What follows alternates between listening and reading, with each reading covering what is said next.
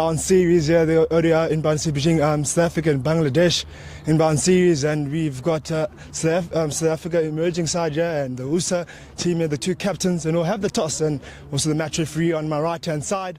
Let's get right into it. Tails is the call. That's a tail. Ons gaan bal. Ladies and gentlemen, USA has won the toss and decided to bowl first. Tell us about your decision. Why are you bowling first on the surface? Honestly, we weren't quite sure what we wanted to do, but we're thinking early in the tournament, still a fresh deck. Hopefully there's something in it in the morning, and then hopefully our seamers can exploit that, and then we can chase the score down later in the afternoon. We know the history of the surface that usually when you bat first, you have a better chance of winning, and you decide to bowl first. Pretty brave decision. I know you talk about the fresh wicket. You back your bowlers to do the job? Yeah, I backed them. As I said, we weren't quite sure, but I'm backing the bowlers. We've been having a good couple of nets. Hopefully it pays off. Thank you, Leighton. Cool. Thank you very much. Thank you. Mitch? Mitch, obviously you lost the toss, and how do you feel about that? No problems. I think we spoke this morning and we're prepared to do either this morning, bat or bowl. So I think the guys are in the right frame of mind for a bat first, and hopefully we can string a few partnerships together and get a nice total on the board. And in any tactical decisions in terms of that you thought about in terms of the batting, if you were to bat? No, I think our blueprint is pretty straightforward within our camp. So we understand that this morning there might be a bit of movement for the seamers. We probably would have bowled first as well, but in saying that, I think we're well prepared to bat first as well. We've had a few middle sessions there in the mornings, so we have an idea of how the wicket might play. So yeah, we're up for the challenge. Anyway, all the best and good luck for the rest of the day. Thanks, brother. Thank you. Well, ladies and gentlemen, the news from the toss, USA has won the toss and decided to bowl first.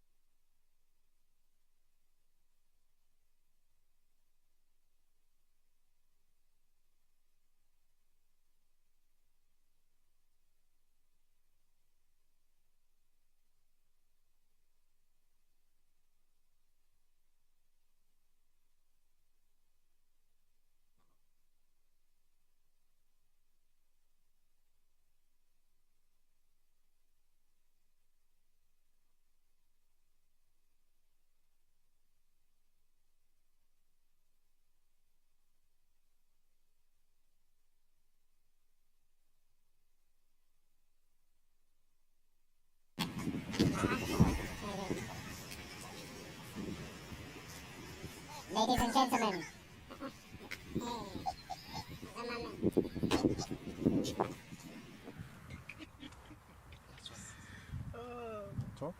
Ladies and gentlemen, our viewers, we welcome you back to yet another start of a cricket season. The curtain raiser being the tri-series of the emerging talent of South African cricket. The USSA, the University Sports Association of South Africa. Their starting 11 and their best players from last year's USSA coming together to form this team who will be playing the South African emerging team. Players who are in the fringes of the A side, therefore in the fringes of the men's side. My name is Mendolo Makubane in commentary. We are joined by former Protea Monde Zondeki in commentary, but we wait for the first ball being bowled by Cole Francis of USSA. He will be bowling to Modiri Ditego and JP King. Monde, what a game we have. Yeah, good morning to our viewers. And start of a new season, if you will. I know it's still late July, early August, pretty much. But we're looking forward to another really great season. First game up, USSA, as you said earlier, in the emerging South African team, coached by Malibongo Maketa, the emerging side that is.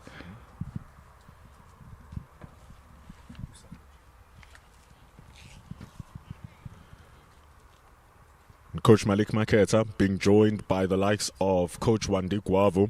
And here's Cole Francis. Good movement off the deck, good carry, good bounce ball, moving away from Modiri Ditego to start off the fresh new season here at Groenkloof Oval. Yeah, as you said, two players from the Warriors opening the batting for the emerging side. Two slips. Looking at this field, very conventional. I think two unique. Final leg, third man on the boundary. Power play, of course, two out on the boundary in the first power play. Cole Francis, far and beyond the best bowler in the USSAs last year, December 2025, came out as the leading wicket taker, has the most dot balls in the entire tournament, had two fifers in the tournament. Only one other bowler was able to capture a fifer, which tells you how well Cole was bowling. And so here he is, the man from Wits University, bowling to Modiri Ditego. Getting some nice shape. Ball moving away from the right-hander, ideally, and he's got two slips. Had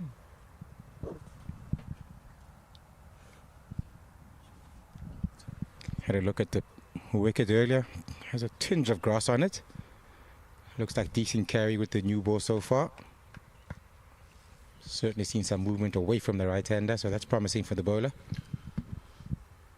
Havis Osayev by in front of me, correcting me.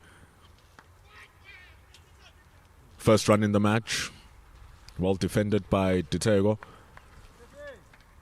Conrad Mouton, our opening bowler, thanks to Sosa. Conrad Mouton from Ducks is the only player who got a hat-trick in the USSA tournament. Bowled pretty well. His economy rate was at around 4.6, just under 5 runs to the over. He's bowling with good control. Only one wide and is getting that ball to shape away very nicely. JP King. Heavy experience, the Warriors man. Gets a rough one. Tests his top half of the bat, but he deals with it pretty well, JP King.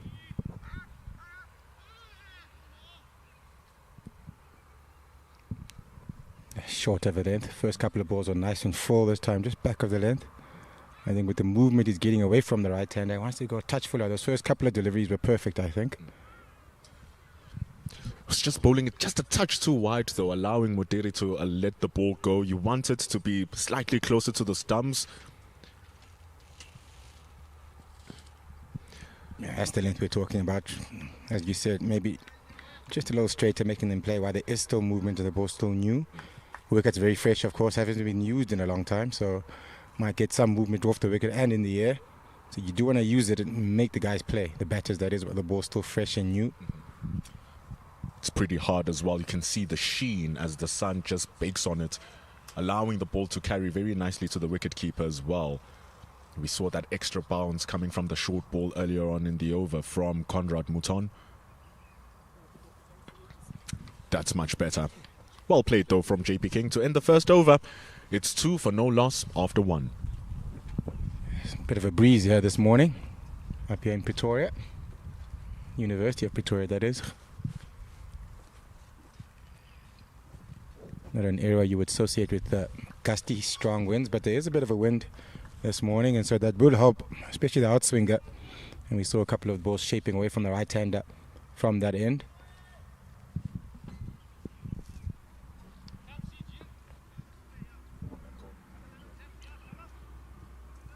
Ball just hitting the screen, looking at your screen. It's moving from the right to the left. That's where the wind is blowing from. And bowling from the other end now is going to be Cole Francis.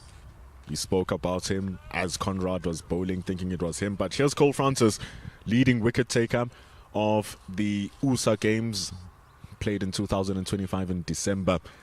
Let's see what he can bring up to Mudiri Titego. Same field as the first over, 2 slips. Might be a wide first one, yep, called. But already with the first ball, Monde is right up into the face of the batter. Right up there, trying to get the stumps into play, getting the batter to play. Slightly wide, say it's a loosener to start off the day. Hopefully he'll recover that over. Yeah, we saw a wide in the first over to start off here. Better. Found his range, good length as well. As we said, still first power play, so third man, fine leg out on the boundary of the 2 fielders who are out.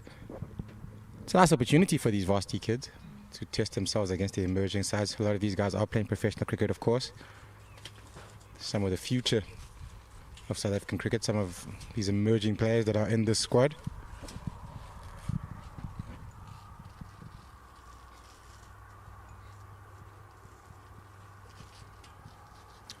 And the beautiful thing is that as Francis bowls another wide for the over, is the selection of players from across the country. It's not just a concentration of one university that's dominating the entire team. Maties, Stellenbosch, they won the USSA last season, beating up Puka, the Northwest University. But then the selection of the teams, you have Kofsi's in here.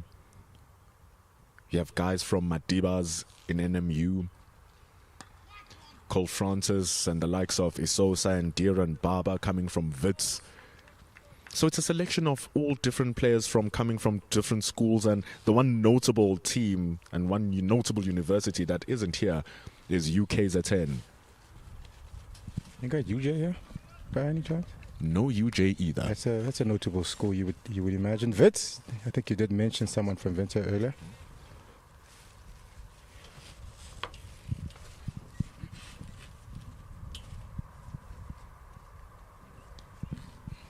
Just maybe struggling with his radar early up this morning. 3 wides in this over, 2 legit deliveries. He pulled 5 of them, and 3 of them have been extras. Just needs to find his range. Use his compass. Just a little bit too wide. We saw a bit of width given in the first over as well by the bowlers, so maybe still fresh. The wicket that is. Still want to use this wicket and make the players play. The batters, that is.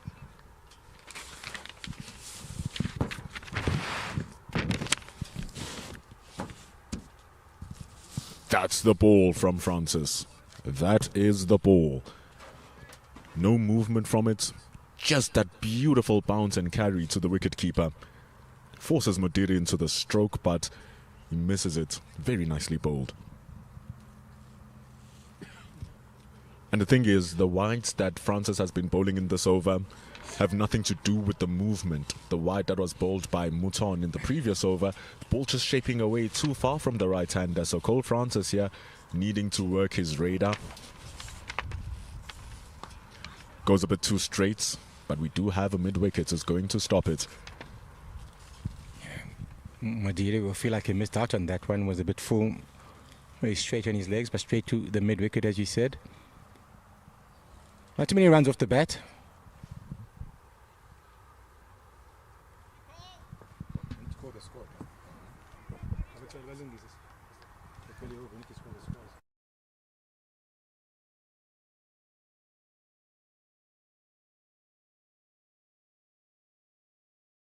Wild swing from Ditego. Don't know if that was called for, considering the fact that we are watching 50 overs in the game. Maybe trying to just put on one on Cole Francis. A huge heave and a miss. I was there to hit though. It was full. Bit of width on offer. Missing out on that one. Modiri Liteko. Long over here. Very long over by Cole Francis. 3 wides already.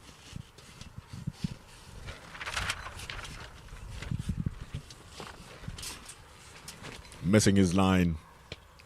He could bowl better here, Cole Francis. Ball going into the legs of Ditego. Gets runs off the ball, off the bat.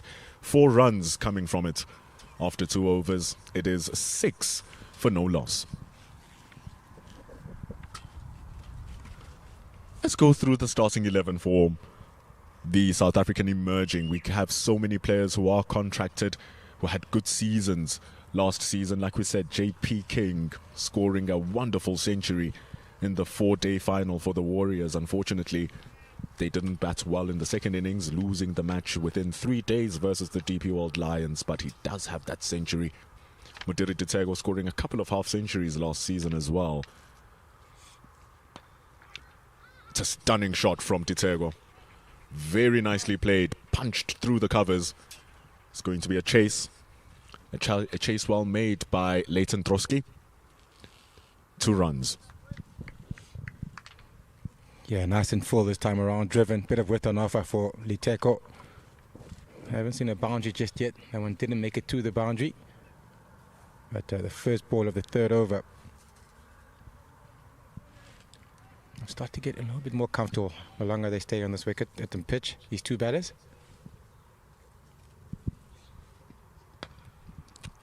It's all about time being spent out there.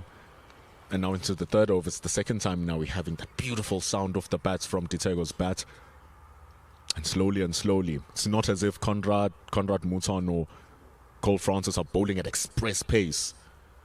But they are bowling with good control. But with that speed, you'd expect that the likes of franchised, contracted players to be able to deal with that and take advantage of it should the bowlers make mistakes. Something like that from Ditego. It's short and it's pumped over the top. Yeah, I think the umpires got that wrong. 1 bounce 4, as we saw it. They're signal 6, but I think they got that one wrong. Nonetheless, that's what they've given. So the first boundary that we've seen so far. Then the 3rd over, nice and short and pulled quickly. Very good on that short ball. Liteko. So some runs from the bat in this over. First, we saw 2 runs driven through the offside, and then the pull shot for 4, but given is 6.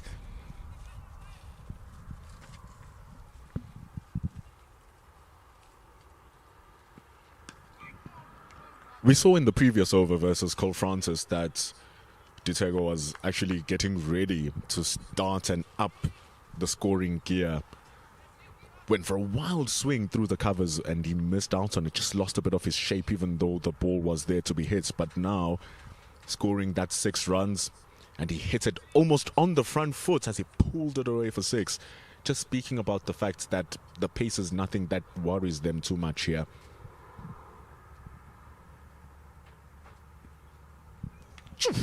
Good recovery here from Conrad Mouton. Yeah, he's come back nicely after he was pulled for 4. His last 2 deliveries, a good length and good line.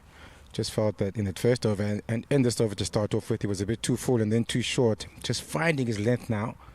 And hopefully for the USSA team that he can find and settle on that length. The USSA team does have players who have represented franchises over last season. But it's for players who are not contracted. So players who do have high performance contracts find themselves on the USSA team. As we talked about him finding and being consistent with his length, he goes full, he goes leg side for another wide. So a bit of inconsistency here from both the bowlers. Both Muta and Francis, I felt just a bit indifferent with their lines and their lengths. Sometimes a little bit too wide, this time a little bit too straight down leg side and too full. So just need to be more consistent, these two opening bowlers.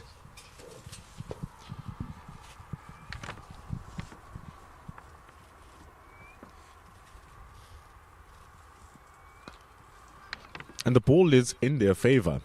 The conditions are in their favour right now in the morning. Fresh surface, you spoke about it in depth in that first over, Monde. And most importantly, the wind factor playing around as well. It could help them only if they are able to bowl proper lines and proper lengths. It's the end of over number 3. It's 13 for no loss.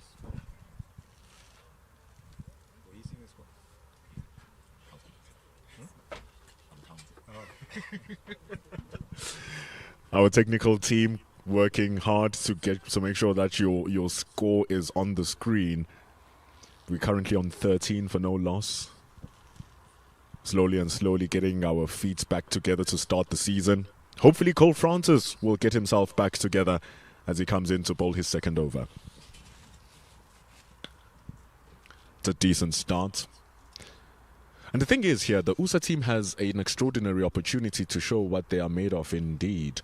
It's one thing bowling at batters in the nets, because most of these guys will have the opportunity to bowl at professional players in the nets. But once there's none of that relaxation, the pressure is on now, scouts are watching, the game is being played, it asks something different from you as a player.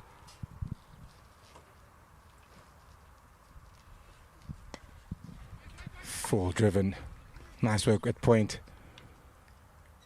No runs on offer again. The length's just a little bit too full. As we say, these two opening bowlers have both been either too full or too short at times. Just haven't been able to be consistent with their lines or in their length. So, yeah, I know it's early pre-season.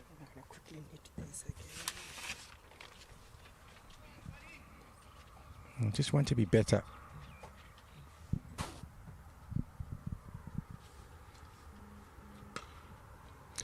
It's much better this from Francis, forcing a shot from JP King, completely mistimed, and that's all in the line and the length that he's bowling.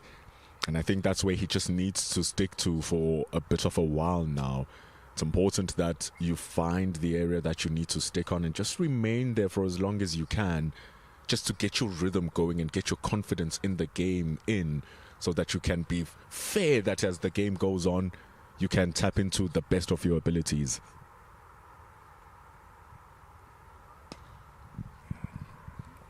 No ball. Yeah, that's all in your control. That's a bit naughty by Francis. Free hit signaled. Can't change the field. He didn't run. So again, a couple of wides from him. 3 wides in the first over. This time he's been okay with the wides. Just a no ball, another extra. Discipline's not too good here from the USA.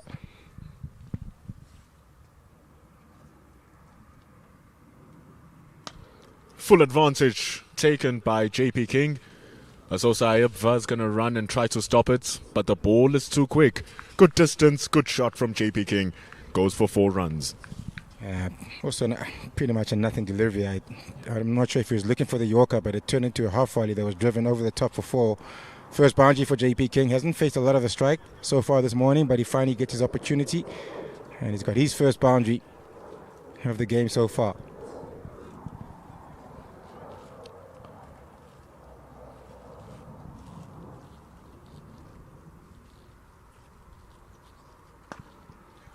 We're always speaking of controlling the controllables. Monde, you've played cricket for decades and decades. I'm sure you heard that line over and over and over again, especially as a fast bowler. And right now, Cole Francis is just missing up a little bit here. 3 wides in the first over. Missing out here in this over with the no ball. A terrible crime for a fast bowler or any bowler.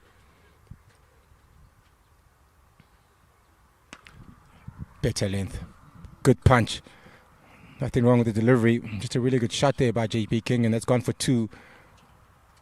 Just a punch off the back foot pretty much. That's the end of the 4th over. It's a wonderful surface here at Groenkloof Oval. It's as if the players are playing on a lawn bowls bowling turf. That's how smooth it is, and that's how finely cut it is. You just saw with that punch through that went for 2. It was almost going for 4 runs, such as the maintenance of the ground here at the UP. Well, you can hear the rattles of the gazebos. Wind is pretty hard. Pretty strong wind here this morning. Umpires getting their tops on. It is a bit chilly too this morning. Not, I know the sun's out, but it's not very, very warm. A cold breeze coming through. Also, the wicket looks like a really good wicket. That just last shot just tells you how good the wicket was. It wasn't a half volley, but punched through quite nicely there by JP King for 2. So nice, good surface, yeah. Got a bit of tinge of grass on it. And after 4 overs, and no wickets are down. Not too hard to continue.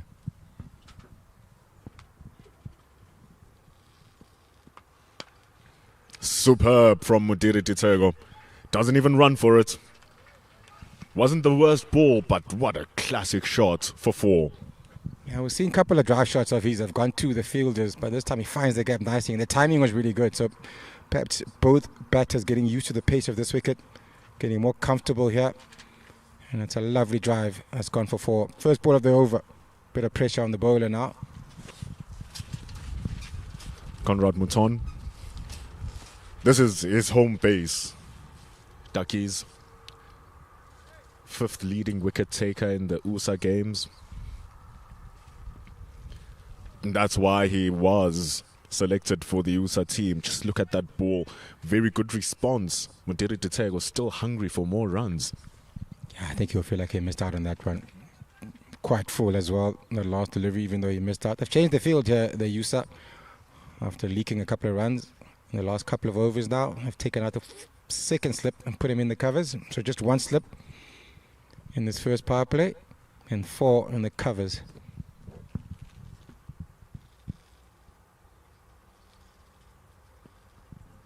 Ooh. Not a nice one for Ditego. He's already pulled one brilliantly over for 6 runs. Just missing his step here, Conrad Mouton. Ball didn't get up as much either. Yeah, just missed out on that from the pull shot. But they've changed the field once again. The square leg's out on the boundary now on the leg side, and the fine leg's gone up into the circle. So we've seen a couple of changes from the USA in terms of the field. Just being a little bit more defensive now, since they are leaking a few runs. Just looking to protect the boundary on the onside. And on the offside, they pull out the slip and put him in the covers. Ooh, what a delicious ball from Conrad Mouton. Extra bounce, just moving away from Ditego. Now they'll think, ooh, that 2nd slip. Very good ball. Yeah, very good delivery. Good length. Just outside off stump. Good extra bounce as well. Good carry to the keeper. Just hasn't been consistent enough, both opening bowlers. So far, you'll get 1 or 2 good deliveries and then you get a full one or a short one. Just need to be more consistent. It's nicely done from Ditego. Good fielding. It's just going to be a single for him as they move to 16 runs. They're getting more comfortable here, Ditego and JP King, which will be warning signs if your opening bowlers for USA can't even make a breakthrough or even ask relevant questions. Yeah, I think that's been the problem, as we talked about the consistency. Just making it easy for the batters, and they are getting more comfortable, as you said. So, warning signs, as you said. JP King hasn't faced too much so far. He's faced a lot less than Liteko. He's only got 6, while he's got 15. 27, and a couple of extras we've seen, a no ball, we've seen a couple of wides. That's the end of the 5th over, 27 without loss. Well, prior to this season, prior to the series starting, this tri-series, had a couple of warm-up games before it began. CSA emerging, playing against the NWU team. They first started off with a 2-day game which was eventually drawn, but superb scores being played by some of the players who are here with us. You can just see how strong the breeze is, the camera shaking around. And that is a brilliant shot from Mudiri Ditego. Put that in the love ray. What a glorious cover drive for 6. Yeah, 2-4, bit of width and off, half volley driven over the top of the infield on the offside, and that's gone for 6. That's our first one. A big one as well. And it's against the wind. So you can tell how much timing he got off that one. That's hitting it into the wind. And that's gone for a huge 6. That's the first ball of the over. And that is a brilliant shot from 33 runs on the board. And Mudiri Diteko been looking like he's in fine form already to the 6th over.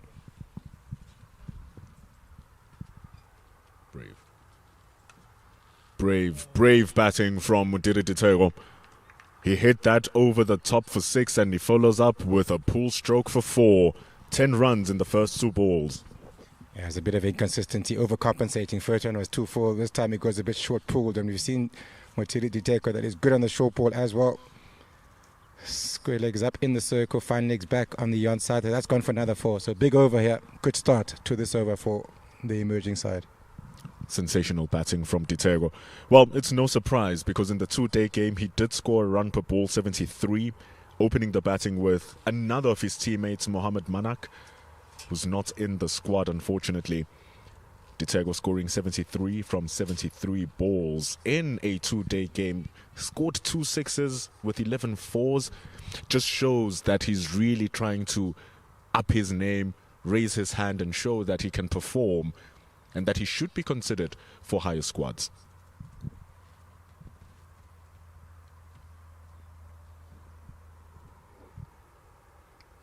But now the main issue here is the bowling from the USA team.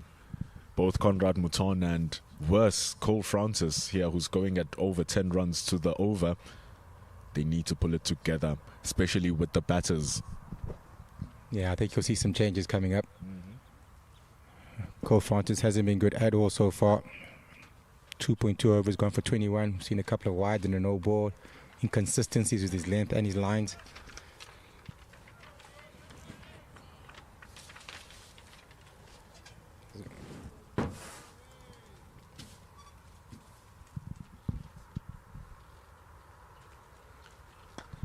That is good. That is really good from Ditego. That's the 3rd boundary in the over. And the thing is, it's all 3 boundaries coming from 3 different places in the ground with 3 different strokes. 14 from 3 balls. Yeah, once again, 2-4, bit of width on our fight, driven for 4. Mudiri Diteko is enjoying this.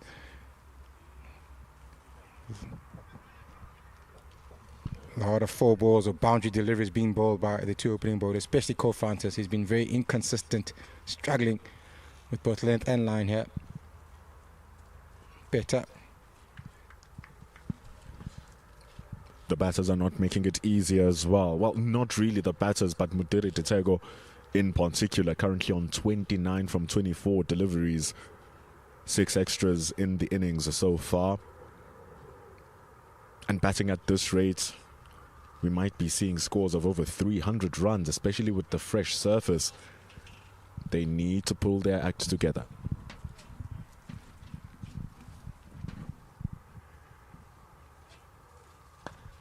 That's not going to do it. It is Ditego who are ripping them apart. 4th boundary in the over. We go to 45 for no loss. Yeah, they're racing along now. Especially Mudiri Diteko. He's getting the brunt of the deliveries and he's certainly capitalizing. 18 of this over. Still got 1 more delivery to come. I think that will be the last over we'll see of Cole Francis in this power play. Certainly going to find a change coming in. Having a Sosa Ayabva, pace bowler. Ooh, mistimes that. Ditego hits the heavy outside of his bat. It's going to come back for 2 runs though, as the ball is fielded in the deep by Tando Prusent. That is the end of over number 6. A very expensive over from Cole Francis. Goes for 20 runs. 27 for no loss after 6.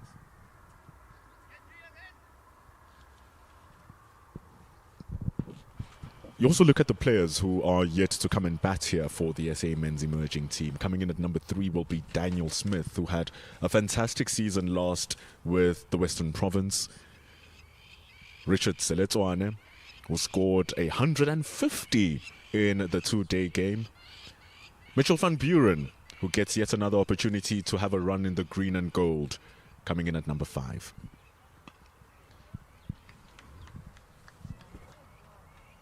So wealth of experience, and it's not even done yet. At number 6 will be the wicketkeeper for the match, Keegan Leon Cachet, the Titans wicketkeeper.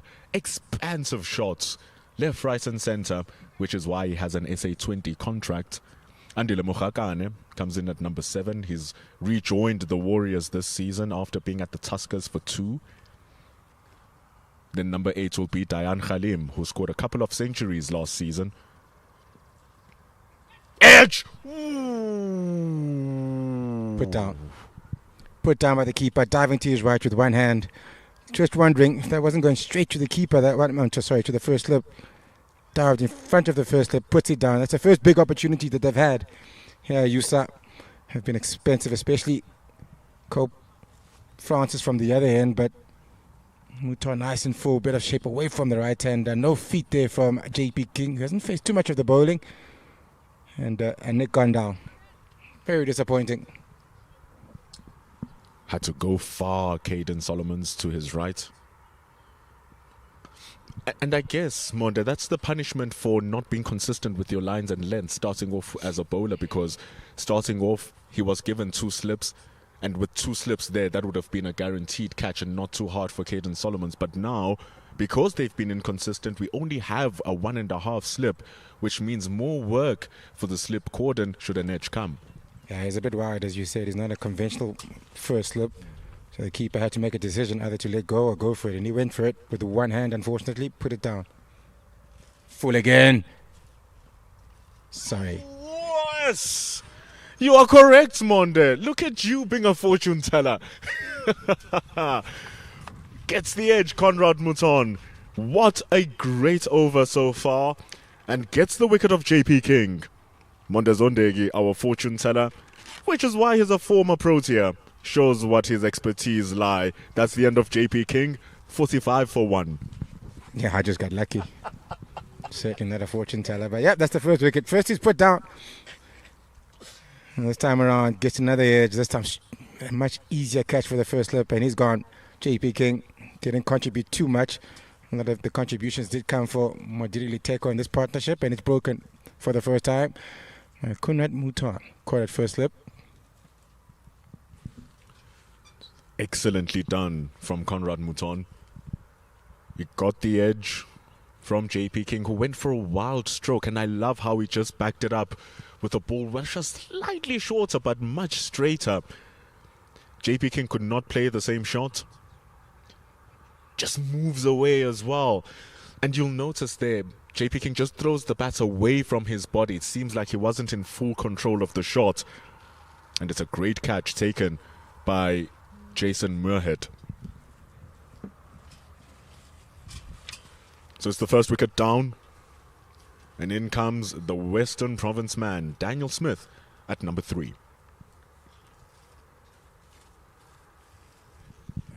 Left hand up.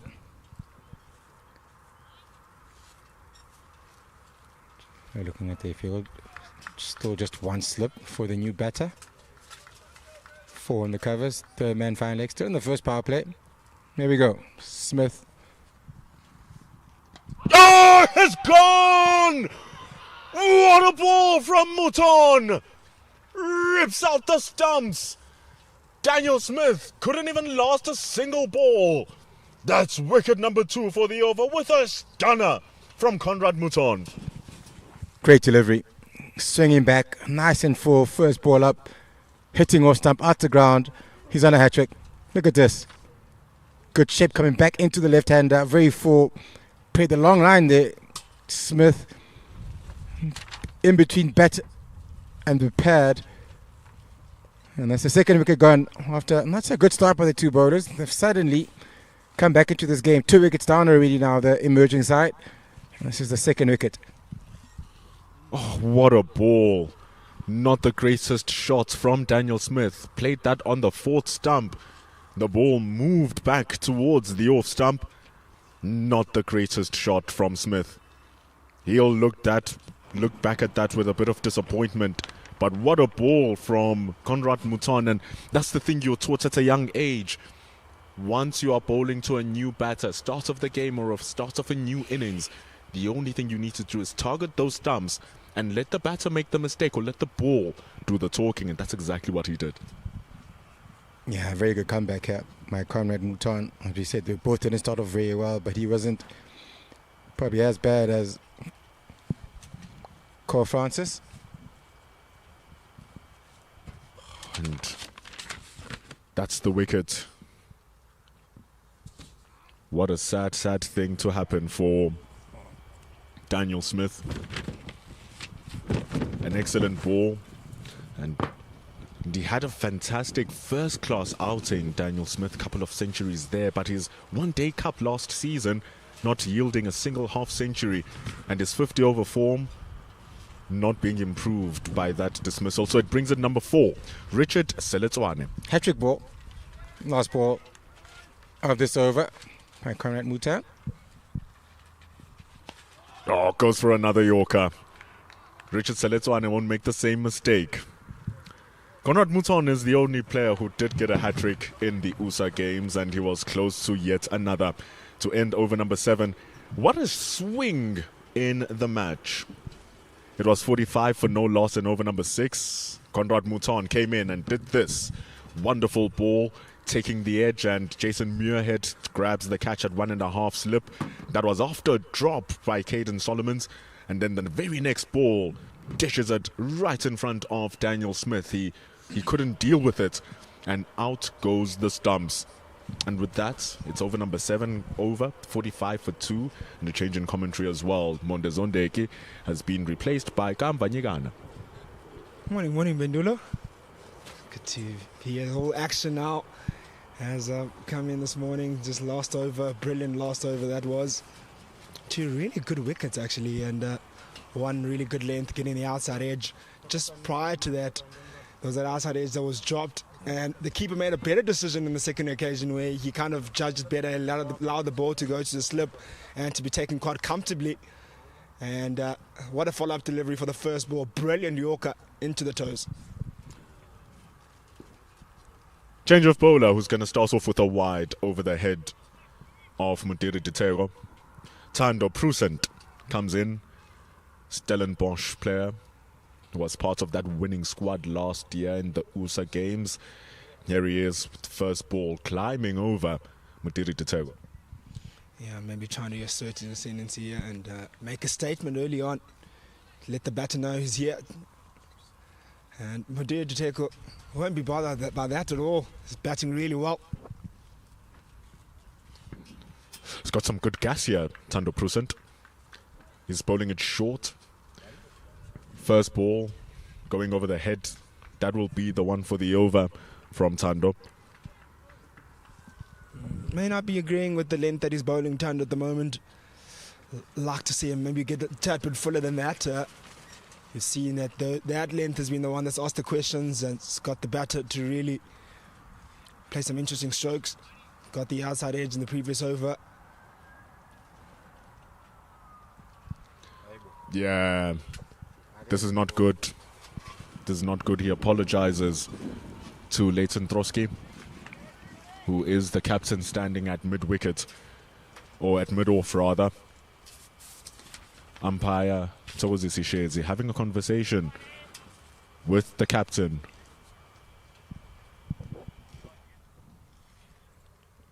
Yeah, 3 in a row. Bangs it in short again. Not too sure, maybe is all too comfortable out there just yet, Tando. You want to correct that now? Still not good. Not a good length, but slows the ball down. Mudiri Ditero pulls it away.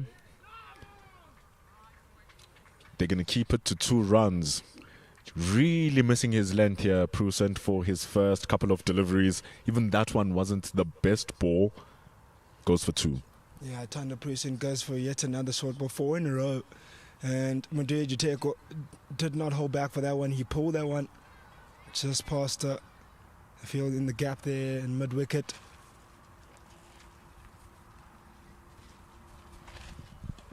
Slower ball. Just goes in a little bit fuller. I think that's where he would want to be more, Tando Prusent. Yeah, that's where you want to be, Tando Prusent, and maybe use just a few looseners. I say 4 looseners, those short ones.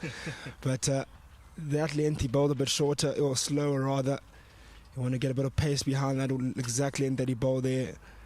And you'll certainly ask questions. Nah, this just messing up a little bit. That will be the second one for the over. If he bowls another one, it's going to be... That is the no ball that is being signalled. In a 4-day game, you can bowl 2 of those in the over. White ball game, you are only allowed 1. He's already bowled 1. Can see Ditego immediately looking at the square leg umpire. So it's going to be a no ball. Free hit for Ditego.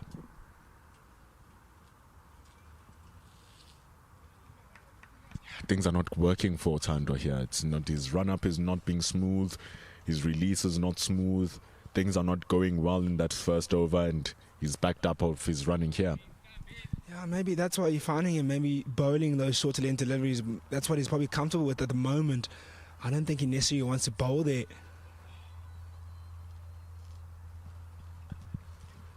It's a good ball to just negate that free hit. Earns nothing for Ditego, who's been the aggressor, which also brings up the 50 runs, that no ball. 50 runs up for the SA emerging team. Did it in quick pace. Would have been a very good score if it wasn't for that over from Conrad Mouton to get 2 wickets. But Tando Prusent is just undoing that work from the previous over. 3 extras.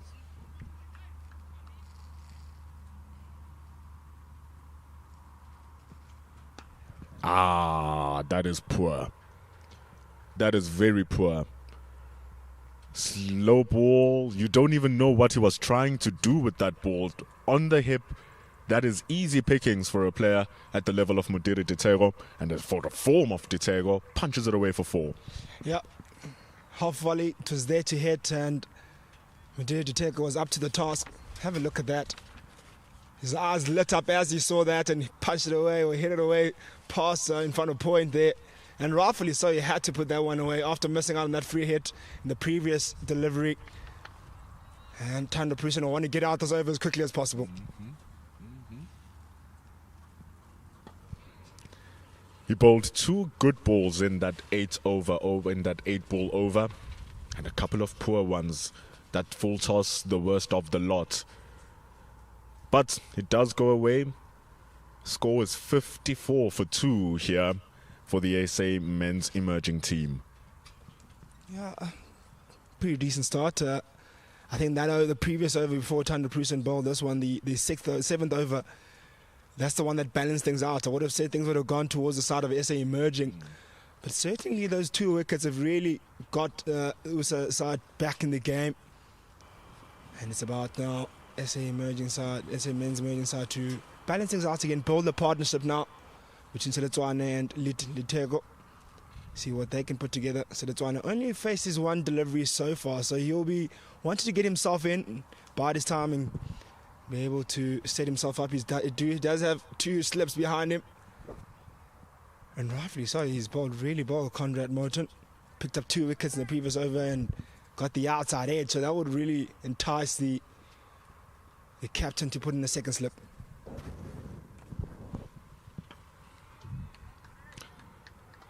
I'm in conversations with some of our well-learned cricket writers and cricket journalists, CS Chiwanza, Werner Erasmus, on my little back pockets, giving us more information about the players.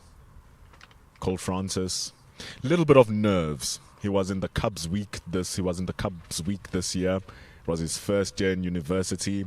Earns a call-up. in the USA team, which shows great promise from him and the management of the South African team to push him up forward. So in his first year playing USA's, information coming from Mr. C.S. Chiwanza letting us know that made that team was at St. John's. So still pretty young, still relatively inexperienced, Cole Francis. So you'd understand the nerves at such a higher stage of the game here. But hopefully with 8 more overs to go, he will be able to clear up his head and show why he was one of the pick bowlers in the USA games last year. Here's Conrad Mouton. He's really found it here. A little bit of a problem here for Richard Seletwane, hitting it with the inside of his bat. They run for 1. Start again to this over from Conrad Mouton. He's continuing where he's left off, troubling the in batter in Mudili Tego. And that will be the big wicket here for now for the USA team, where they'll want to get that wicket and see the back of him walking away here, because you don't want to allow him to go big. He'll be hungry to convert that to a 50 initially and then to potential 100, which will set up his team for good innings. It's going to be a wide ball from Conrad Mouton. First mistake he's made in about 3 overs now. 3 runs.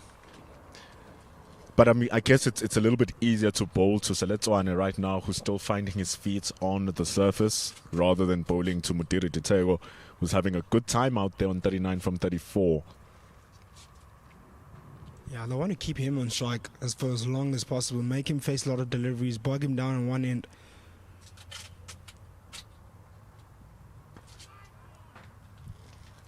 That's exactly what they want to do. Make him feel like things are not happening for him. And you'll start slightly feeling the pressure. Then you'll see those loose shots being played, especially if you bowl in the right areas. Exactly that length. Get 3 or 4 in that zone. Make him force the play. Drive the runs, come in a bit closer in the field. Shout a bit louder in the field and put that pressure on the batter, the new batter in particular. It might even reward you with a loose stroke from the in batter wanting to get runs. It truly is a partnership at the end of the day, isn't? You want to have a consistent source of runs. And so if one player is being a bit more timid in their scoring, the other guy will want to get it going. But if you already have it going like Mudiri Ditego, you feel as if, like you've said, if the other partner is really struggling, you feel like the impetus is on you to add on to that, and that's where mistakes do come. So it really is a test for Ditego to just keep his head into the game here and not lose it. Oh, that was a sneaky little ball from Mouton, keeping devilishly low.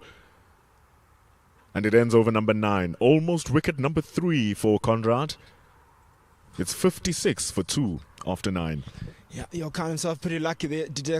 That one really kept low. He was on the back foot more than anything else. He was never on the front foot. That one, any straighter or hitting close to the stumps, they would have crashed into the stumps there. We had no chance playing that delivery. But anyway, it's the end of the over, end of the 9th over. Just have a look at that again. Just missing. The off stump slightly. Bowled a little off cutter there. Conrad Mouton, smart little ball, which is why it just gave a little bit of a trouble. Just take a look at the wrist as he releases the ball here, Conrad Mouton. An off cutter, grips on the surface, almost takes off the off stump. You can see Seletwane just signaling what had happened. Very nicely bowled there from Mouton. Would be the end of his spell right now. I'm sure Leighton Trotsky will want to keep him for later. Good pick up there, actually. Vendula, I didn't pick up that's a slow ball. Must have the eyes. No wonder they actually didn't keep low because of that. There's lack of pace on it. Didn't hit the deck hard. There's a change in bowling though. Spinner. Left arm spinner, little tall lad. Bongi Mhlanga. UFS boy. Plays for Kofsies.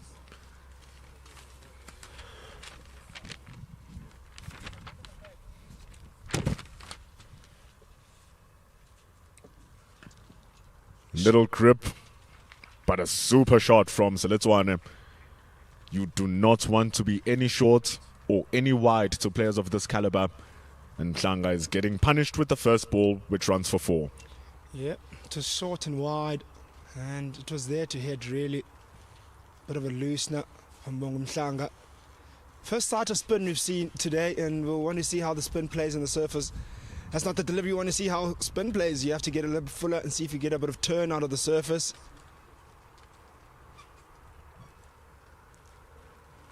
Good bounce. That's the length you want to be around. Provided especially there, so this one is still pretty new to the crease. Don't want to take that pressure away from him. Especially giving him a boundary. That's a pressure releaser. Certainly you face the 6 deliveries, and he's gone for 1 run, and then you get a bit of a loosener where you can free your arms, and big confident boost of that. Another one that's too wide from Mhlanga. Freebies for Richard Seletswane, especially with the change of pace going slower now. We saw with that slow ball that the ball will grip and slow it down. So if you bowl it short, you're giving the batter more time to smash. That's what Seletswane does for 4. Yeah, over number 7, so number 8 and 10 have been the ones that really released the pressure here. From the SA emerging side, 2 boundaries in this over. Over number 8, there was a few no balls. Yeah, you don't want to do that, especially after picking up 2 wickets. You want to really take charge from then onwards, especially as a bowling unit on this type of surface. Early winter time or midwinter. Surface is a lot drier and a bit flatter. You want to take charge as a bowling unit and make those opportunities count when you do have pressure on the opposition side. And as I say, that's the end of the 10th over. It is 66 for 2. It's really well done from Richard Seletswane to take advantage of some poor deliveries from Bongi Mhlanga. But those last 2 balls is where he wants to be. Loopy, right and full, try to use the grip of the surface. And after 10 overs, that is the end of the power play. And so we can have more fielders protecting the boundaries, going at 6.6 runs to the over here. SA men's emerging thanks to Mudiri Ditego's 41. Conrad Mouton, the only player with the breakthrough. CS Chiwanza wrote a wonderful article on Conrad Mouton. His career was bound to be over back in 2024. Popped his knee. Genuinely thought that he would not play cricket again. Here he is standing right in front of us, standing at fine leg, Conrad Mouton, playing for the USSA, playing against the SA emerging. Who would have thought after a freak accident like that he would be back to play more cricket? Asosa Ayevba comes in and opens up with a wide. Yeah, you would have seen that over from Brucent, and you would have known that the shorter length is not the length you want to bowl. And you want to do better. He's put into the attack to correct that and get into that fuller length delivery. A little bit of a loosener from Asosa. He also had troubles with injuries, Asosa Ayevba. Good to see him back in action. Was the bowling partner of Gwena Maphara back in their under-19 World Cup reign. Bowls that one a little bit straighter. Now they're going to come back for just 1 run. Mudiri Ditego cut for 2 runs rather. Mudiri Ditego moves to 43. Yeah, so but still very young, tender age of 20. So there'll be a bit of nerves out there. He's still learning his trade. And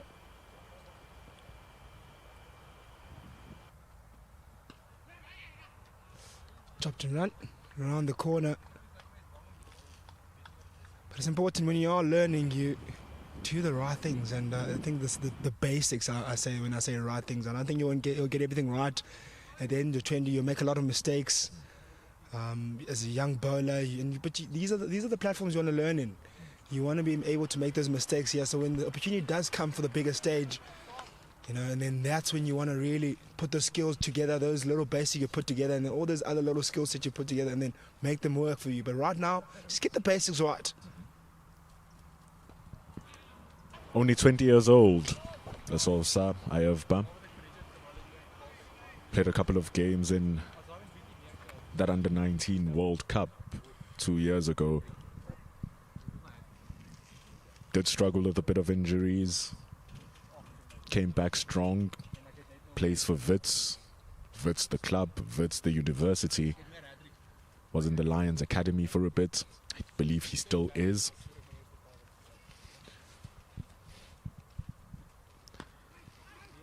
Showed a lot of promise at young ages, Asosa. And so now it's time for that transition from being a young child prodigy and then being the adult player who lives up to their potential of being a cricketer.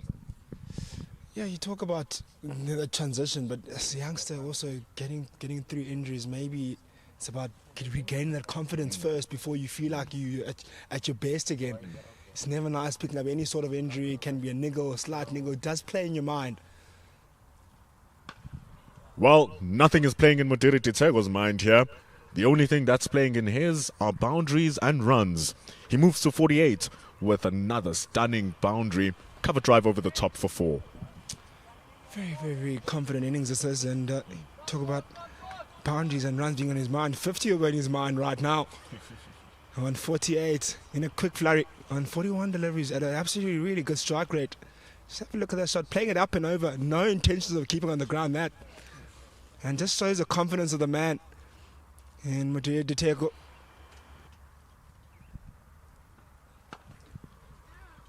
Batting in his own world here, Modiri.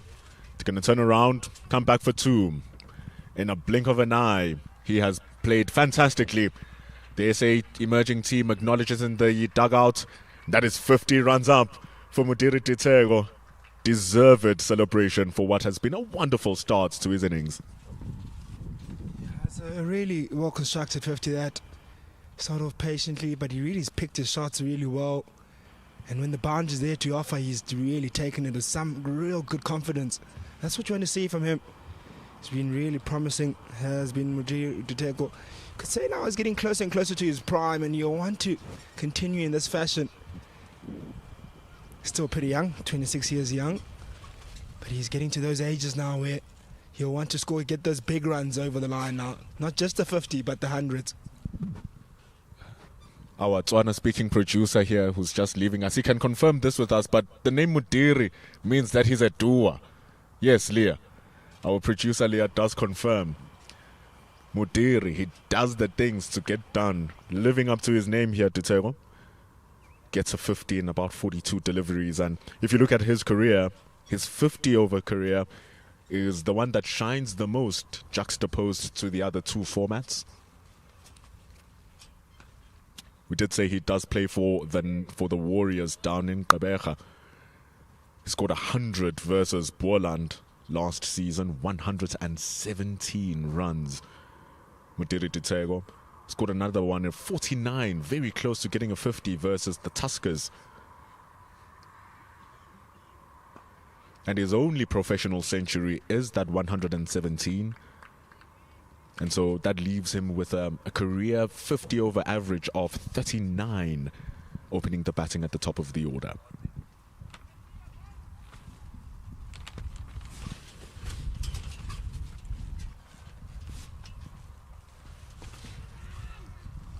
He had his starts with the Titans, Titego.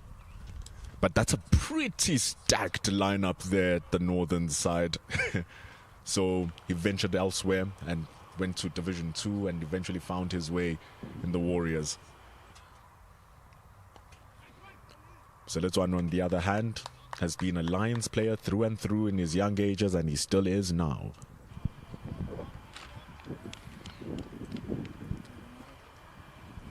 Seletswana, he's been one of the guys that we've been really promising. We speak about him quite often. He's young, but we want him to really just push on to get those runs. I think I'll say for these 2 gentlemen, Modeli Diteko and Richard Siletswane. It's just really been promising. They've shown the talent. They've been given opportunities at first-class level. And we've spoken about many times off air about how we want them to, get those 50s, get those 100s. Because I think that's what's just missing in their armour at the moment. And for Ditego, the 50s are no longer a thing right now. We did say it's 73 and 73 balls in the 2-day game. Here he is with yet another half century. It's getting those triple figures that break you through. And from a perspective of looking at how transformed the team is, South Africa do lack black African batters at the top of the order. The only one who's been able to break through over the course of South Africa's re-emergence in the international side is probably the best batter in the country, Themba Bavuma. And now him in his late 30s, the South African Test captain. There needs to be more coming in through the feeder pipeline to show that transformation in the team. And South Africa being the South African cricket team being probably the most transformed team in all of South African sports, working up being the World Test champions. You want more of those players of colour who are going to come in and hold firm with the bat. They already do it with the ball, like we were speaking with our co-commentator Mondezondegi. But now they need more with the bat. And seeing the likes of Modiri Ditego play the way that he's playing with so much confidence, playing with beautiful strokes, it only yields for better promise for more players who are going to be coming in through the pipeline that they too can do it.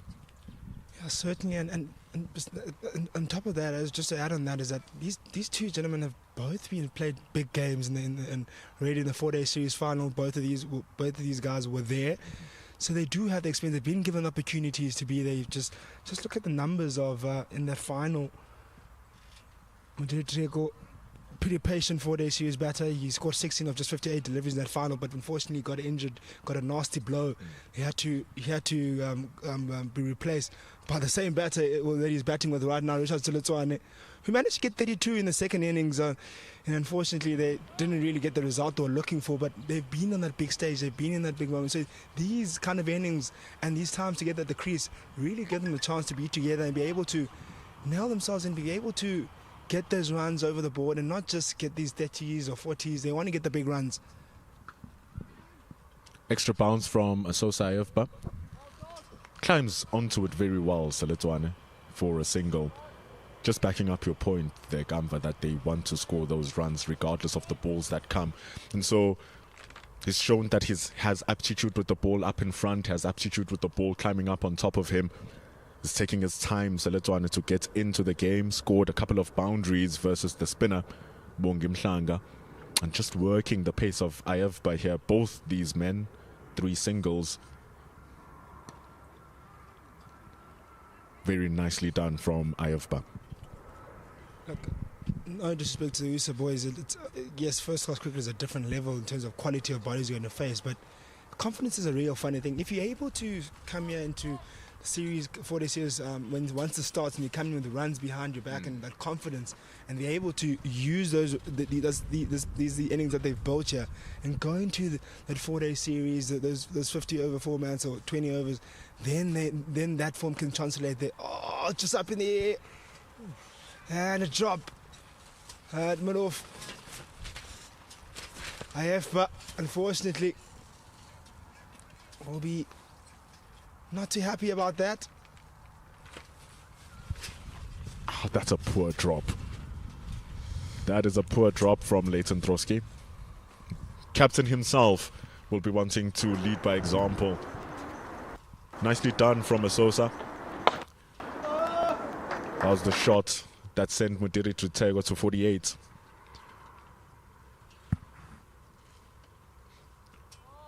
But the previous dropped ball was almost akin to this one that has been bowled by Ayofba.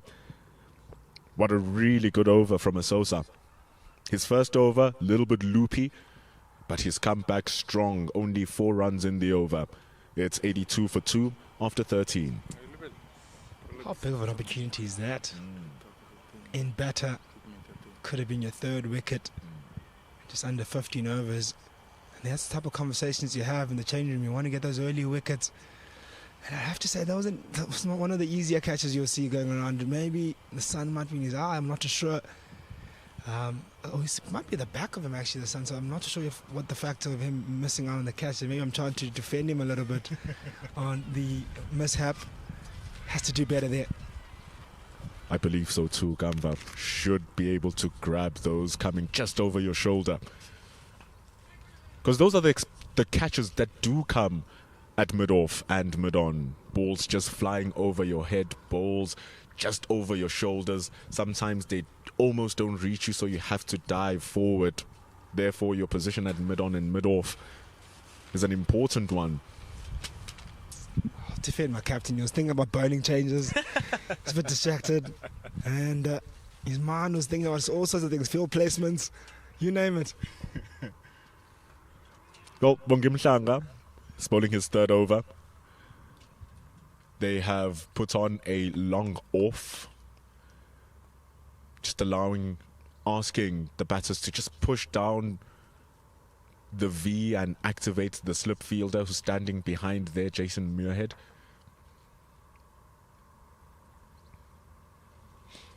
But it's much better speed from Bongim Mhlanga. His first over to Richard Seletwane is trying to bowl it quick, which resulted him to dropping it short and wide. Seletwane could use that pace. But now he's looping it up into the air, just giving it more time to spin. It's very nicely done here from Mhlanga. Yeah, it just shows that once he slowed it down and he's bowled it in line with the stumps, it's a lot harder to play and get away that shot. And now it's really got into the game.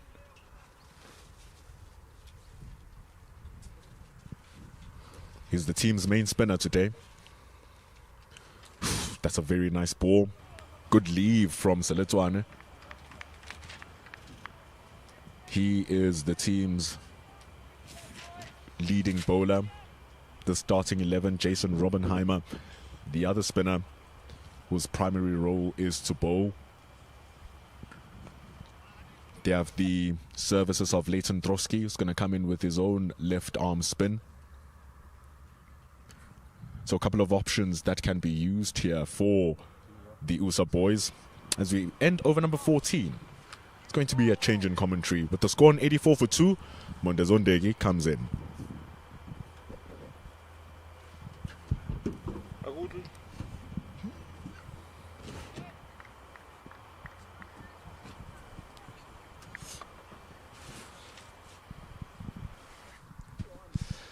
But I get started now with the over number 15. Scored 84 for 2. And we welcome back into the comment box. Good morning. Welcome back.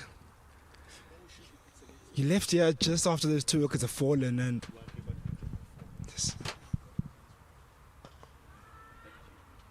you left after these just 2 wickets have just fallen. And things haven't really looked too good for the USA side since they've picked up those 2 wickets. What's really changed and what's gone wrong since the time that they picked up those 2 wickets? Yeah, well, I think the one good thing for USA, I would say, is that the boundaries have sort of been cut off. Haven't seen too many of them as consistently as we saw earlier on in the first power play, but just not enough, I think, deliveries in the right place to be able to put pressure and take wickets so far. Yeah, they've kept Seletwane quiet, 14 of 25, but Madiri Liteko has been in fine form today. He's been hitting the ball really nicely, 53 of 47. Just got to keep him quiet, and they've done a pretty decent job to Seletwane. Just to Madiri Liteko, who's been in fine form, as I said earlier. He's been the one who's been the aggressor, but has also been given a lot of 4 balls. Deliveries that can be hit to the boundary is where they need to cut him off and maybe just slow him down a bit and put a bit more pressure to the batters. Just not enough balls in the right area, I would say. Yeah, it's also a big factor. It was the opportunities that we missed. It was a drop catch just the over before that from Asosa. Yeah, that was nicely struck though. Seletwane hit hard. Just not able to take it. At this level, you should be taking all those kind of catches, especially if he comes straight to him. Yes, it was hit hard, but should have been taken. So they've had 2 missed chances, 2 drop catches, 1 in the slips. with an offer once again. Oh, this time he's gone. Wasn't the greatest of deliveries. He was short, with a bit of width on offer. Seletwane hits it straight to point in the air, and that's the third wicket gone. Have picked up their third one here, USSA. Probably a little bit lucky this time. And with that, we're going to have a drinks break. And they've lost a third wicket, 84 for 3 now. The emerging side, Seletwane gone. Sosa Aivabe taking his first wicket. Yeah, screamed that one to backward point to Seletwane. It was there to hit, but hit it uppishly and banged the straight and an easy catch. A few juggles prior to keeping that one safely into his hands. Have a look at that beautiful angle there. You'll see quite nicely hit into his hands pretty hard, but soft hands, and completes the catch, and a brilliant catch at the end as we take the drinks break. And maybe a timely drinks break as well for the USSA side after missing an opportunity to the previous over. Sosa but now picking up his wicket, and he would be delighted with that. I wonder what's the conversation now taking place in that dugout. What would the conversation would be taking place right now? Maybe is just maybe if we get the scorecard coming in. Yeah, we're just going to take a drinks break. We'll be right back with the action as soon as the drinks break is over.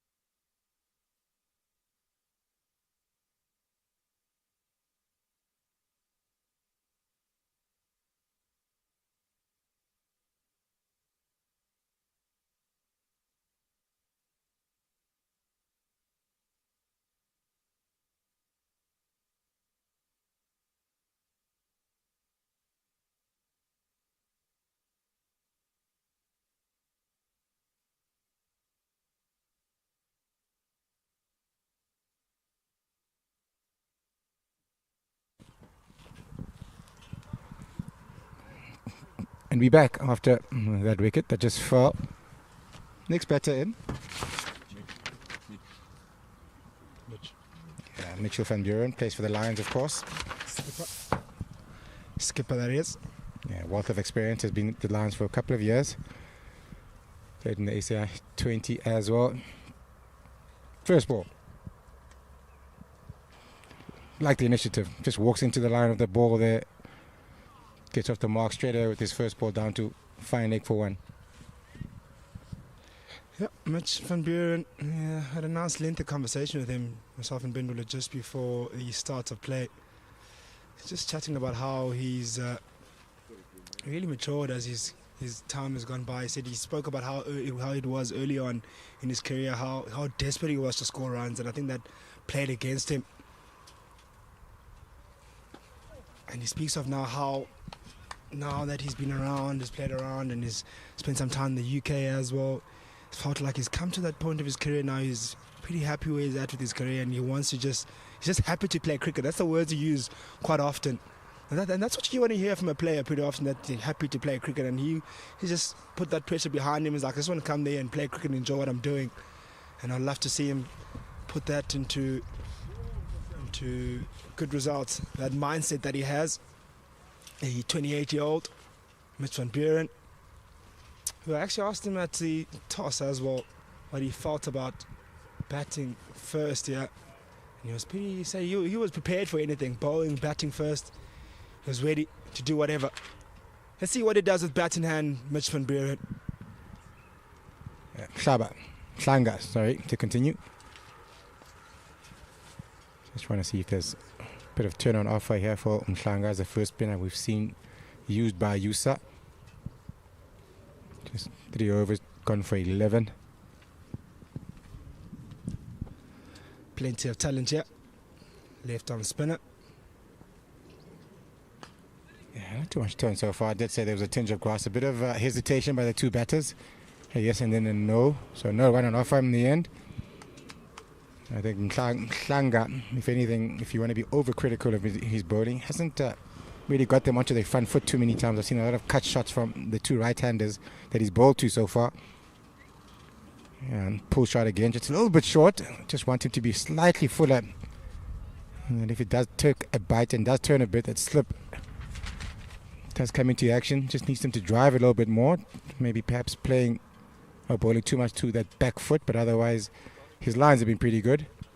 You're absolutely right, but like the way he's really bowled, he's bowled a tad bit short. And you see his first over from Russo Silatwani gave him 2 freebies where he could cut away. He'll want to get a tad bit fuller and a little bit slower. There we go. That's the line we're looking for. That's the line we're looking for going up. Umpire says no. It was a big shot. We're convinced. And we're certainly convinced that that was out.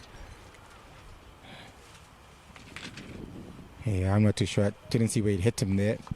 Kind of hard to tell. I'm not too sure if he got a bit of bat on that either. But I'm very excited, the fielders. Mhlanga especially. Have another look at. Oh, that's close. Oh, it looks out, yeah. That's look really close. It looks out. Bounce might be what saves the batter. Umpire might have missed one over there. The tackle getting a bit of luck, I think. That's the front foot you were talking about, a bit better. Once again on the front foot. It looks a lot more dangerous when he does do that. Gets them on that front foot. And 2 balls in a row now. One was LBW shot, a big one. Oh, that looks really tight. Oh, that is... I might even say it's plumb, to be fair. Yeah, it looks pretty plumb. And there's a change in the field straight away. I'm not too sure why when he's getting his length right. They're taking out the slip. Put another extra man in the covers. Short again. That's the length we're saying. He's bowled too much of getting pulled. And come back for 2. Yeah, Liteko and Van Buren. At the end, he's 4th over. 90 for 3. Much better 4th over from Bongi Mhlanga. Maybe one delivery you won't be too happy about, that shorter one to finish the over. But other than that, everything else was pretty much on par where he wants to bowl it a bit slower, but fuller, forcing the batsman to go forward or unsure because he saw that delivery that crash into the pads. Force the batter to make a bit of an indecision there, forward or back. But nevertheless, that's the end of the 16th over, 88 for 3. Sosa. Heba back in the attack after picking up his first wicket in his 3rd over. Picking up Silatwane, caught at point. He's into his 4th.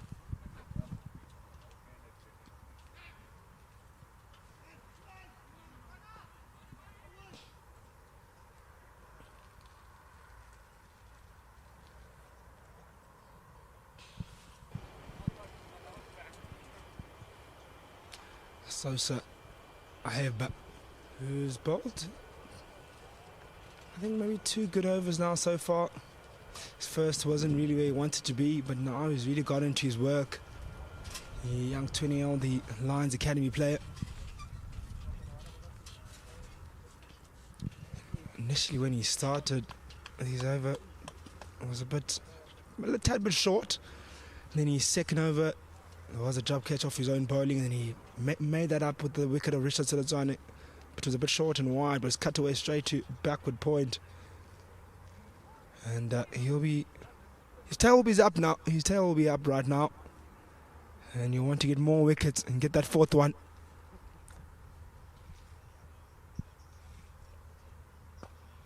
Fuller this time, better length. Drive wasn't quite there for the Teko, just getting the inside half of his bat. So the timing not quite there this time around, but that's the length I think I'd like to see Heba employ a bit more. He's been a bit short sometimes and a bit of width on offer too. That's how he got the wicket of Seletwane. Thought it was a bit lucky though. But that fuller length is where you want to be, I think, on this wicket.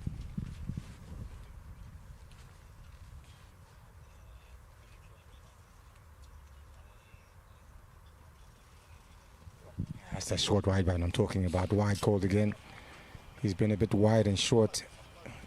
A bit too much for my liking. I think that fuller length is where you want to be bowling more often than not. I think you may know better than me, but when that surface offers a lot of bounce, I'm sure it is a bit attractive for bowlers to want to hit that deck hard and go a bit shorter and having good carry, good bounce in the surface. But what would you say maybe if you were in the field and there as a senior bowler to maybe let him know maybe he doesn't have to really do that on this kind of surface? Well, that's the length I think that's pretty much perfect. Just maybe a bit straighter, a bit of width on offer on this time around from Aheba. And that's the length I think I'd want him to employ. Just getting him the batters on their front foot slightly.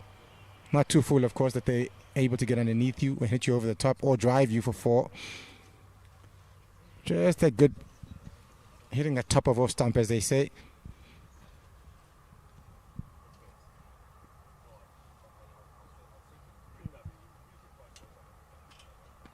Usually start, that's the length I'm looking for. That's a very good length. That's the one. Used to hold that length as often as possible and just try to be consistent with that line and length. And usually wickets this time of the year tend to be a little bit slower and when they're still fresh and new. Haven't been used too much, of course, because we're obviously still in the winter season. So you want to be slightly fuller on that length. That last delivery was the perfect length and the line. Last ball.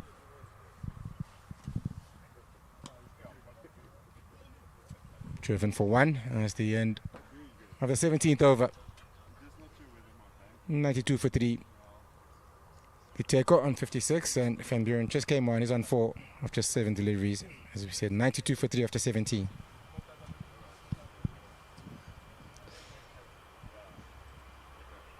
Innings has gone by pretty quickly now. It's 17 overs into this innings at 92 for 3. And there is a in batter in Madiri Iteko, who will probably have to play a kind of a different innings now. He was pretty aggressive as he has progressed with his innings. He scored his 50 and about 42 deliveries and at a pretty quick time.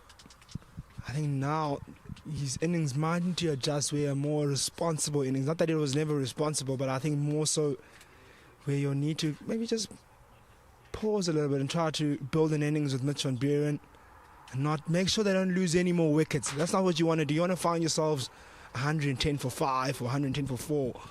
You want to be able to push on from here, get to 200. That's what, maybe try to get a 50, 100 run partnership between these two.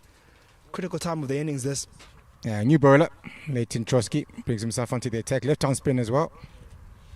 Replacing Mhlanga, and bowled just 4 overs in his spell. So another spinner, second spinner we've seen so far today. Got a slip in there for himself.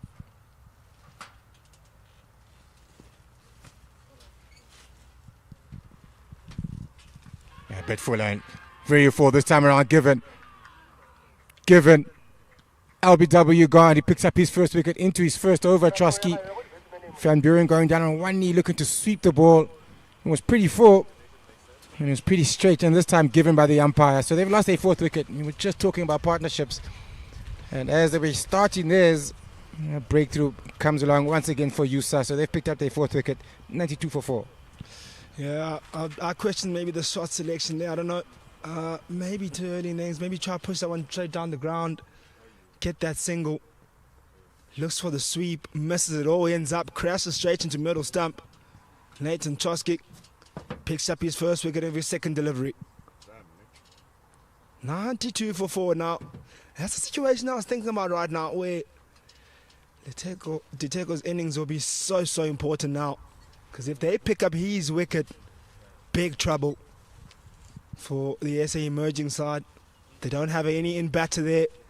They need a partnership, desperately need a partnership right now. They've lost wicket in quick succession. Had a slight bit of a partnership, but yet another wicket has fallen, as we can see right there. Yeah, previous over from Hlanga from this end. We thought there was an LBW for Liteko. Wasn't given this time around though. Toski, he picks up his first wicket. And the other batter, Van Buren, is given out. When we thought Liteko was also pretty much dead. New batter, Lancashire. Comes in at number 6.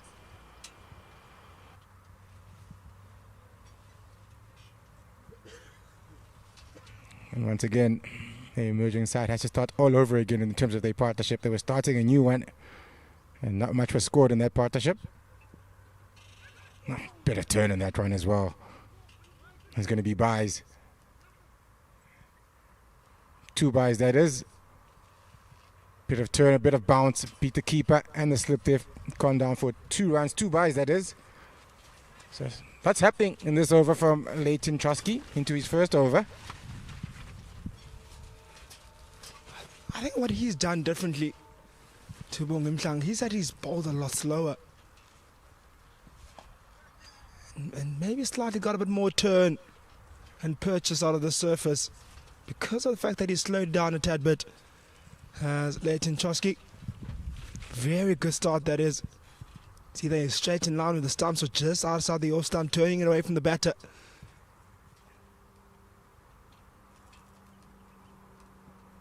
Certainly be a lot fuller, and that's what we asked of Mhlanga, to be a little bit fuller. And Choski, he's come in, he's found his length straight away. Picked up the LBW, that was full, that was straight, had one that turn and bit. And so far, he's found his length. Just changing field, long on, onto the boundary.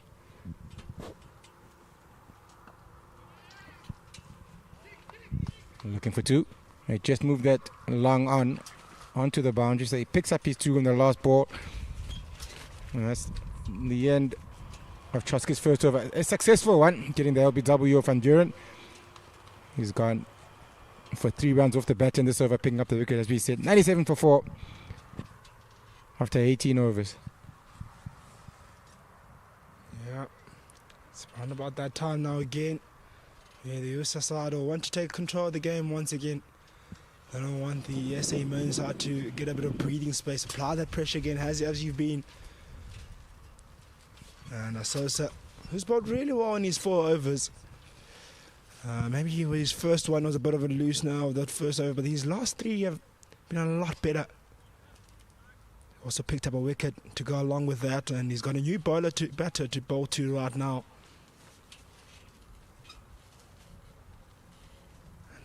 How he'd love to pick up yet another wicket. Carry on with the momentum they have right now. Slashed. Outside edge. Oh, he's bubbled it. Has gone for 4. That's a misfield at third man. And it's a bit naughty by the fielder. And Sosa Aheba is not going to be very happy. That's a boundary of his first ball. That wasn't bad at all. Just a bit of width on off a top edge given. And that's gone and rolled onto the boundary after the misfield. That's 100 up for the emerging side. They get there in the 18.1 over.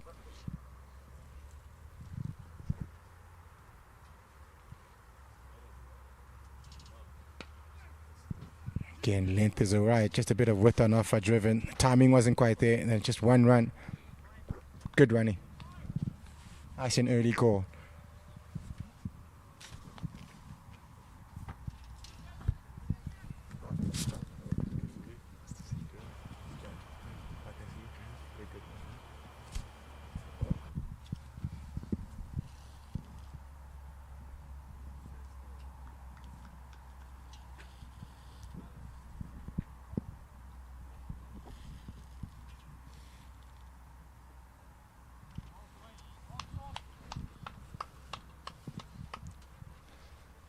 length in, good leave, and we did to tackle. Mentioned 2 overs ago how important his inning is, especially with wickets falling all around him. Can't afford him to play any loose strokes. Yeah, he's going to be the glue now for the emerging side. As you said, he was there from the beginning of the innings for the emerging tide. He's on 58 of a run a ball, pretty much he's 50. He's had to be the steady hand there for the emerging side as the wickets fall all around him. 4 of them have fallen. He's still there. I thought he was a bit lucky with that LBW shot, but he's still there nonetheless. And he's going to have to be once better, who everyone bats around, I think, in this innings, if they are going to put up a challenging innings here, the emerging team. Only 18 overs gone. Started off quite nicely, the partnership, and then after that, haven't really built anything sustainable.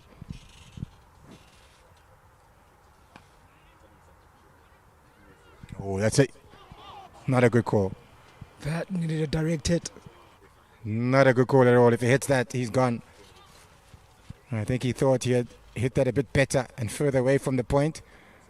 But unfortunately, for the USSA, he does miss in the stumps. But otherwise, that would have been all gone. Yep, direct hit. Probably would have found himself walking off in the same direction.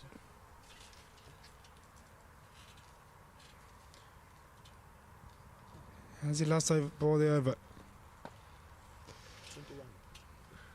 That's the end of the 19th at 103 for 4, and there'll be a change in commentary. We'll have Mpendulo coming in.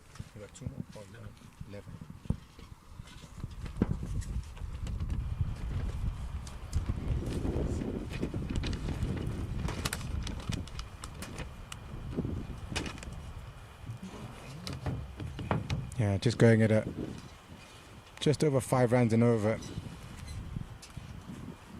In the last couple of overs, the USSA brought it back quite nicely, picking up some wickets and not conceding as many boundaries as they were, especially early on, where we thought the 2 opening bowlers were a bit loose. The spinners have come and done a decent job, and Isosa Ayuba has been pretty decent in his last couple of overs.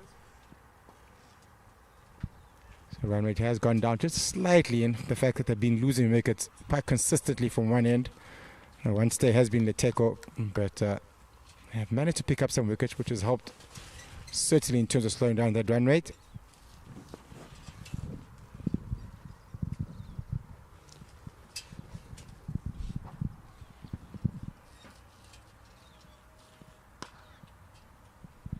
Task is at hand here for Keegan Leon Cachet to work alongside Ditego, just to regroup that innings, and you don't want Ditego to have too much pressure in him being the only one scoring the runs. Leighton Trotsky has done well here so far. Better length.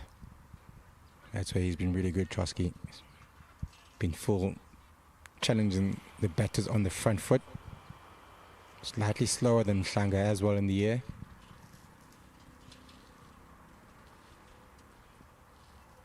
Oh, turn. Not sure if they got any bat on that. Some runs down past the point. Just waiting for the umpire signal. Yeah, buys once again. Bit of turn. He's been able to get some purchase. The slower he's bowled his deliveries. There's a slip there. Wasn't able to stop that one. Second time we've seen some buys coming off. Yeah, nice bounce. Nice turn as well once again.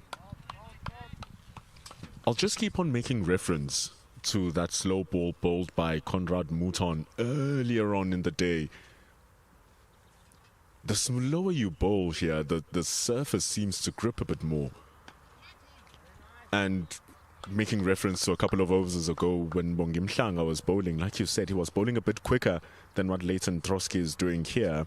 And he got punished by Seletswane because of that extra pace that he was injecting in the ball. So bowling a bit slower allows the pitch to give the ball what it needs in order for it to turn. And after 20 overs, they also have done well to regroup this. 107 for 4.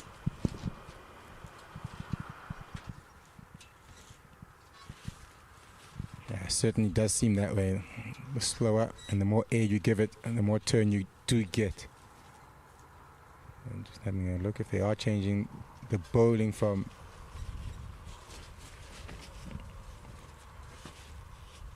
Heber's end.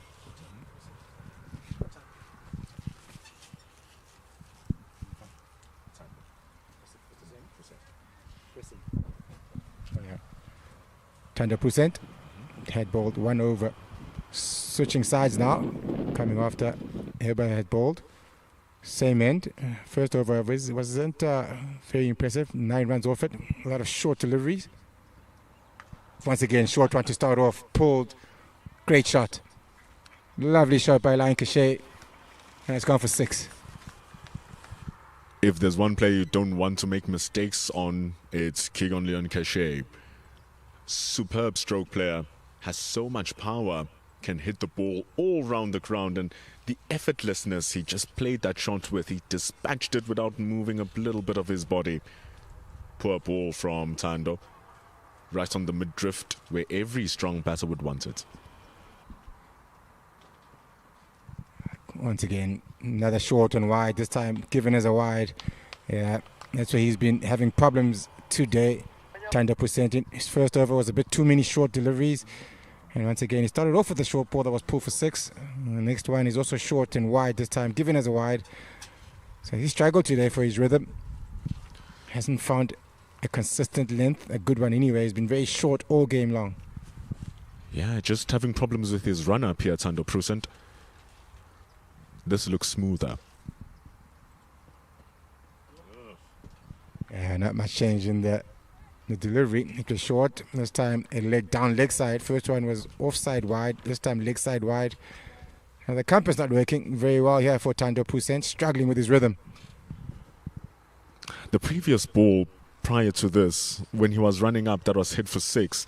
He did those little stumbles on your run-up as he tries to regather his steps. And those are bad signs for bowlers because you just want to hit your mark and run in smoothly. A bit too straight this time. Length is a bit better, but the line again is a bit wrong. 1 down to square leg. So he'll be struggling with a bit of his confidence here. Tando Pusent really hasn't started off very well. He'll just want to get into a rhythm. And that's the issue. The rhythm just has not been there. So much inconsistency in his run-up.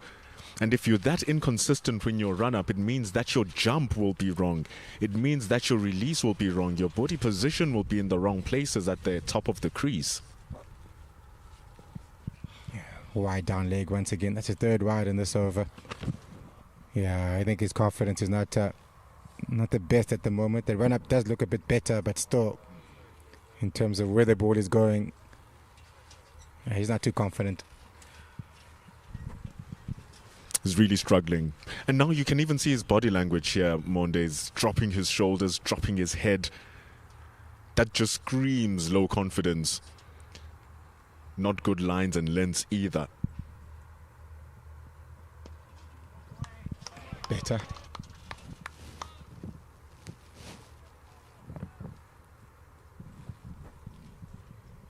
Yeah, it's not looking good.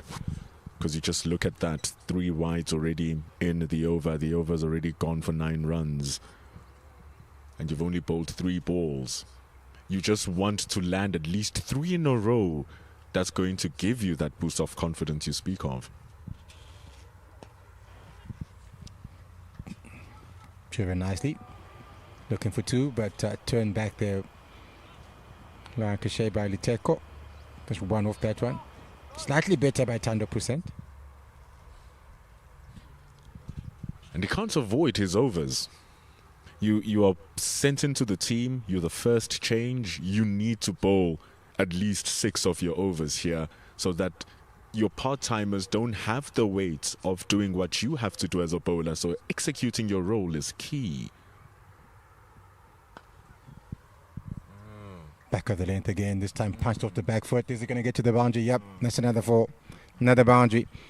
So another expensive over here by Tando Pusent. Still another delivery left in this over. It's not quite done yet, and so far it's gone off 15.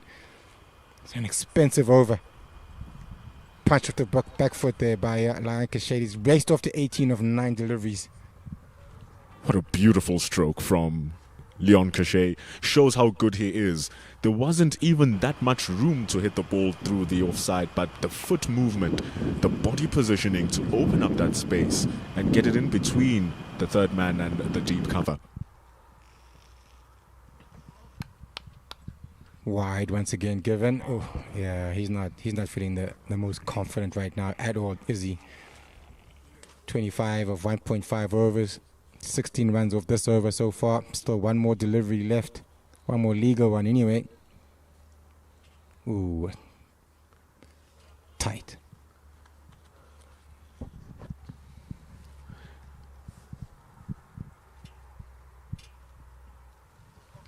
Going to be another wide short again. Yeah, I think that the skipper's going to have to try and see if he can find another bowler who can help out. The part-timers might have to come into it here. And of course, don't forget that the opening bowler, Cole Francis, also struggled earlier on. He's looking like he's warming up here by us at fine leg. He might have to come back and try help out his skipper here. Short again, not touched, another wide. It can be a really long over. This might be a record. How many deliveries so far? So 9 balls, Monde. Nah, it's more than 9 deliveries so far. He's got over 4 wides in this over. I think he's up to 11 deliveries so far in this.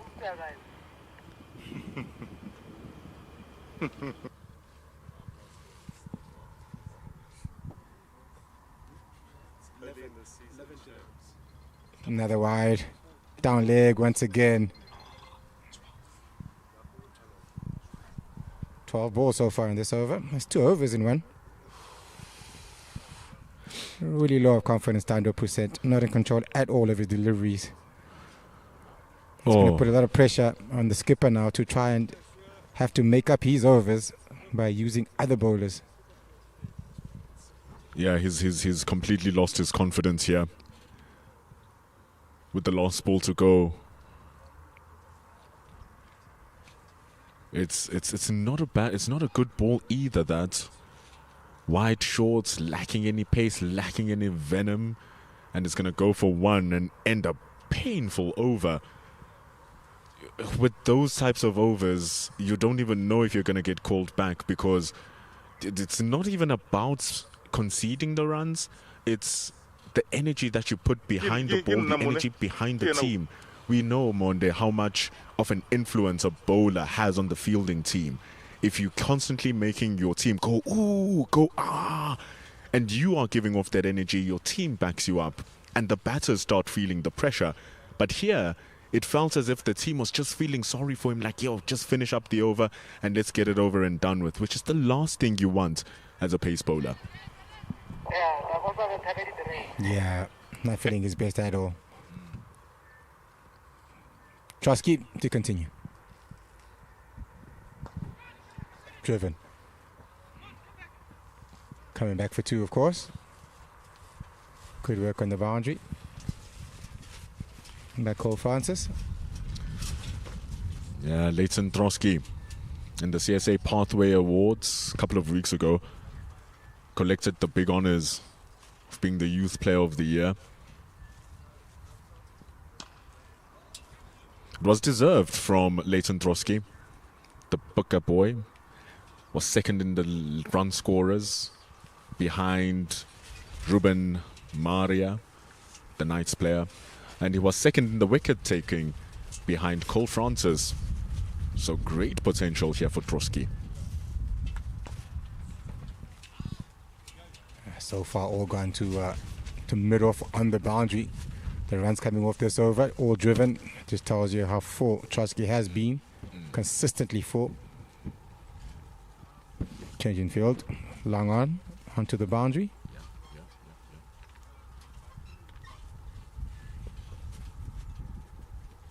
Again, a lot of, it's very slow. A lot of air given.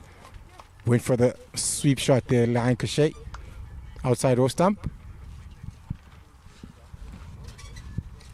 We've done their homework here, the USA boys.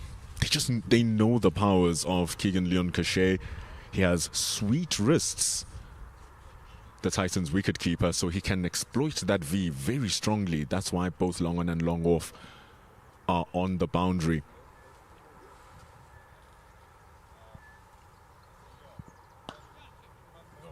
Shot.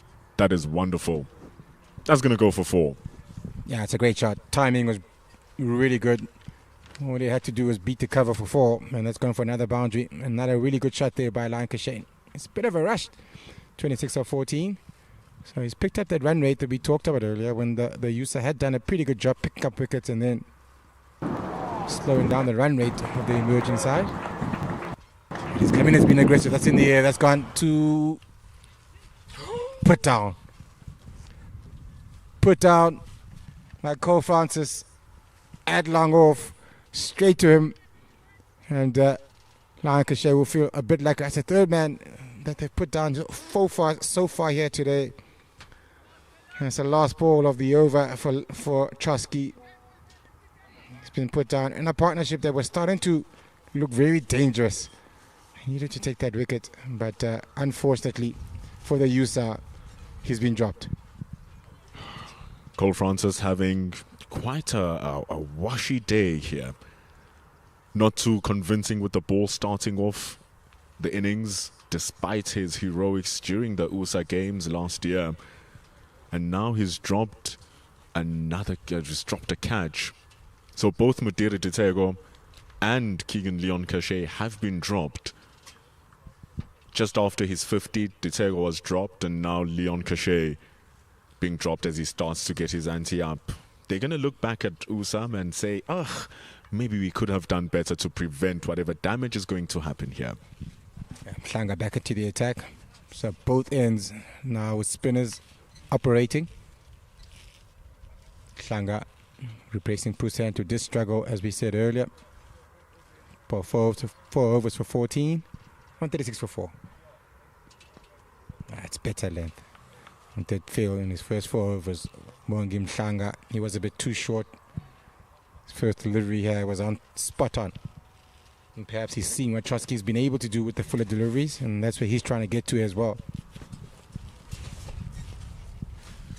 Even from a pace perspective, Monde, he has made that adjustment, which is absolutely key, and it's an underrated part of spin bowling, controlling that speed.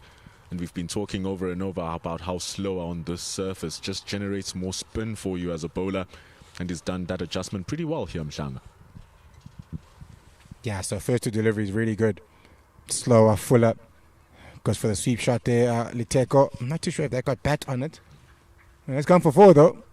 Just waiting for the umpire's call. Yeah, leg by's gone for 4. A bit too straight this time by Mwongi Mhlanga. Yes, the length was still good, but the line was the problem. Yeah, you don't want to undo the work that Leighton Trotsky is doing on the other side. He created a wicket-taking opportunity, so Mwongi Mhlanga on this side has to keep it tight. Needless to say.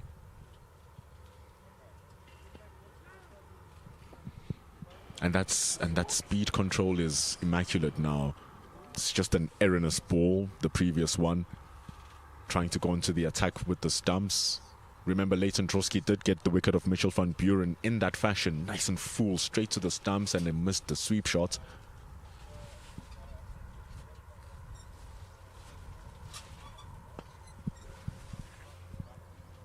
Patch off the back foot for 1.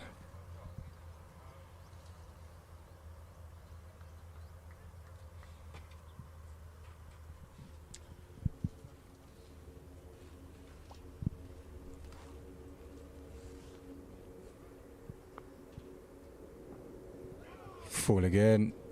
Short fine leg. No run there, an offer. That's the end of the 23rd over. 143 for 4.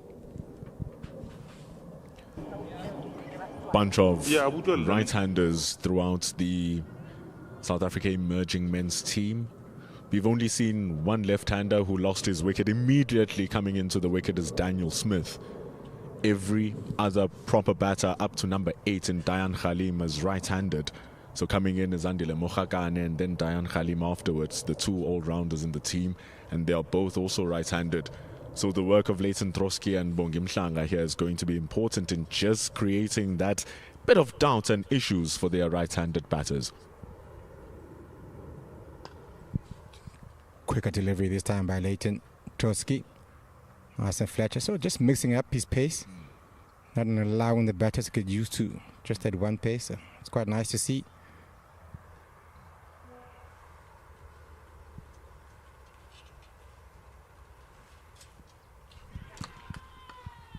Bang! Leighton Trotsky gets the job done. You're speaking about changing up the pace here, Mondazondegi. This time bowls it a little bit flatter, a bit quicker. Keegan Leon Cachet goes for the sweep shots. Completely misses it, but the ball does not miss his stump. And that's wicket number 5. Yeah, full again. Every time they go on the sweep shot, it seems like it does damage there, Trotsky. We saw him getting Mitchell van Buren out LBW, trying to play the same shot. And this time around, he picks up Lancashire, who was looking dangerous, scoring at a good rate. And he's picked up his 5th wicket for the USSA. He's 2nd. Bowled him. Yeah, my mistake. Mudiri Tetego's gone. Yeah, it's completely my mistake. Hopefully it's not foreshadowing for Keegan Leon Cachet. However, for Mudiri Tetego, with an incredible outing, trying to up the ante one more time, gunning for that century, chooses the long, wrong ball and is gone for 63. It's really good stuff from Leighton Trotsky. The importance of playing up with that pace and that length and that line.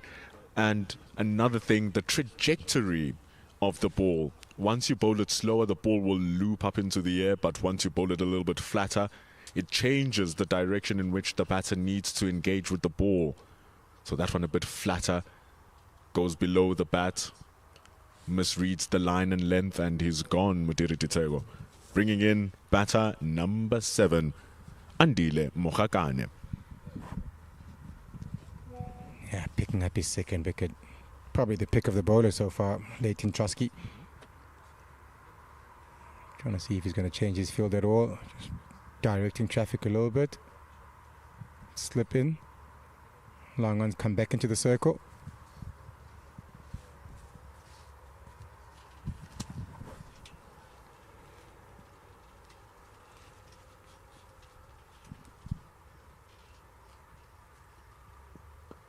Seems to certainly decided to change the pace of his deliveries a little bit quicker in this over, in his 4th over.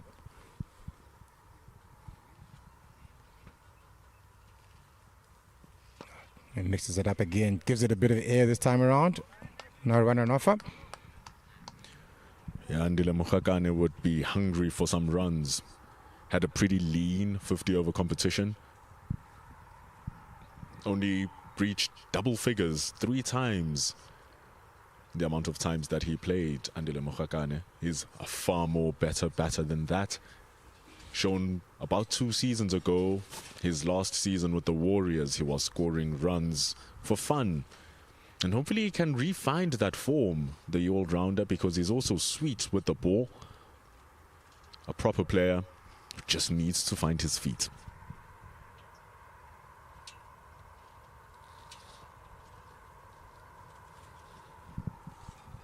A little bit of a pause in the game here. Trotsky seems to be getting a bit of attention from the medical team. Ball hitting him on his right thumb. At least it's not his bowling thumb. Wouldn't want to lose him, given how well he's been bowling. Yeah, just a bit of ice. Still quite chilly out there. Still cold breeze across the field.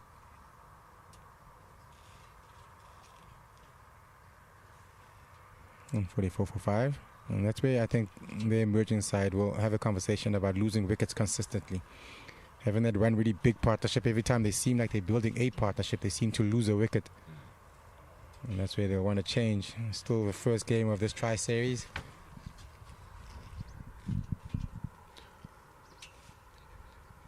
And both these players have the ability to play and play big and serious innings. We're nearly halfway through the innings, and the pace at which Keegan Leon Cachet is batting at is very impressive.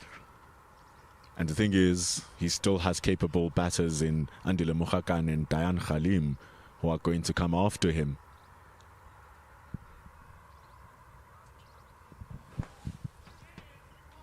Quick again in the air, and that's another run. And Mogakan gets off the mark. I mean, the scouts of the franchises will be here watching, picking their next breed of talent. Once again, a lot of air given outside off stump, a bit of turn, a bit of bounce, and that's a good way to end the over. A good one for Leighton Chosky, picking up the wicket, of course, over Liteko, who was on 63. Opened the batting, was the stalemate, was keeping the sides together here quite nicely for the emerging side, and he's gone 145 for 5 after 24 overs. He really has been the standout player, Mudiri Diteo. But now the responsibility falls to the other players. And so you're going to look back at Seleto and Van Buren, especially Daniel Smith and JP King, and they say, could have contributed more. But like we said, lucky it's a long series. The players are going to have a couple of games to prove their worth.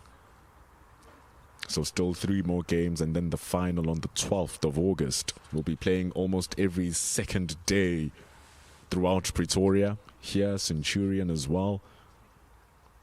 So it's a good opportunity to test different grounds, different conditions.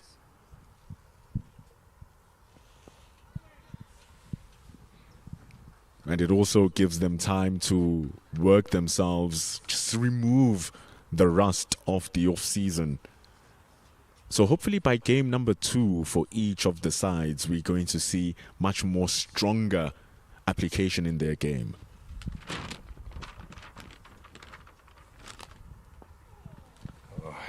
Very full.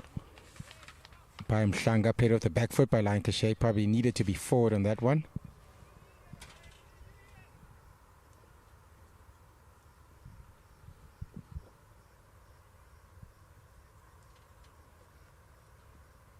Sweep shot, gone. That sweep shot has not worked out well for the emerging side. They've picked up 3 wickets of 3 batters trying to play that sweep shot, that hard sweep shot as well. Another wicket gone. And that's Bongi Mhlanga, his first one. He's picked up Lion Cachet, who was looking really good, 30 of 21. So he's gone himself. 145 for 6 now. 146 for 6, sorry. The emerging side. There's a bit of trouble here. Not good. Not good signs. The first 10 overs, they were on 66 for 2, looking bound for a score of 300 plus. And now halfway through the innings, they've lost 4 wickets and just been able to add 80 odd more runs. You would have thought that maybe a score of 250 would be gettable, but now with the amount of wickets that they've lost, barring a very strong partnership, Monde, there's a chance they might not even get to 200 if it continues in this vein. Well, Dalam Khalim can bat. We know he's an all-rounder, plays for the Titans, of course, so he's very familiar with these conditions in these areas. Coming in at number 8. So they still have quite a deep batting lineup, but still, as you said, 146 for 6. You thought the way they started off really well. And they've been consistently losing wickets. That's where the problem has been. And 2 new batters at the crease now. Mogakan just faced 4 deliveries so far, and Dalam Khalim into his first delivery. He has gotten extremely lean. Saw him in the workouts. You can see he has put in effort in his physicality. He's looking absolutely prime condition, Dayan Khalim. He now faces Bongi Mhlanga. Last season, he was voted as the Titans' one-day player of the season. So his 50-over heroics noticed by his franchise. Here he is now. They need him here emerging. Leading edge. Ooh. Leading edge just to the left of Bongi Mhlanga. Very close. He's got off the mark, but would have had his heart skip a few beats on that one. Just to the left of Bongi Mhlanga. Looking to play it on square leg, straighten up the deliveries, getting the leading edge. Last delivery of a good over so far by Mhlanga.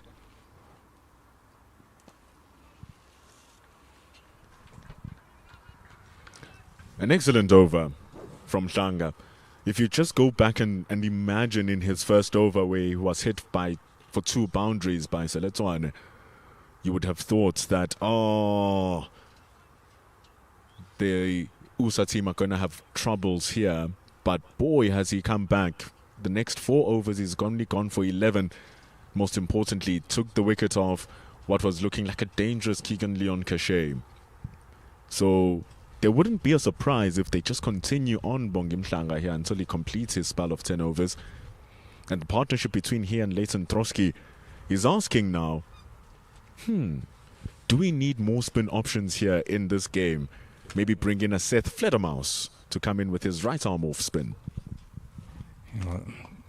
What we do know is that because of the struggles of the seamers, and in particular, I'm talking about Poussin, who has obviously struggled quite a bit, and Francis also struggled with the new ball earlier. They're going to need some help.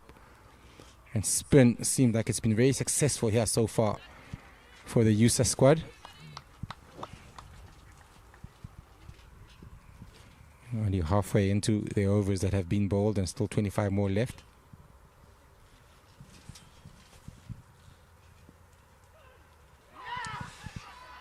Not too sure what happened there. Bit of turn and bounce, I think.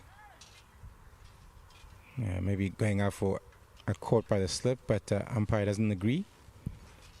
So lots happening here with the spinners. Asking a lot of questions. It's coming off the pad.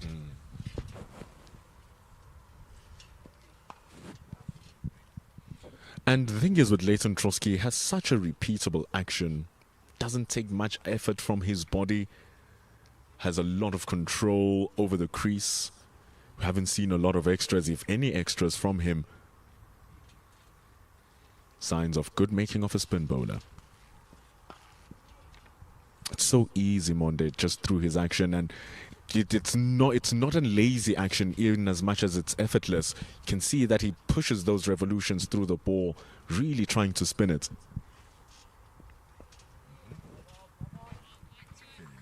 Yeah, pretty simple, economical action, and a very good over. Just 1 run off it. That's 5 overs. He's gone 2 for 17, 148 for 6. The emerging side out. 2 new batters, Mokhagane, Khalim. Both just faced 7 and 6 deliveries so far. Both on 2.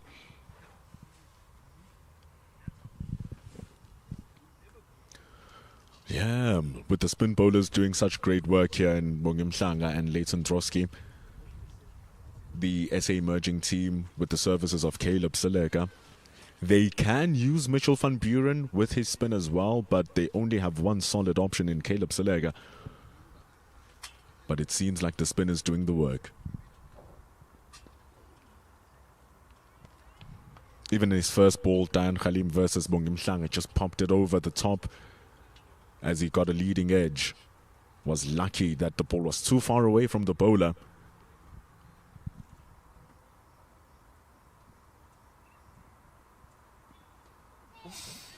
Inside edge.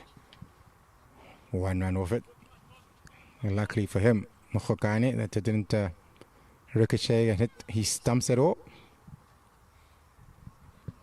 Just replaying the shot here, Dayan Khalim making his bat a bit more vertical rather than horizontal, because the horizontal strokes haven't been working, especially the sweep shot.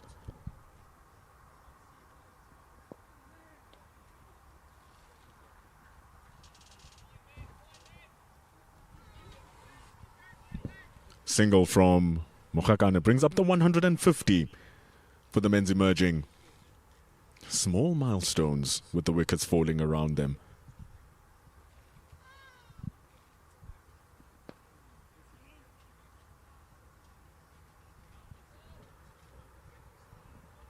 But this is a very good comeback from the Kofsi's man.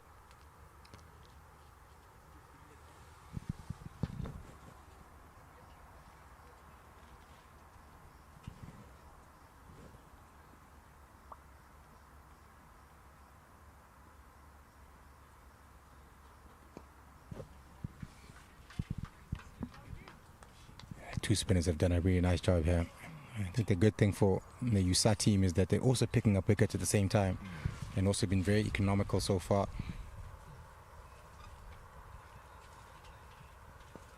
Using his feet. Khalim, seen quite early by Mhlanga, drops it short, changes his length, and a good over once again. Just 2 runs off it. 150 for 6 after 27 overs. They're really making the emerging team work for their runs now. Really, really, really are making them work very tough. And Leighton Trotsky was one of only 2 bowlers to bowl all of their overs during the USA games. And Trotsky himself is alerting Cole Francis to get warmed up. And I think that is a fantastic, fantastic idea. You have your 2 new batters who are in the lower order. The team is in ascendancy. Might be in the air here. Just climbs over the fielder who's standing. Seth Fledermaus. They're going to come back for 2. Timing wasn't quite there, was it? Just getting the top off of his bat there, Mukhokani. Long on was up in the circle, so just over his head for 2.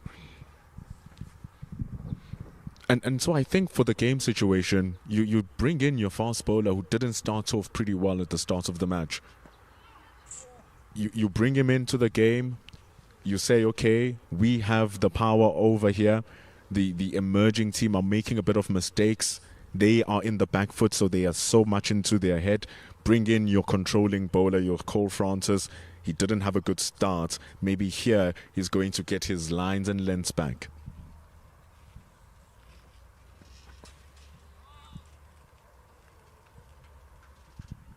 He's warming up, so you would assume he's coming on very soon. Perhaps get brought in Mhlanga's place.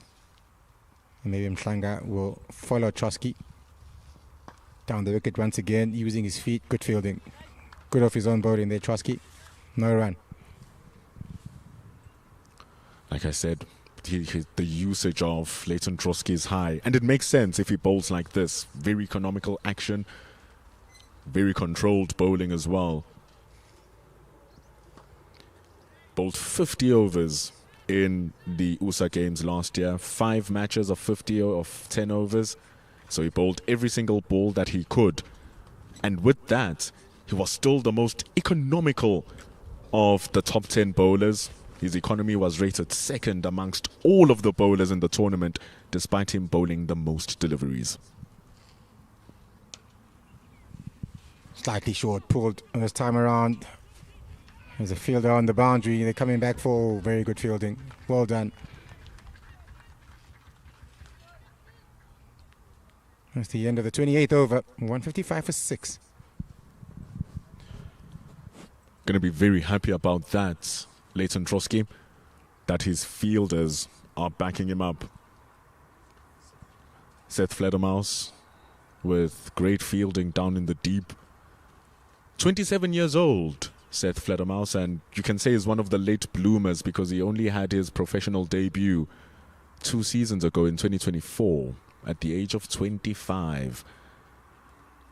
And so what a jump for Seth, if that is the case, because in just 2 seasons he's here now. He has an opportunity to showcase what he needs to do. He has a high performance contract with the Free State side, the Knights. Played a couple of first-class games with them last season alongside Ruben Maria. And so good promise for Seth. He's going to have to do a lot of batting, though. Doesn't seem too easy to bat out there.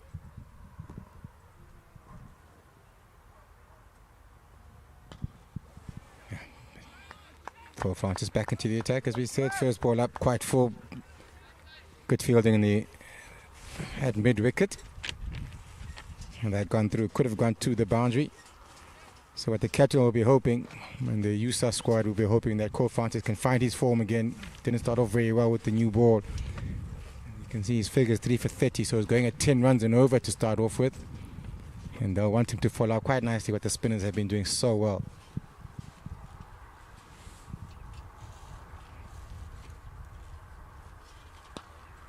Full toss, as we talk about him coming in and doing a good job, and that's gone to the boundary. not what the captain would have wanted to see. Overpitched. A gift for Dayan Khalim.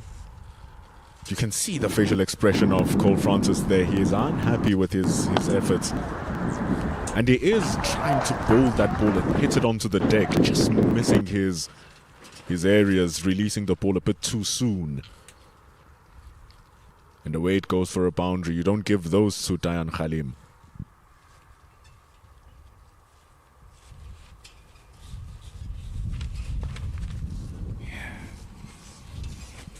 Two full again, once again there by Cole Francis, sorry, but this time around no damage done.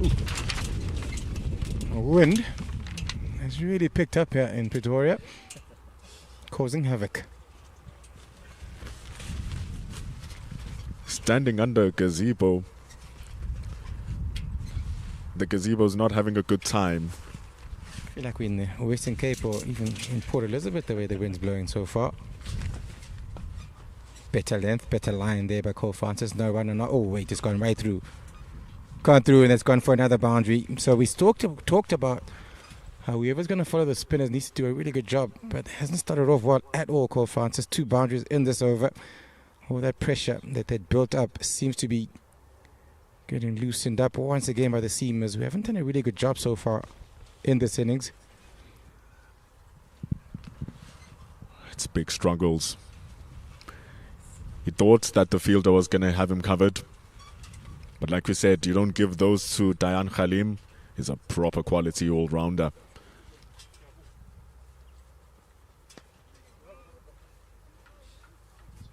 And the last thing you want is for your bowler to be hit and for him to no longer hit the deck.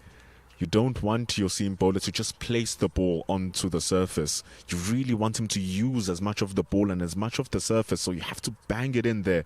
That requires a lot of confidence, which Francis right now is not really showing.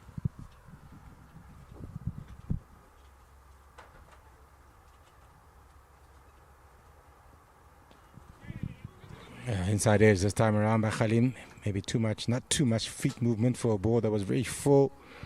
Nonetheless, just 1 run off it. A good over, 10 runs off this one. An expensive over for Cole Francis. On his return for overs for 41, so he's still been expensive. 165 for 6.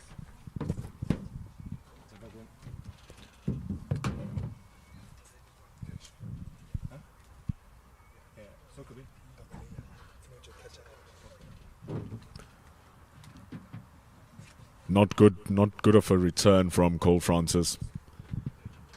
The first boundary was poor. The second one could have been better fielding.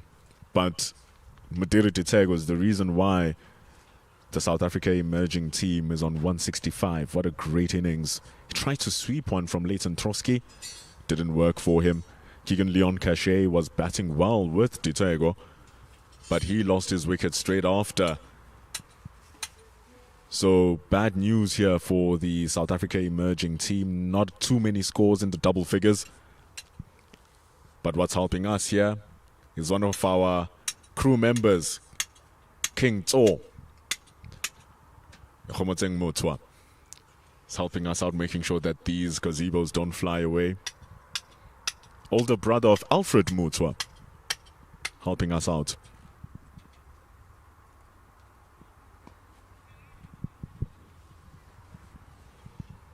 It's always important to know that even here in commentary and the cameramen, we never work alone. It's a whole system, just like the teams that we watch play. It's not about the individual, it's about how you help out in the team.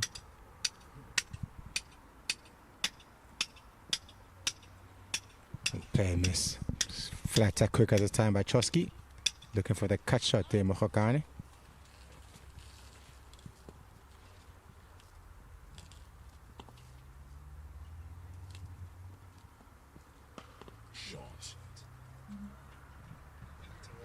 Oh, it's a crunching shot from Mokhakane. Very, very uncharacteristic ball from Leighton Trotsky for him to bowl it that short. But you understand, he was trying to inject more pace behind it. And then he just releases the ball a bit too late. Easy pickings for Mokhakane.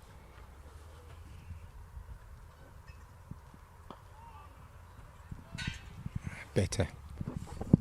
fuller. That's where he's been really good in terms of his length. He's been consistently quite full.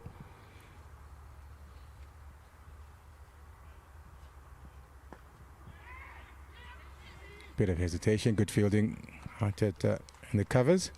No run on offer. Former under-19 captain David Tiga applies his trade for Tucks now, doing the fielding in the covers.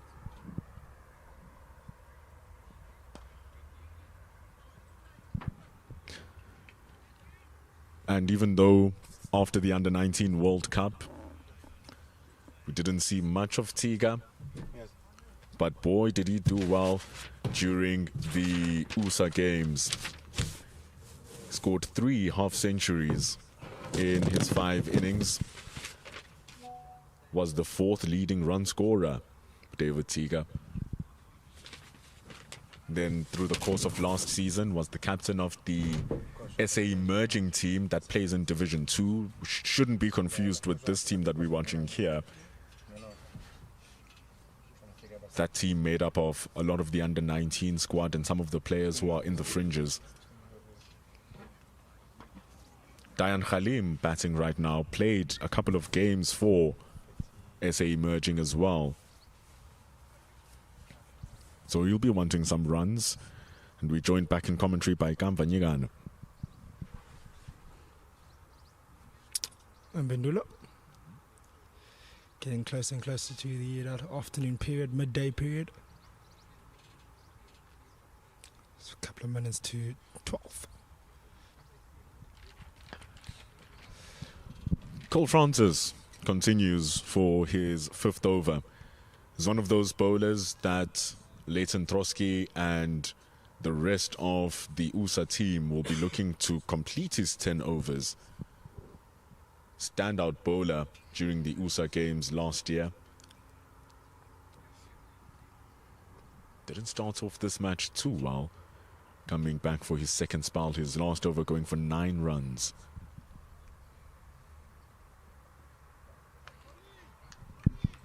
Looking to get a happen over is Dayan Khalim. Pretty handy batter low down the order. Here's Khalim. Not so long ago, late last year, got married, newly married, and he's also looking quite good shape as well. Quite lean. Just says he's just changed his diet before the start of the day. He said he didn't do much running, it was just more of a change in diet. It's called bulky before, now quite lean. Will it translate to the runs? That is the question.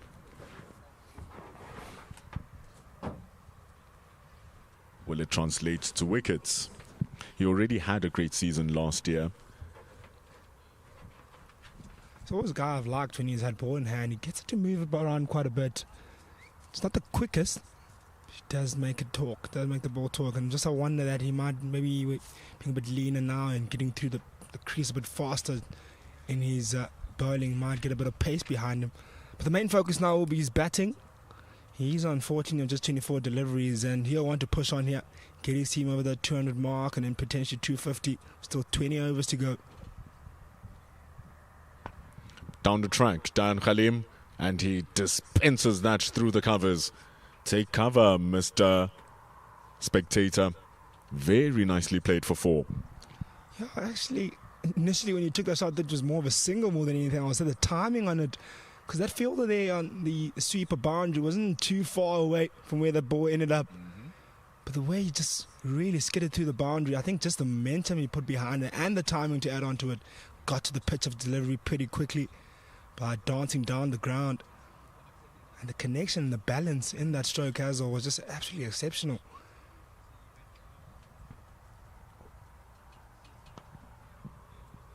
In good control of his batting here, Dayan Khalim, to end over number 31.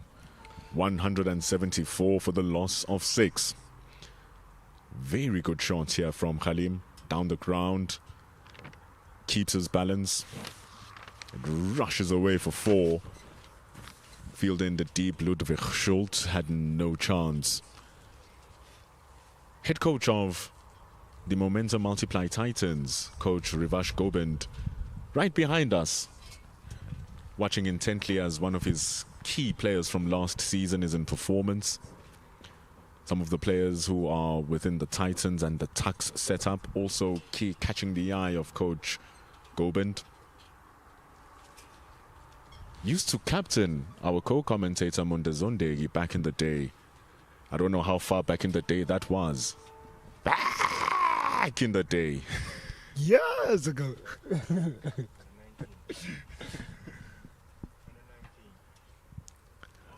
Back in the under-19 days. In the early 70s.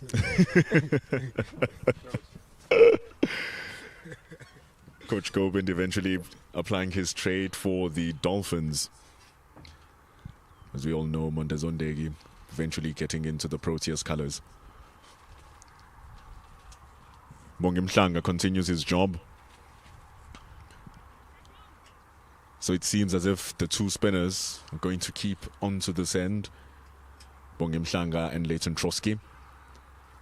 And slowly this partnership is really growing now on 29 runs between Khalim and Mokhakane. It's going to be a problem if USA can't break at least these guys.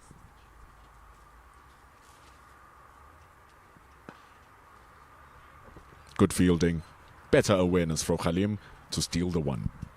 Yeah, what I like about Khalim at the moment, he's been really proactive about his batting. He's not allowing himself to get bogged down in the crease. He's making the play. He's moving out his crease. He's forcing that single, and it's not like rash shots. It's very well controlled shots. If you look at the previous boundary in the previous over, really good shot. That is slapped down the ground for Mokhakane. Covering from Seth Fledermaus. Going to keep it to 1. Yeah, and you talk about this partnership growing. I think what they'll really need to do well in this period, especially with about 18 overs remaining now, just keep on rotating the strike, build this partnership, put it up to 50. Still got plenty of time to bat. And the last thing they want is to not take the chance that they've been given right now to be able to bowl the partnership, and they're doing that pretty well. Running between the wickets, calling really well and getting themselves in. And once they face about 40 deliveries, both of them, then they know in the last 10 overs they can unleash their powers. 2 batters that can clear the boundary.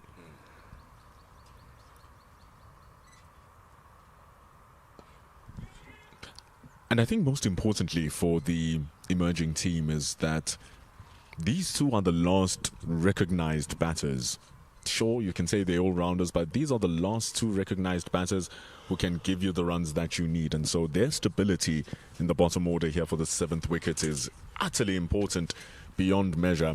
So they're going to have time to discuss it even briefly with their teammates, restructure their plans. After 32 overs, we have drinks on 179 for 6.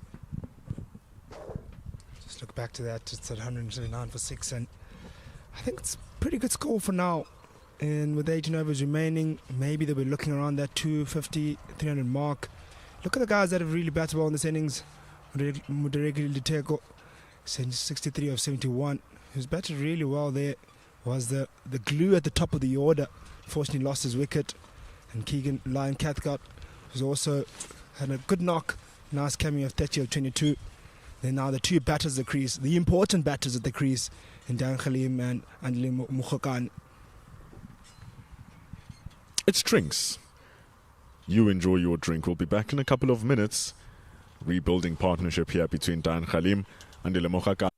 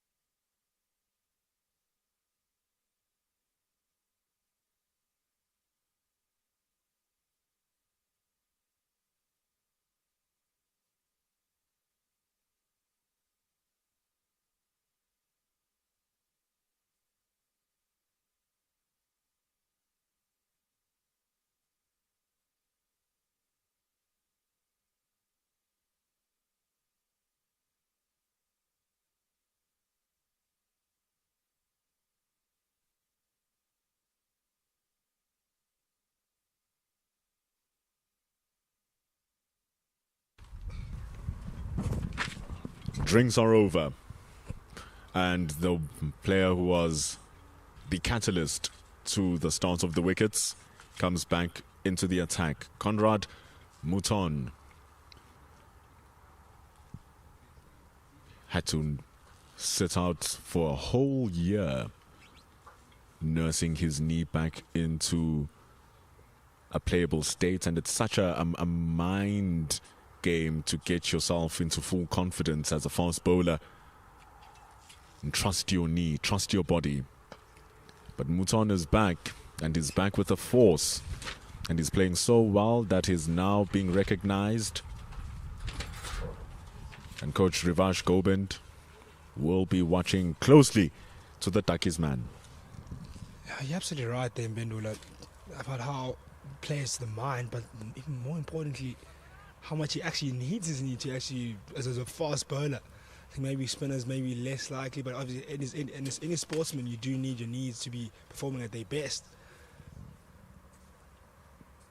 But the weight he put on those knees, the landing over and over again, especially when you have to go through long spells, there may be that doubt, can you bowl long, can you do it on match days? Because it's different, you can always bowl plenty of overs in the nets, but when it comes to there, in that field there, when the pressure is on and the adrenaline is rushing, can you do it over and over again? We've seen many guys break down when it actually comes to match day, but nets, bowling plenty of overs. So I think for him, he'll be pretty happy now that he's been able to bowl really well. Ooh, gets the inside edge, goes in between the legs, stopped down in the deep by Tando Prusent. And I think you hit it here, because it's not just about getting the confidence back to just bowling and bowling at length and at full. It's also about coming back and bowling well. And that's what Conrad Mouton has done here, is bowled really well. Another one just drifting down to the knee, Prusent with a good stop. Throw could be a little bit better, but keeps it to 2.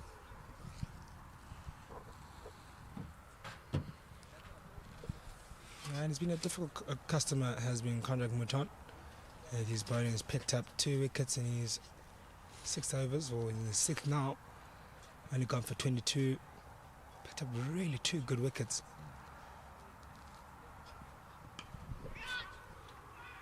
Great stop. Then a steal the one, though. It's very nicely done from Jason Muirhead, standing at the mid-wicket. Yeah, this outfield is not forgiving at all. It's pretty hard. Middle of winter, you find it very little green. You'll find here in this outfield at the moment in the middle of winter. It's pretty quick. Nice for batting if you hitting good shots along the ground.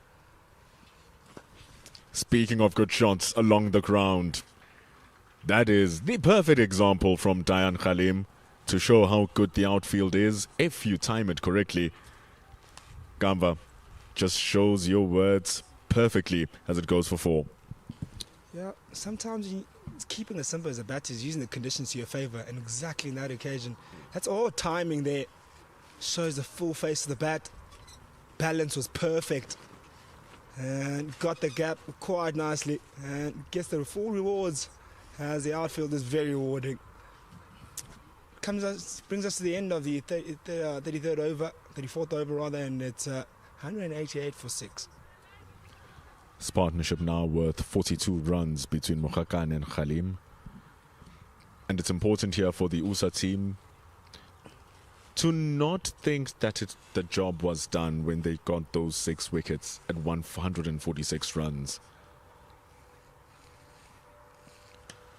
They still require 2 more to say, yeah, now we are fully into the tail, because Janko Smit can actually swing the bat here and there.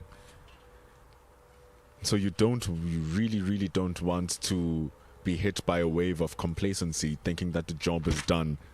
Here's Trotsky.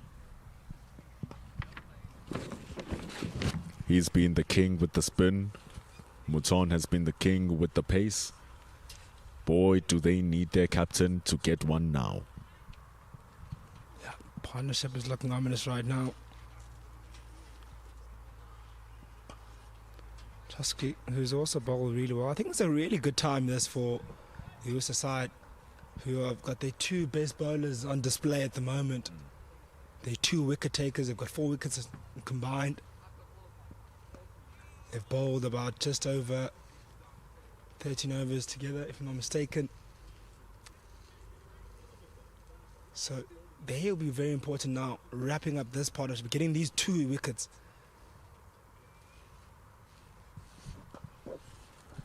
He does toy around with the pitch so well. Smart little bowler here, Leighton Trotsky. That one was just a little bit slower, more loopy. And this is a normal delivery. A little bit flatter than the previous one. Stronger length. Andile Mokhakane cannot get on top of it. And he ends a decent over here, Leighton Trotsky. 34 overs done. Partnership is going well at 44, 190 for 6. But it's around about that time now. I think like any batting unit with about 16 overs remaining, think about what score you want to put on board. I'm sure the coach is thinking that now already, having 190 runs on board, thinking what will be enough to defend on the surface. We've seen that if you're patient enough and you play the right shots and you're disciplined enough as a batter, you can score runs here on the surface. And equally as much for the bowling unit as well. It's been pretty rewarding if you hit the right lengths, right lines, especially with a new ball. If you get it up there and full, you can get that outside edge. You can beat the bat. The pitch does skid on a little bit. There's a little bit of pace initially. Then for the spinners as well, there's a bit of something, bit of grip if you bowl the right areas. Yes, provided that the SA men's emerging side hasn't maybe really played spin really well. You've seen 2 bowled and then 1 trapped in front with via the sweep shot. But I think that's around about that time now. And what could be a really good score here around about this time at 190? And maybe also think from the perspective of the USA side also, what were they willing to be chasing down?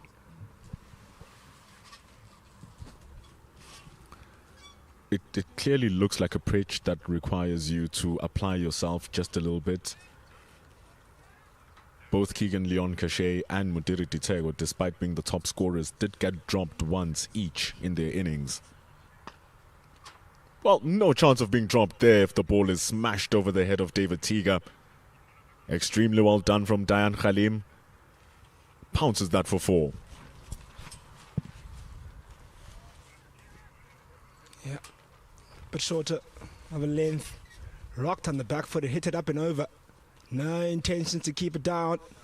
And got full timing on that and full power over the top by Dayan Khalim. Guess the full complement of runs, 4 runs. Yeah, just if they continue playing like this, the both of them, you do see 270 being on the board. But it's still going to take a lot of work just from these two to get close to that mark. You could have easily said, looking at the score only, that, okay, maybe 300 is a possibility, but they've lost too many wickets to get there. Because now if they lose 1 more wicket, we are into the bowlers. And so you'd expect that the runs they're going to get are going to decrease dramatically for each wicket thereafter. So if these two are able to keep their wickets for the next 10 overs, you do expect to see them on 250 for 6. So 280 wouldn't be a bad bet. Yeah, considering these two are both batting over 150 strike rate, they'll be maybe just slightly under that. But with the partnership also going pretty well, and 49 at the moment. They put on extra 50 runs here, these two, or bat extra 10 overs. They're definitely getting extra 50 runs on board. That puts them at 250. A decent score, maybe not enough. But if they get the next 10 overs, them still at the crease, I'm sure the coach will be pretty happy. I think that's the issue here. It's not even about the runs that they get, it's about how long they stay out there, because their job now, more than just scoring the runs, it is protecting that bottom order from coming into the game. And so the USA team right now are forced to use their best bowlers. And so if you get rid of Bongi Mhlanga, you get rid of Conrad Mouton, you get rid of Leighton Trotsky, you're left with bowlers that you feel that the USA team can take advantage of a little bit. And these two, over the past 2-3 overs, they've now reached their 50-run partnership, which is really good. You expect that they're going to continue batting at around 6 runs to the over. So they should be getting to 250 together. Oh, that's a beamer. Dangerous ball from Conrad Mouton. Great work from Thando Prusent down at the deep to keep it to 2. Oh, but that is severely dangerous, and it has been marked a no ball. Yeah, the last thing you're thinking of as a batter is getting bat on the ball at that point. He's trying to get out the way more than anything else. That one is an absolute rip snorter coming straight to the head. You want to just protect yourself as best as you can. And he just ducked out the way as Mokgane. Scary business that from Mouton. Had to get away. And he does so very well, Dayan Khalim. But it was an impressive stop from Thando Prusent. He's only bowled 2 overs, Prusent. He's one of those guys who might be in danger of coming back. Asosa Aiba, he's also still has some overs. Has 1 wicket in the game, Asosa. So some options that they can still use for the last 15 overs. It's 198 for 6 for the emerging team.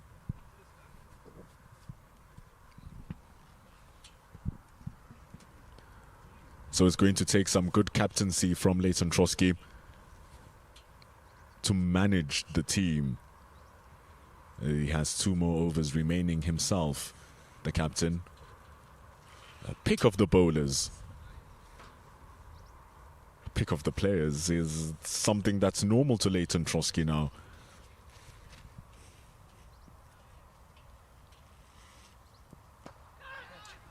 Oh, just falls short of David Tiga.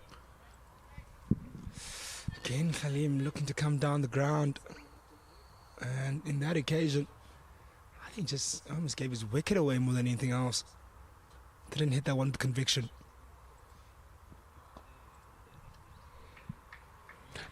That's the intellect of Trotsky. He's bowling it slow, forcing the batters to reach onto it, forcing the batters to wait on it. Just look at how long he waited for that previous one. Then he goes back to the normal pace, and Dayan Khalim places it to perfection. Into that cow corner. They only have a deep square and a long on. It's going to go for 4 runs. Excellent batting from the all-rounder. Yeah, and that excellent batting brings up 200 up. With that shot, that brilliant shot from Khalim. There was a big gap there, a gaping gap in that deep mid-wicket region, and picked it up pretty easily.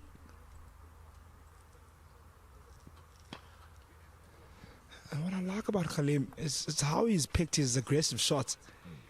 He's mixed it up really well. He's found ways to rotate the strike, but when he's really gone for it, he's just really just backed himself. Hasn't gone half-heartedly when he's looked to change the gears. And on top of that, it's the disappointment in his body when he doesn't get it right.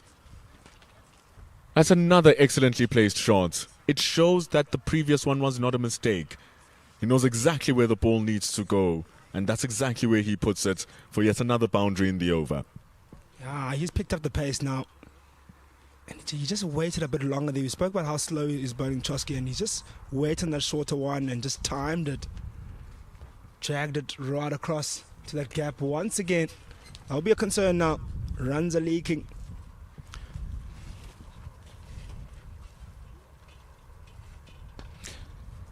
Yeah, that boundary ball was a little bit too short from Trotsky. Not something that he does too often. He landed it right in the middle of the pitch. So, of course, it's going to slow down and allow more time for Dayan Khalim to just place the ball wherever he wants. Just look at how short he drops it. Rockets back into his back foot. No one in the cow corner. And away it goes for 4. Very smart batting from Dayan Khalim. Over number 36, it's 207 for 6. You mentioned an interesting point just 2 overs ago in Bindul about the 2 bowlers on display. They've been the 2 best bowlers for the SA emerging side, and they finished their spells, and you get the guys that maybe didn't bowl horribly wrong, but not the best bowlers in display. And you're looking now, the two best bowlers are being hit for boundaries or runs are being scored off their bowling. And we just wonder what's yet to come in the last, 14 overs remaining now with these two batters certainly in, especially Dian Khalim on 40 runs young, I say. And the thing is, he's catching up to his deliveries now, Khalim. He's really catching up to his deliveries, 40 from 44. And with 14 overs remaining, your three top bowlers of the day, Conrad Mouton, Bongi Mhlanga and Leighton Trotsky, they have 6 overs remaining from those 14. And so as you're watching as Trotsky and as Usa, you're asking yourself, where are you going to get the rest of the 8 overs? Sosa, who's been the pick of the rest, has 5 overs remaining. That is an excellent shot from Khalim. Shows his intent. Even Mouton now is getting hit, like you said, Gamva. If the best bowlers are getting hit, what will happen with the rest of the pack? Hits it for 4. Again, it's not even a shot in anger that. No risk at all. If you look at all his boundaries scored in the last couple of overs, risk-free shots. Everything is played with confidence and precision and timing and hitting gaps. It really hits the man in the field. And that shot is perfect. Straight down the ground, full face to the bat. Oh, my word. What a stroke. All timing. And along this beautiful carpet here. And Groenkloof in Pretoria. More boundaries coming. 4 boundaries you've seen in his last 2 overs now. Runs are flowing. 215 for 6. It's relentless batting from Dian Khalim. That was beautiful. Oh my goodness. He's making it look so easy. He has so much time, it feels like. Dian Khalim has barely given opportunity to the USA team to get his wickets. Just walked in and has dominated. Now on 48. And he's playing with so much flair. Sure, you look at it and you say, that's a little bit unconventional, but is it hitting the middle of the bat? And the answer is yes. And so it shows with his score on 48 for 47. Yeah, Khalim has always been one of those guys that showed a lot of potential and promise to get the higher stakes and being. And oh, look at that shot again. That's not an easy stroke, ladies and gentlemen. It may have looked easy, but man, oh boy, what a stroke. That is going to be a single, stopped in the deep. It was so well timed. The sounded so crisp. Fielding being done in the deep by Ludwig Schult. Yeah, everything just coming out the middle of the bat now for Dian Khalim, and he wanted to continue in the same vein, the same fashion. And Mokhokana's role now will be about just giving him the strike. Just keep on rotating and giving the man that is seeing the ball like a beach ball at the moment. Give him the strike and rotate. Get yourself in. Give yourself time. That's all you need to do. Nothing more, nothing less. Very smartly done. 10 runs taken from the over. And it's 10 dominant runs coming from the over. 13 overs to go, 217 for 6. And now here's the real question. Where is Leighton Trotsky going to get his overs? There are 13 more to go. Mouton has 2 more left. He himself, Trotsky, has 1 more. And then you look at Bongi Mhlanga, he has 2 more. So those are the first 5 overs. Sosa Ayevba, he has 5 overs, so that's 10. Where are we going to get the other 3? Your option is Cole Francis, Thando Prusent. Those are your 2 guys who have gone for the most runs in the innings. And so they have to ensure that those 3 overs that they're going to be bowling between them have great control. And you want to ensure that a Sosa doesn't have to bowl all of his 5 overs either. And you can spread that between Prusent and Cole Francis. So there's a lot of thinking to happen after this over for Leighton Trotsky, because that means his spell is done. And so he's going to have to really captain the team to maximize his bowlers. It's not going to be easy. Yeah, he's finishing his spell, and he's been one of the pick of the bowlers. And I think he took a gamble with Thando Prusent. Yes, he's bowled the 2 overs. Maybe he didn't feel so good at those ones. He went for 14 runs. economy for those 2 overs. So I think for him, I'd take a risk with him. And purely because he's bowled the least amount of overs, he hasn't really had the chance to bowl the first over. He was taken off, bowled the second one, taken off again. So I think you just maybe give him a bit of a longer run, 2 to 3 over spell, see how he goes. But then here's the risk. Khalim is on absolute fire, and what a way to bring up a half century. 50 up, right at the bottom of the order. Dayan Khalim shows that he has it in the bag. Wow. What a 50 that is. I think that's what you really call a perfect over 50. Finishes 50. His job is not done yet, don't get me wrong, but man, oh boy, what an innings has been. And I speak of how he just goes about his strokes. When he goes for it, he really backs himself. And then he does that. Rotates and goes for a single. Smart cricket. You see now, Gamba, that is the issue about these 3 overs that are dormant. Do you risk bringing in your low confidence bowlers to someone who's hitting the ball like this? And when do you do that? Because on the other side, Andile Mokhakane is understanding his role perfectly. There's no need for him to take risks when Dayan Khalim is batting this well. And so if he can get Khalim on strike, then Francis and Prusant have issues if they're going to come in and bowl. I think it's a bit of a catch-22. Look, I think about it this way. If you're taking a chance on Thando Prusant and Khalim, in the back of his mind, you'll know Thando Prusant has been struggling. And that slightly gives you a window of opportunity to pick up the wicket of Dayan Khalim. You put him in. And I'm saying this because regardless you put in any other bowler here, he's hitting everyone around the park. Might as well take the chance on him. And then Dayan Khalim already is going with that mindset. I'm ultra confident. I'm gonna back myself against him. He's struggling. Then you might maybe force an error, or he might be overconfident. So then maybe you can take a chance, essentially. It's not bad thinking, Gamva. It's not bad thinking. You just think about when part-timers come into the attack. Ball is going to be so inconsistent. Some are full, some are wide, some are this, some are that. So as a batter, you never really know what's going to come. And if you're wanting to hit anything, you might possibly hit the wrong one out of the 6 balls, the one that might have your name. But we'll see if that is going to happen, because right now, Leighton Trotsky is trusting a Sosa. So he has 5 overs remaining, Aiba. So will he bowl all of those 5 overs? Like I said, the ideal thing at the back end of the innings is to not have one bowler manning one end over and over again, because the batters are eventually going to know what's coming. So you want to shift that up. That's the importance of Cole Francis and Thando Prusant to get back into the attack and save a Sosa Aiba who can bowl these next 3-4 overs.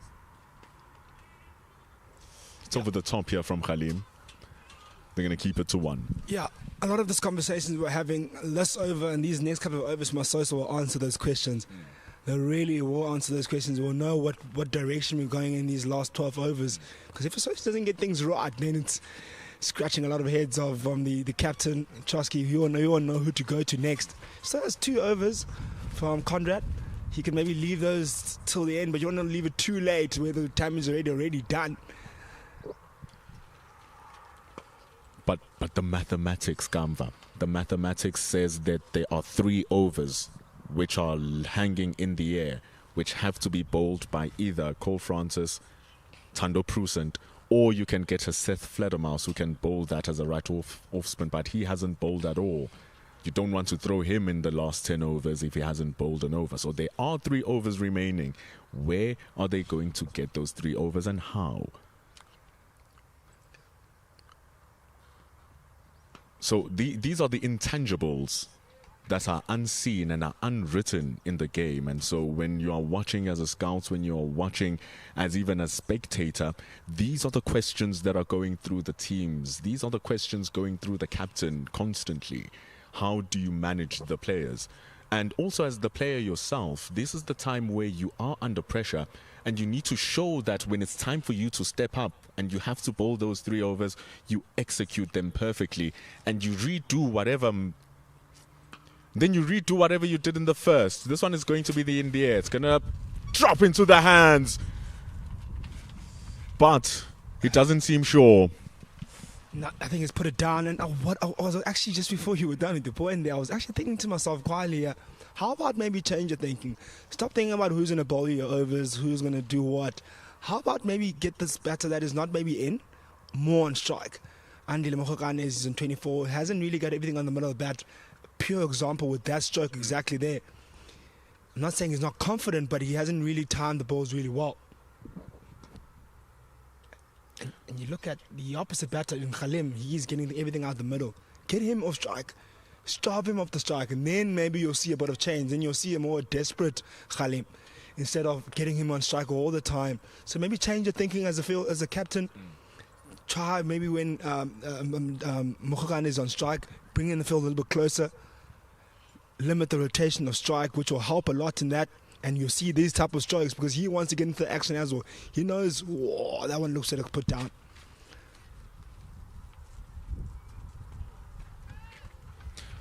You see now, and I feel like that one single shot just planted a small amount of seeds on Khalim that, okay, my partner's not in, so I must continue playing.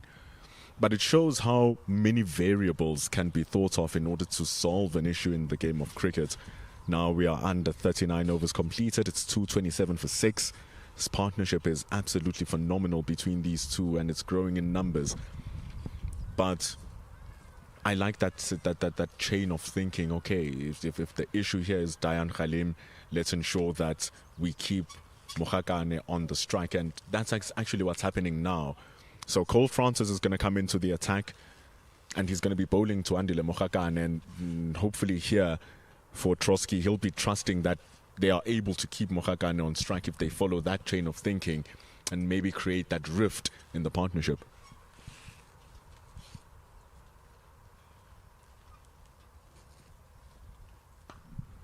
Starts off wide and short, and this is what I'm talking about those overs.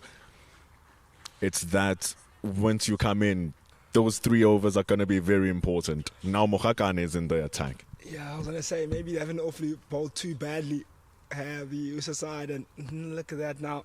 Short, maybe that's not the shot. That was the one that was more a bit fuller in the previous over where he looked to go over the top, didn't get the timing on that. The previous shot was absolutely beautiful, hit over the top, I think in front of point. He's having a tough day here, Francis. Yeah. He can still turn it over, though. Not like that. Slower ball onto the pads, easily guided for Mokokane, and now the stress in the over is gone. You've already claimed your boundary. Now you can just work the over away, and you can walk away with an easy 8-9 runs. Yeah, and then you put on the guy that's seeing everything really well. Now it's like, oh, the choice is yours. What do you want to do, Khalim, with the ball in the next ball? And he'll know he's struggling. Already he's gone for a boundary in this over. Oh, it's short and pops out. That was the chance. A big one. And may have gone a bigging.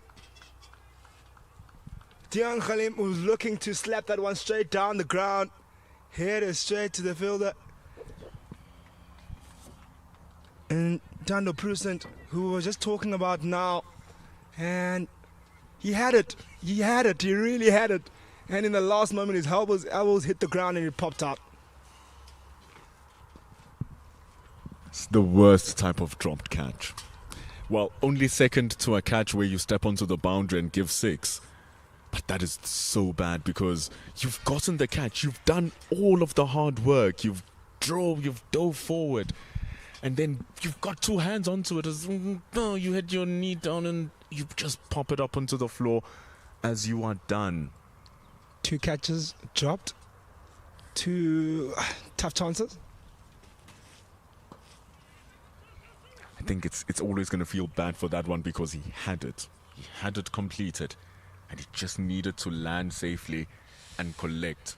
And now we're in a situation where 2 of the bowlers who had it tough, both Cole Francis and Tando Prusent, had tough spells with the ball, and they've both dropped catches as well.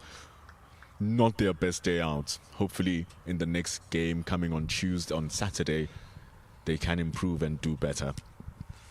Cole Francis Bows it full.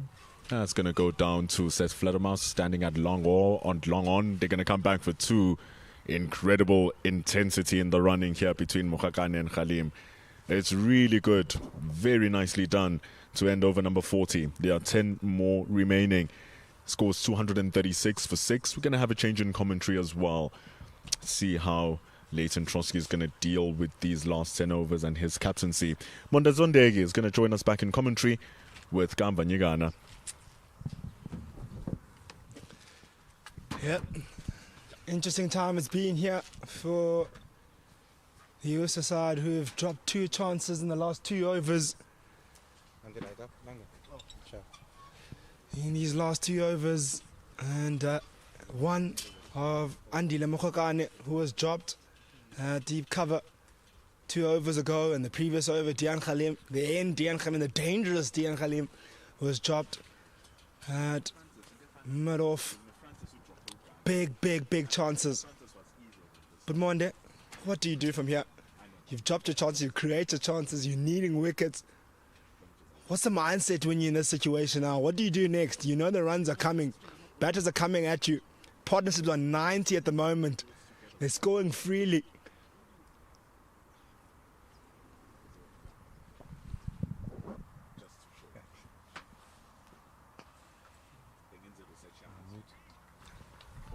Yeah. Try and go back into the attack. Yeah, it's been, you said partnership at 90 at 146 for 6. You thought that the USSA could actually get the emerging side out quite cheaply here today, but this partnership has been really good. There's 10 overs left, still a lot of time left in the game at 236 for 6. I'm disappointed how the game has gone so far and how they put down a couple of catches like you said. Yeah, 10 overs is a lot of time left in the game. I think they're just going to have to jack up their fielding more importantly and then execute their plans, whatever their plans are at the death. Yeah, for the seamers and the spinners, whoever's left to bowl anyway. Shanga's still got 2 more overs left in his spot. Not ideal for a spinner to be bowling at this time. But whatever plans they do have in terms of their bowling, it needs to be backed up by some good fielding. We've seen some drop catches, 4 or 5 drop catches in the game so far. They need to try be at their best in these last 10 overs, or else they could be chasing something over 300 here after having them in quite a bit of trouble at 146 for 6. Yeah, regardless of him not being a good time, he's still got a job to do. You'll need to try to tighten up the runs. It's a big ask as a spinner. Usually we know that spinners are easier to get away at this time of the day, but we've seen it in recent times in all sorts of formats in the game. Spinners bowl whenever. We've always said spinners can open the bowling, and we see a lot of spin opening the bowling nowadays. We see spinners who can't finish the bowling. We've seen spinners finish the bowling now. Looking for that sweep shot. It's got a lot of the emerging batters out in a lot of trouble trying to play that slog sweep especially. Just the line was wrong there by Mhlanga. It was quite full once again. Mokgakane looking for that big sweep shot onto the yon side.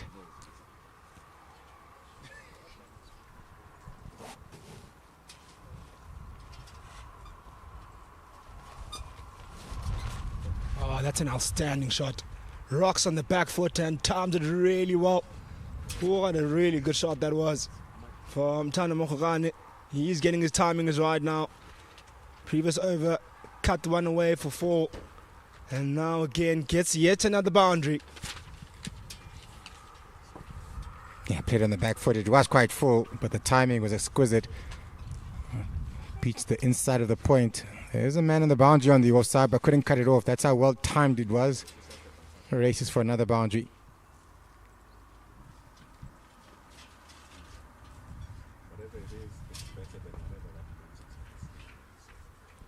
Single straight down the ground, and that's good batting. I really like that. Sometimes you don't really have to go for back-to-back boundaries. You've got your boundary in the over, which ends for the first over. It is 7 runs in that over. Easy 7 runs, I must say. 243 for 6 with 9 overs remaining. If these two remain there for the last 9 overs, you're looking just over 300. Especially the way they're going at 6 runs per over. Might even accelerate even more in the last 5 overs. So it's danger time now for the USSA side. SA emerging side are in the ascendancy now. Pressure's on. The bowlers that bowled really well throughout the innings are the ones that are being put away. And the ones that were struggling are now the ones bowling right now. And things are not looking awfully easy out there. Cole Francis didn't have the best of previous overs. He'll need to answer some questions. His bowling partner, it was unfortunately dropped the catch mid-off. Tough catch, I must say. But he'll have to try to put it there again and try to create another opportunity. Using his feet nicely. Driven down for one. On to long on the offside.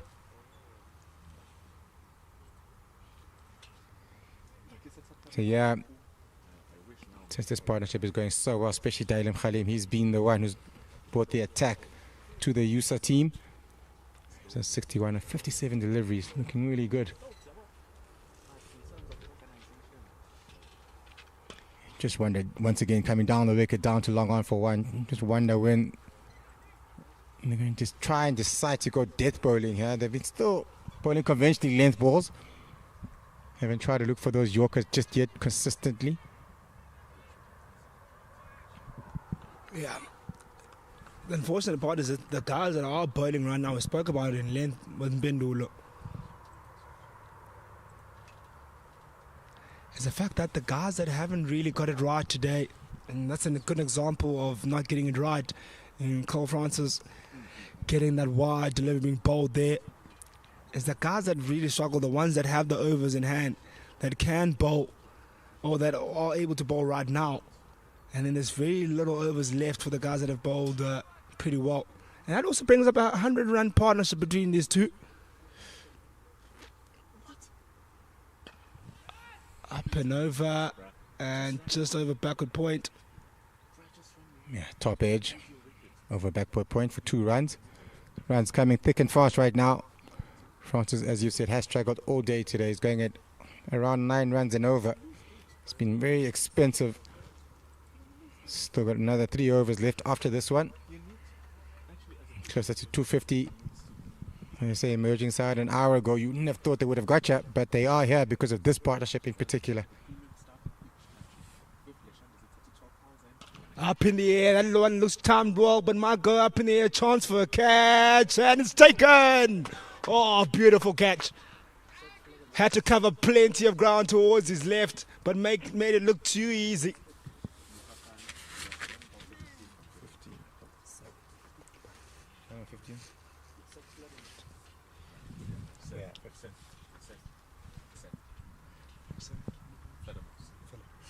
Yeah, the man completed the catch there, Seth Feathermouth, who covered plenty of ground towards the left. Might not see too much of it from this angle, but it was an outstanding catch. Oh, there it is. Oh, look how brilliant that. What a take from Seth. Yeah, very good catch. They put a few down today, the USSA team. They haven't been very good in the outfield either. Put quite a few catches down, 4 or 5 of them, if I'm not mistaken. But this time a really good catch. Out at long on, had to make a lot of ground to his left to get to that one. And I still felt that maybe Thando Andile Mokgokane didn't play maybe the right strike. He could have maybe just continued to rotate the strike. I think he still had a responsibility to just give the strike to Dian Khalim.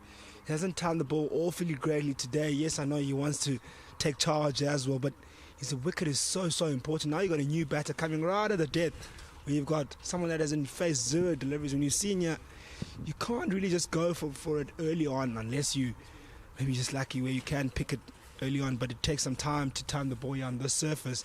So it now leaves Dian Khalim with all the responsibility to score the runs. And he was also these were the last 2 recognised batters in this batting lineup of the SA men's emerging side.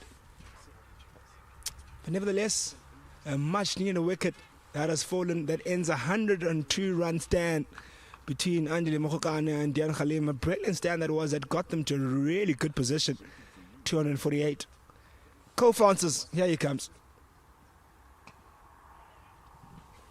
Yanko Smith, new man in. Comes in just 2 short of 250. 1 short now. He's off the mark of his first delivery.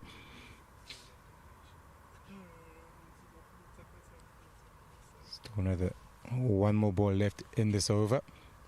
249 for 7. 1 short of 250. Last ball.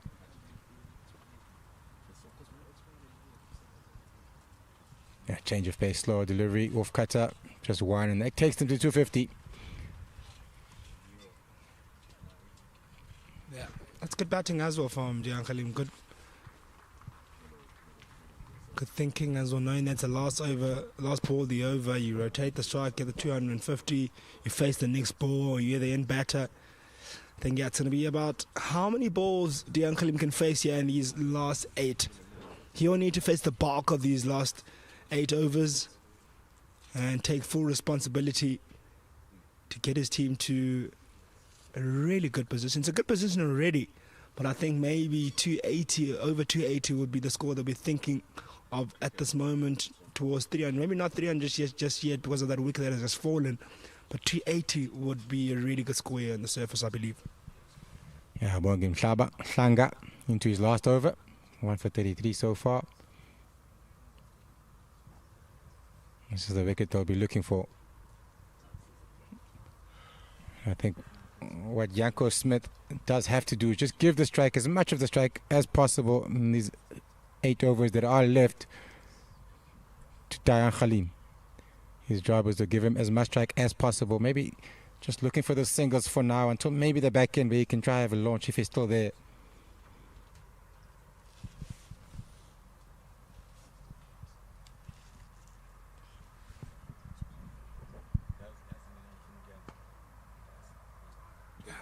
Bongim Hlanga.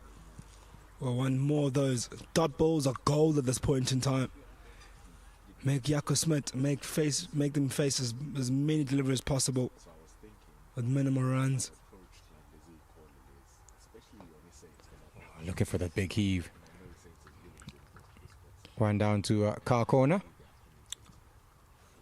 But more, I'd even be tempted for me to bring in some of the fielders in against Jaco Smith. Force him to go over the top. He's still pretty new out there. May not get the timing right. Might just hit one straight up in the air. Yeah, it's not a bad decision at all, actually. Just not give him the easy single, and then Khalim faced the majority of the deliveries left. You want to bowl as much and as many balls as possible to Jaco Smith. Yeah, you look at the leg side. They've just dropped all the fielders. Bring in that mid-wicket there. And then long off, force him to make the play. See, his timing is not there at all. Look at that. If the fielder's up, that's definitely not a single there. It's a dot ball. Pressure is applied. And now you give away a single, you give a chance for a boundary to be scored. And the last ball that's over, but that'll be faced by Dejan Khalim.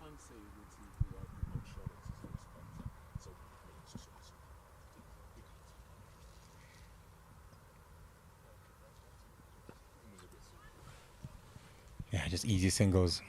Not really going for it right now. Just trying to, with the new partnership that has forced him to maybe be a little bit more cautious. And that's the end of the 43rd over, 255 for 7. Khalim on 66, and Jaco Smith just walked in. He's on 3 or 4 deliveries.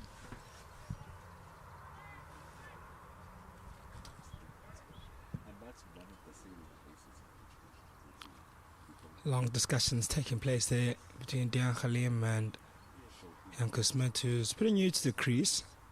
Score on 255 for 7.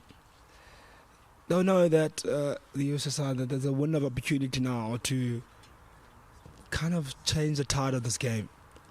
Pull the game back towards them and give themselves a chance to be able to chase something chaseable here on the surface. The runs have dried up since the fall of that wicket. And maybe a few overs that were faced by Khalim. He hasn't looked like the Khalim he was a few overs ago.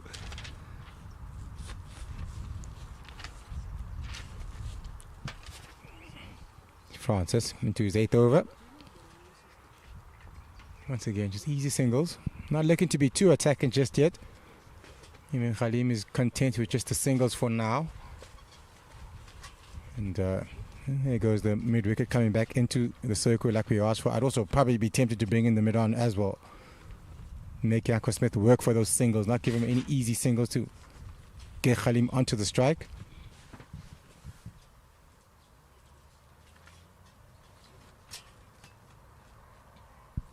Play a miss. There we go. That's what you want. Bowl as many deliveries as you can to the new batter. Yeah, bring in that field, really, bring in that field. Then, yeah, with the seam, there's a bit more fields in there in the ring. And that's what I like to see. Now, forcing the batter to think of an aggressive shot over the top.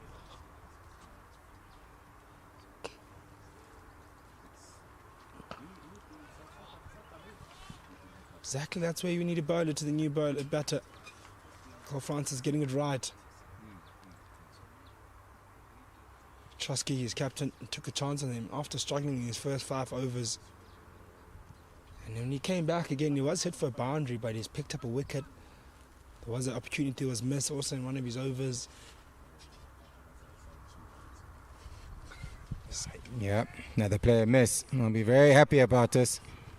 Changing the field now. The captain. Car corner. On the boundary. Fine leg up in the circle. 2 more deliveries left here. He won a finish off quite nicely here, Cole Francis. Started off. It's been a really good over by him so far. Couple of plays and misses.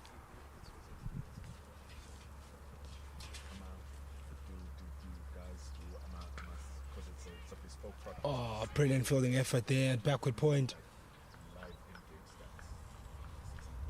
Nice diving effort.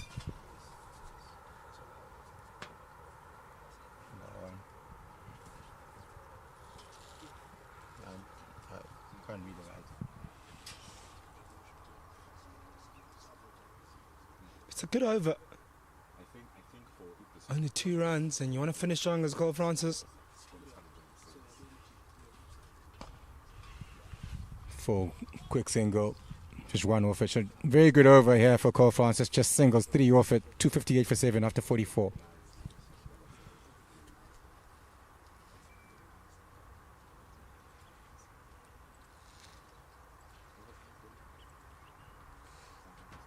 Yeah, I think I just want to go back to that follow wicket of Anile Mokgane, and prior to that, what happened? He faced a lot of deliveries where he either it was a dot ball or he looked for a boundary. But as I say that, we just see the scorecard of how many overs left to each bowlers. We see Cody Moten with 2 overs remaining, Cole Francis 2, who's bowled really well now since he's come back. Bogom Mhlanga, he's finished his spell. Sosa, he's got 4. He was hit in his previous over when he came, tried to come back on. So they'll be looking to those guys now to finish off these last 6 or so overs, 6 overs. So basically 2 from Cody Moten, Cody Francis 2 your ball, and your ball the other 4 will Sosa as he starts one of those 4 remaining overs he has. Full hit onto long on. Good work out in the outfield there, just getting a comfortable 2 runs there. Good running too by Franco Smith, knowing that he needs to come back and give as much strike as he can to Khalim. Just looking at his length there, I'm not too sure if he's looking for that Yorker length. That was quite full, that last one. So I mentioned before, Sosa started before the graphics came up, that since the fall of Anile Mokgane of his wicket, Khalim has just slowed down and he's taking less risk in terms of going for runs, or was showing less confidence. Just the impact of picking up a wicket. Oh, good shot. That might go all the way to the boundary, and beautiful timing. It was a real teaser for the man in the sweeper boundary there, but the timing was enough for Dian Khalim. Looking for that Yorker. Turned it into a full toss there. Khalim, another boundary on the York side, 74 of 66. Good start to the over, 6 runs with the first 2 deliveries.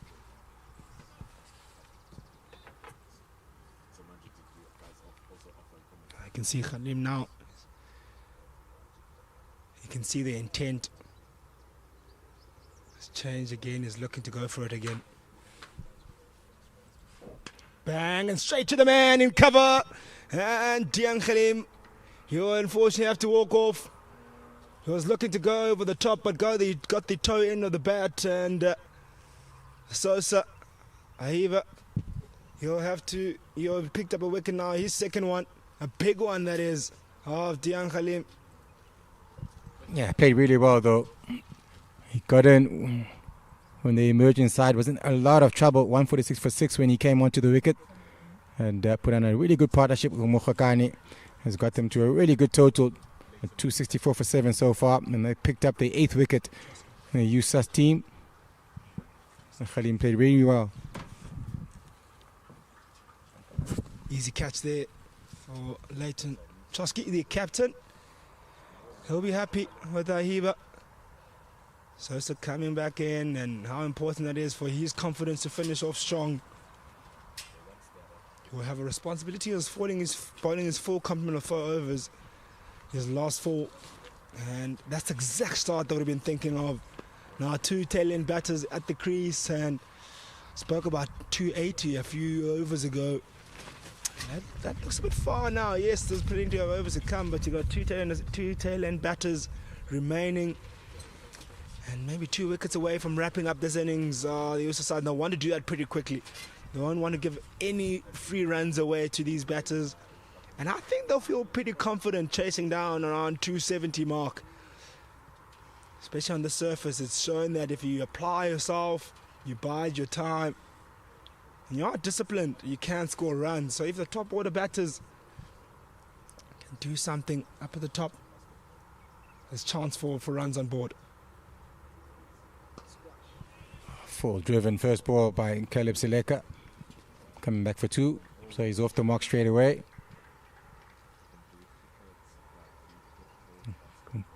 There's a change in the field for the 2 new batters, mid-on, up in the circle. Mid-off still on the boundary though.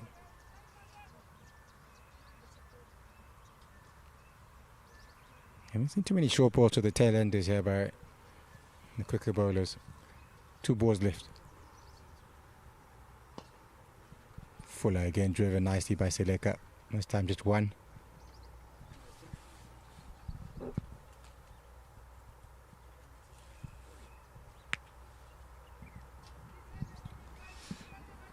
Besides the wicket has fallen, it's pretty expensive over.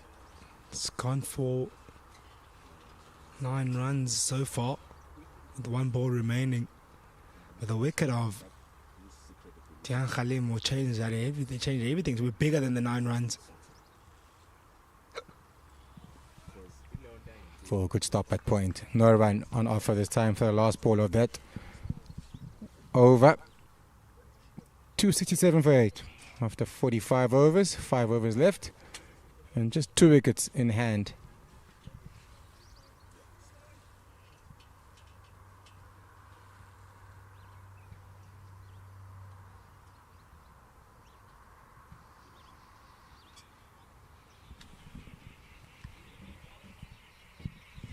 Look at the scorecard there, the innings, how it progressed.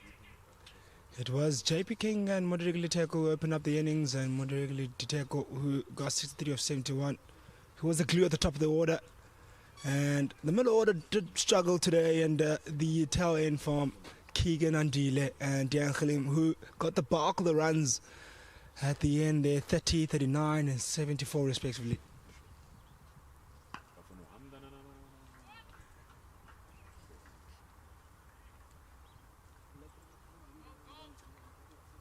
Just also shows the importance of that innings there at the top. But Diteko, because if he didn't really hold it together at the top there, it would have been a real collapse, if considering how the middle order has struggled. Oh, nice lower delivery there. You could see he just kept it a bit lower. Janko Smith looking to target that cow corner region. There's a man there to watch that exact shot. He's been a lot better in his last 2 overs. Cole Francis. He said his first couple of overs, first 6 overs were going at 9 runs and over. Has pulled it back quite nicely in his last 2. Another slower delivery, change of pace. Again, successful, no run off it. So feeling a lot more confident to the tail enders here at the back end of his innings.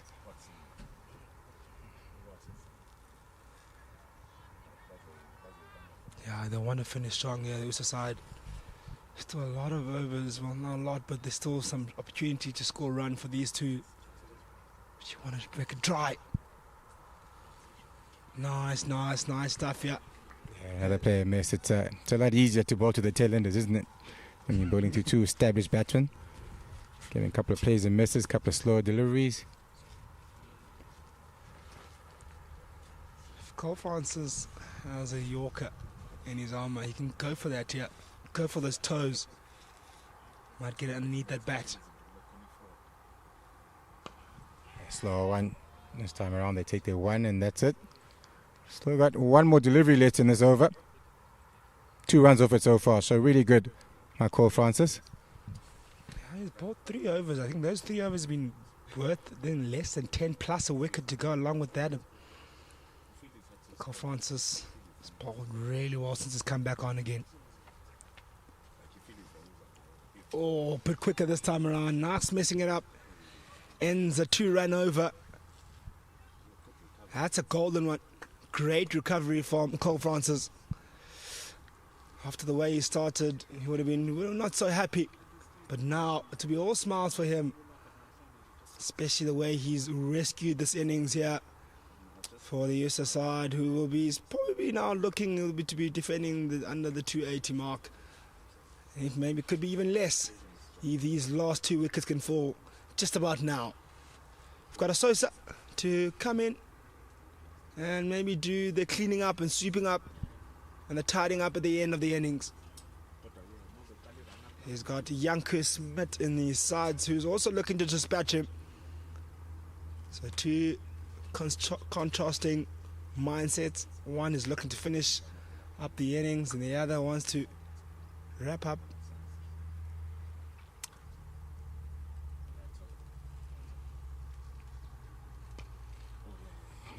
First ball driven.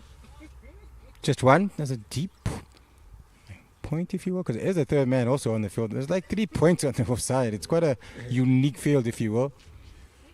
You got a point who's pretty straight, and you got a point who's quite a bit behind square, and then you got a third man on the offside. So I think the plan is to go full and to go as wide as possible and force the batters to hit you on the offside, just like that first delivery.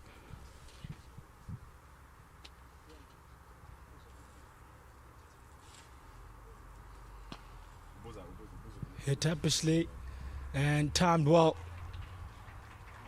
Took 2 steps down the ground and he went over the top confidently so to Sileka and got the full rewards. This is the danger that this tail enders pose. When they get it right, they get it right. Good shot by Sileka. Half volley. He's looking for that Yorker length, couldn't quite find it, and he beats the man at mid off there, long off, sorry. So another really good shot.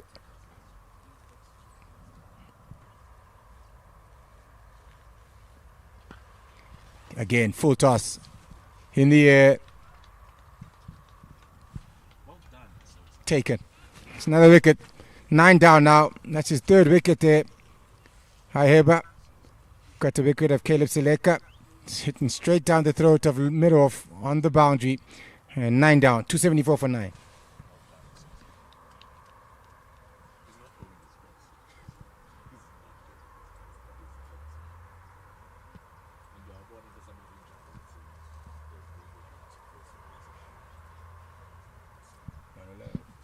Tries to replicate the same shot that Sileka.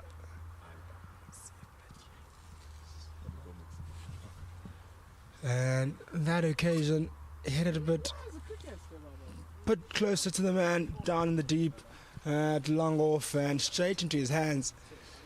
Made it an easy catch. Leaves the score at 274 for 9. And may bring to the crease Sia Blakey, linesman, who will have plenty to do with ball in hand today. Promising young man is Sia Blakey. Yeah, it's been a bit of time out in the Western Cape with Western Province. under 19 level, also played SA under 19. So he applied to his first season with the Lions this past season. He comes in for his first delivery, called wide. A bit too wide there by but if I was him, I wouldn't even worry about trying to do the Yorker length. Just ball length passes, tail enders here. I'll change the field slightly as well. Maybe bring in my point who's behind square, bring him back into the circle, and just ball length deliveries.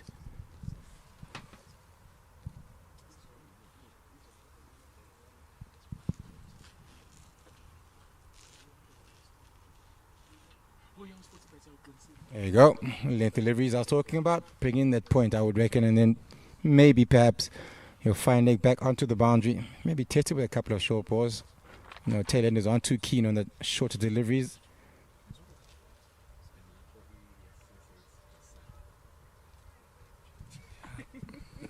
See, Blackie, we won't have a lot to say with bat in hand. The strongest with bat in hand, but I tell you what, he's got a bit of gas behind him. Finished his 4-day series pretty strongly at the end of last season. Picked up a 5 just before the 4-day series final. First missed out in the final, but he was really outstanding towards the end of the season. Good strike rate and bowling really well, and I think the surface will allow for him to show those abilities and that skill set here.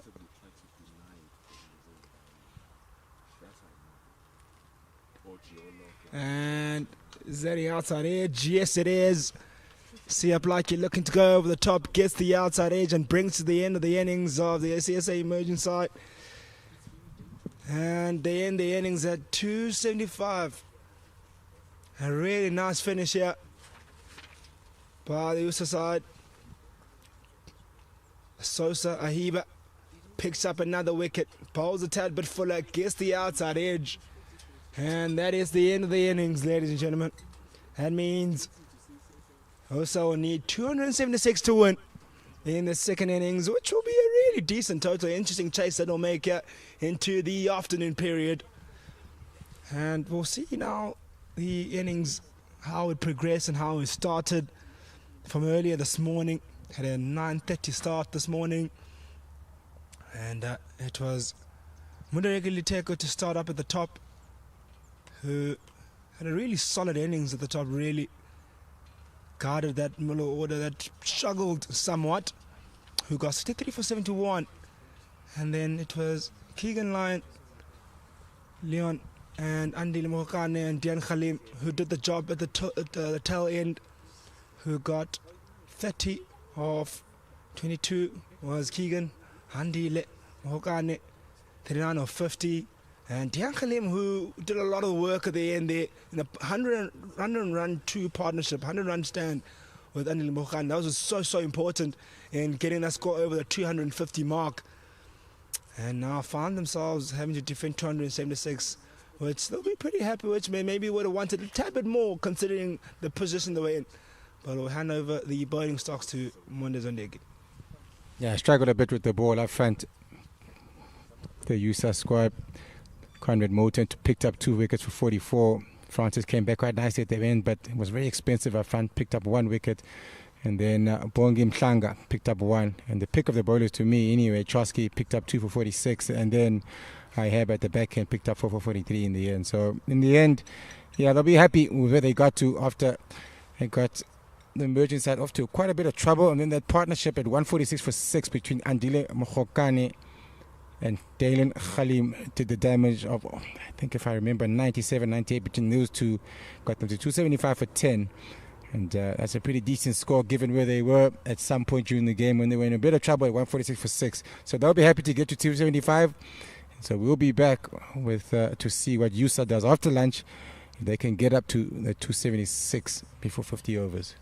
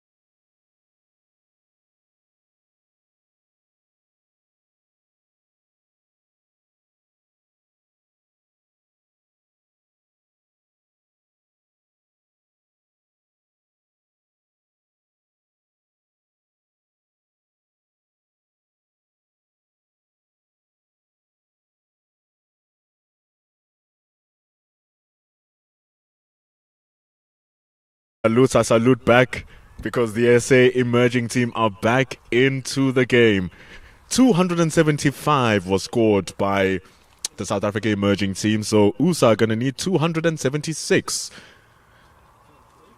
Pendulo Makubane in commentary, live on Cricket South Africa's YouTube channel. Kamvanyigana next to me, Dayan Khalim with the ball to start off the innings.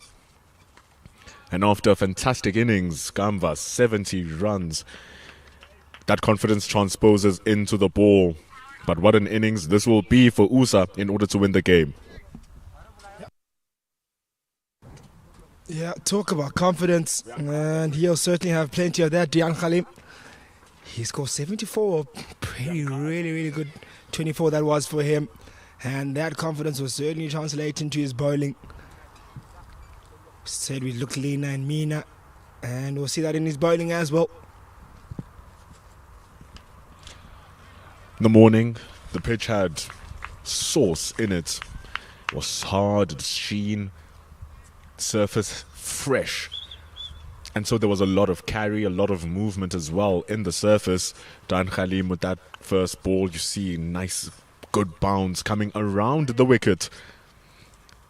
Ludwig Schultz, the Northwest Dragons man, opening up the bowling for USA.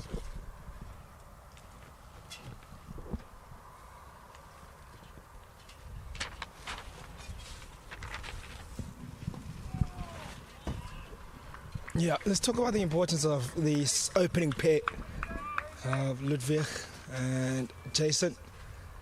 I think we've seen how the surfaces play that. Show a bit of discipline, show a bit of fight early on, get yourself in, you can get in here and score runs. And equally as much as the bowler, you bowl well, you get your reward, but it's up to these two batters now.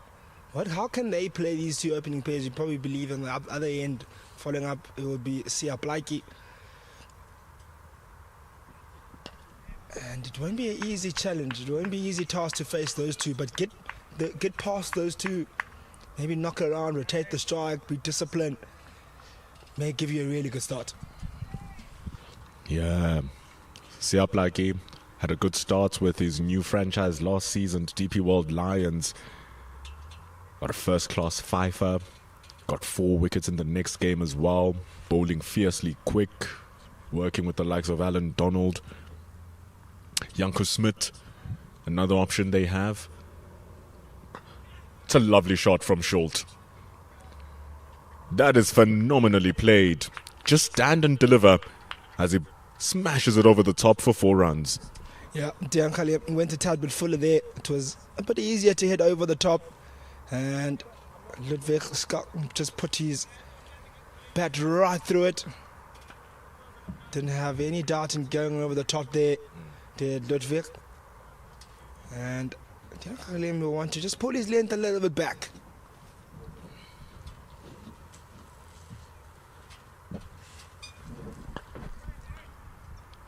Goes a bit straighter. Schultz gets his 5 as he consolidates his boundary to end the first over.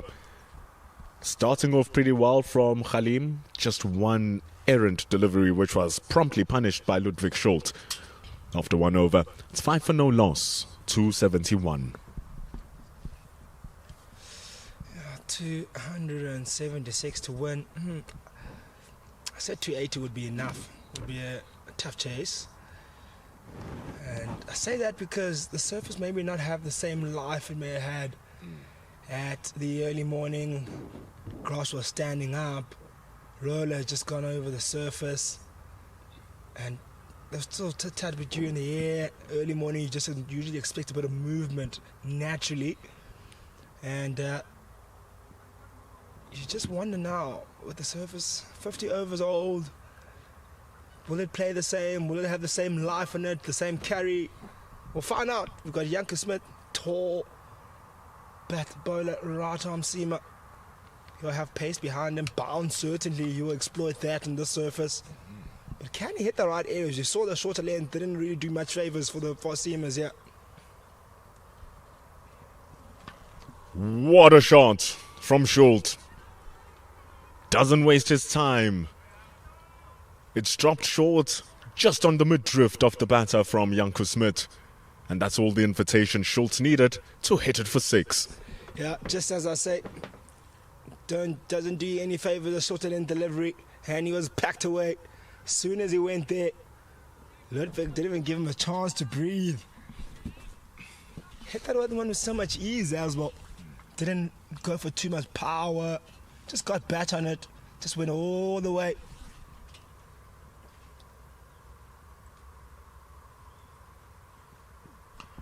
Had a breakout start to his career, Janko Smit. He came in as a replacement 2 seasons ago in the second to last game of the 4-day series. Had his debut versus the Lions, I believe. And he bowled really well, getting 3 wickets in his first ever innings in Titans colours.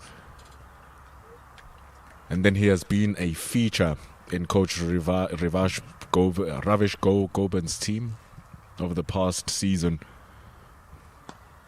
Had a wonderful bowling partnership with left-arm seamer Dwan Jansen, another player to keep our eyes on, who has exploded over the season. So Janko Smit, a perfect foil for Dwan Jansen, and his work for the Titans was superb and gets his call up to the emerging side 2 seasons into his professional career.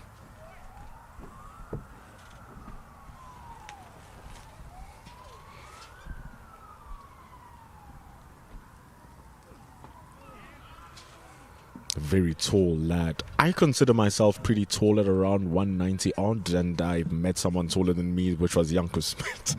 Which makes sense why he gets such extra bounce and why he gives troubles to batters, and his action allows him to fully use his height. Tell us about your career in Bendulo. How quick were you?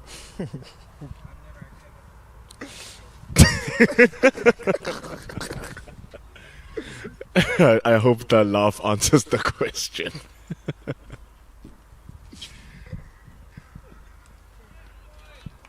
I was gonna say, just read the score. Maybe that's the speed I deliver it at. But Janko Smit, definitely quicker, fitter, better, and getting his steps into getting at least to the SAA side. And this is a good platform to work yourself into those areas. I wish I had half the ability.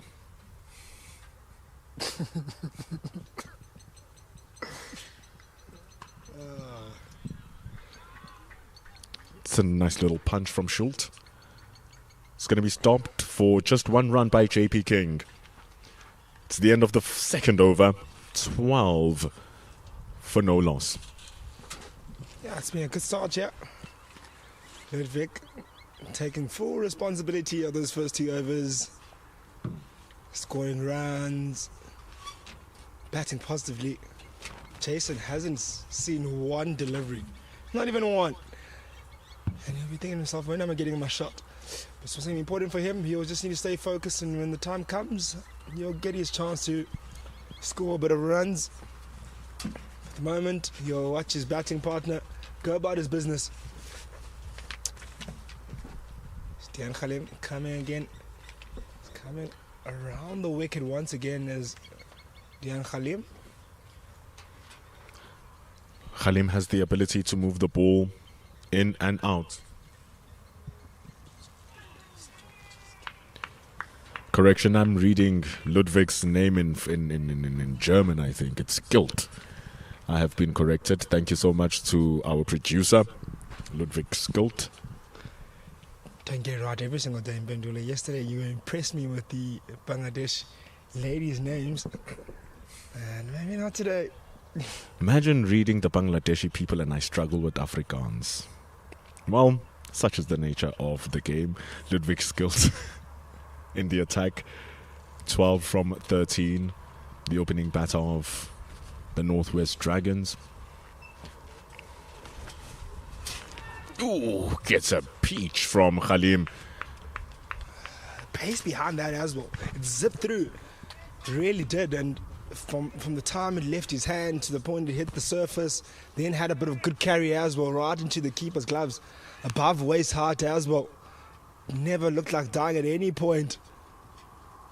Spoke about how fitter he looks and how leaner he looks, and we talk about how that could make him a bit quicker. He's always had a little bit pace, but maybe now just that extra bit of zip behind him. A bit more energy behind that ball. Ooh, that one caught him in the midriffs. Done by the pace, a little bit of the bounce as well from Dayan Khalim. A bounce in his step as he walks back to his run-up, giving a little problem to Skilt. Just following in the line of the ball. Evidently less movement on the surface. It's gotten much warmer. Surface has been used as well.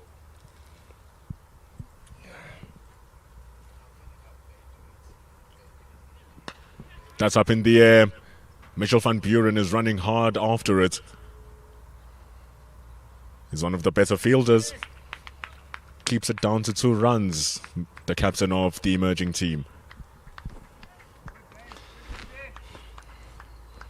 So yet a ball to face as Jason Muirhead hasn't faced a delivery. I wonder, does that affect batter at times where you're out there and not getting the chance to score some runs, or you're watching a batting pod and you're just itching to go?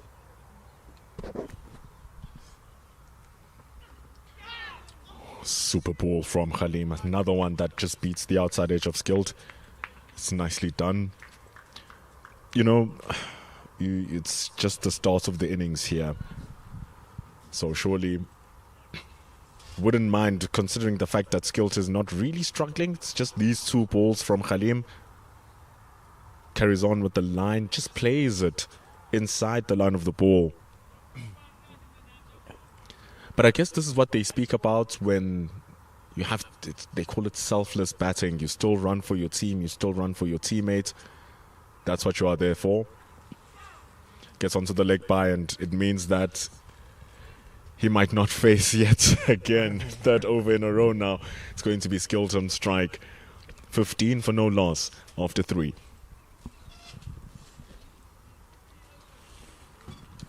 Yeah, it's just about getting yourself in the zone for as long as you can till that time comes. You can see Skilt, he's still feeling that one that hit his inner thigh. He's still down in his haunches and fixing his bow box. Might have grabbed a bit of thigh, a bit of bow box, and he'll be okay. Didn't need any physio or first aiders to come assist him, so just needs to walk it off. Janku Smith will want to rectify his length from the previous over.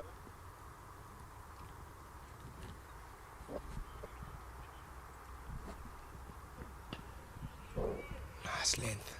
That's really nice length. Both of the bowlers deciding to come around the wicket to Skilt. I suppose the 2 deliveries that beat his outside edge from Khalim, giving an idea of where Janku Smith will have to be in his bowling as well. Once he gets it going, it becomes a real handful.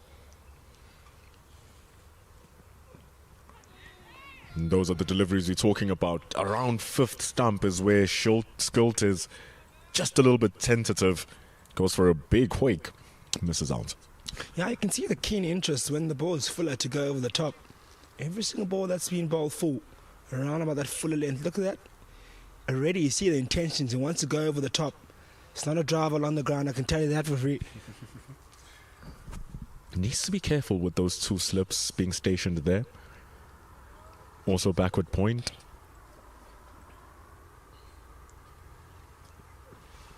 Really needs to be careful with where he chooses his strokes.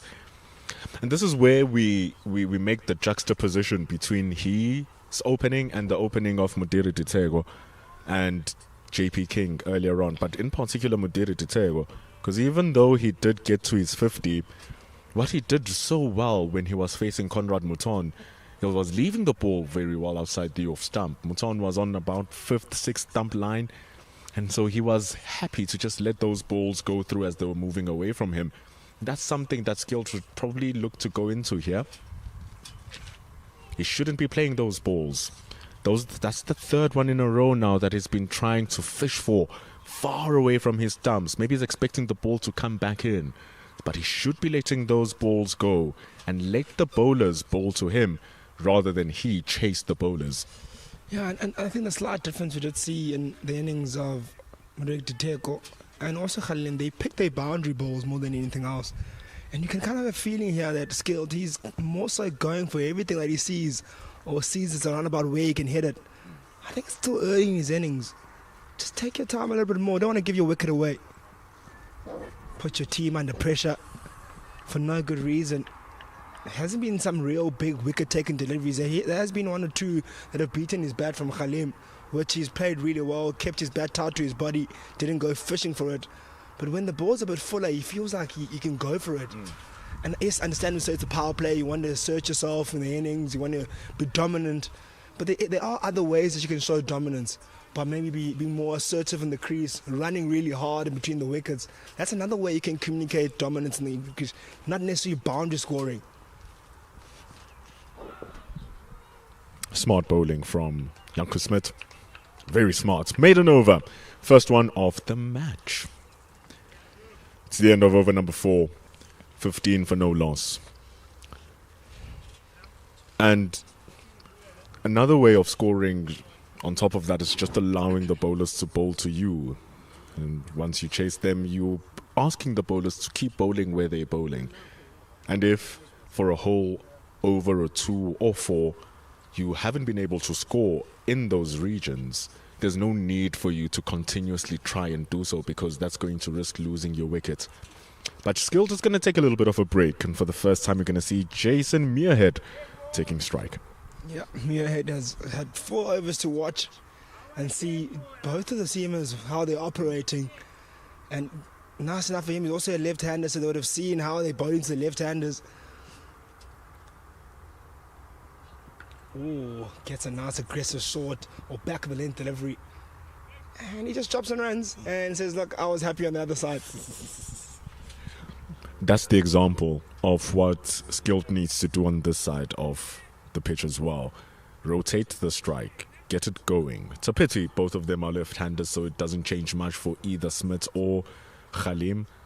However, you're bowling at a different batter all the time if you just keep the scoreboard ticking with these 1s and 2s.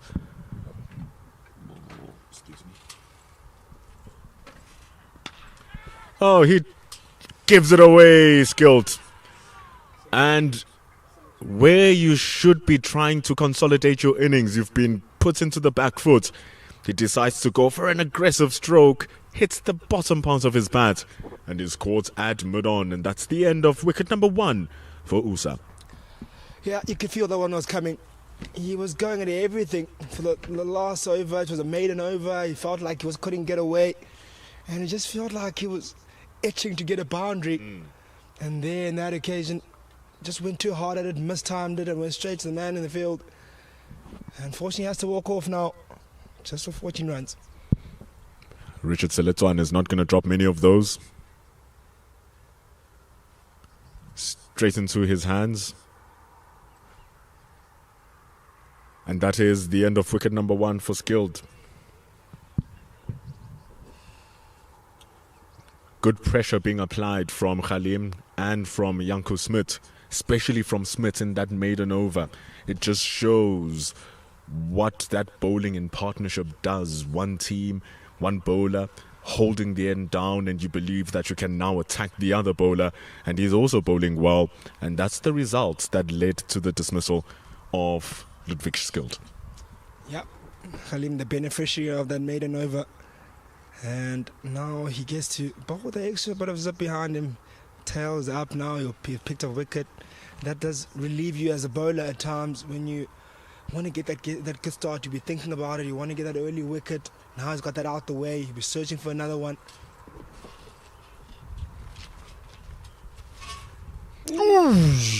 Welcome to the crease, David Tiga. That's what Diane Khalim says to him.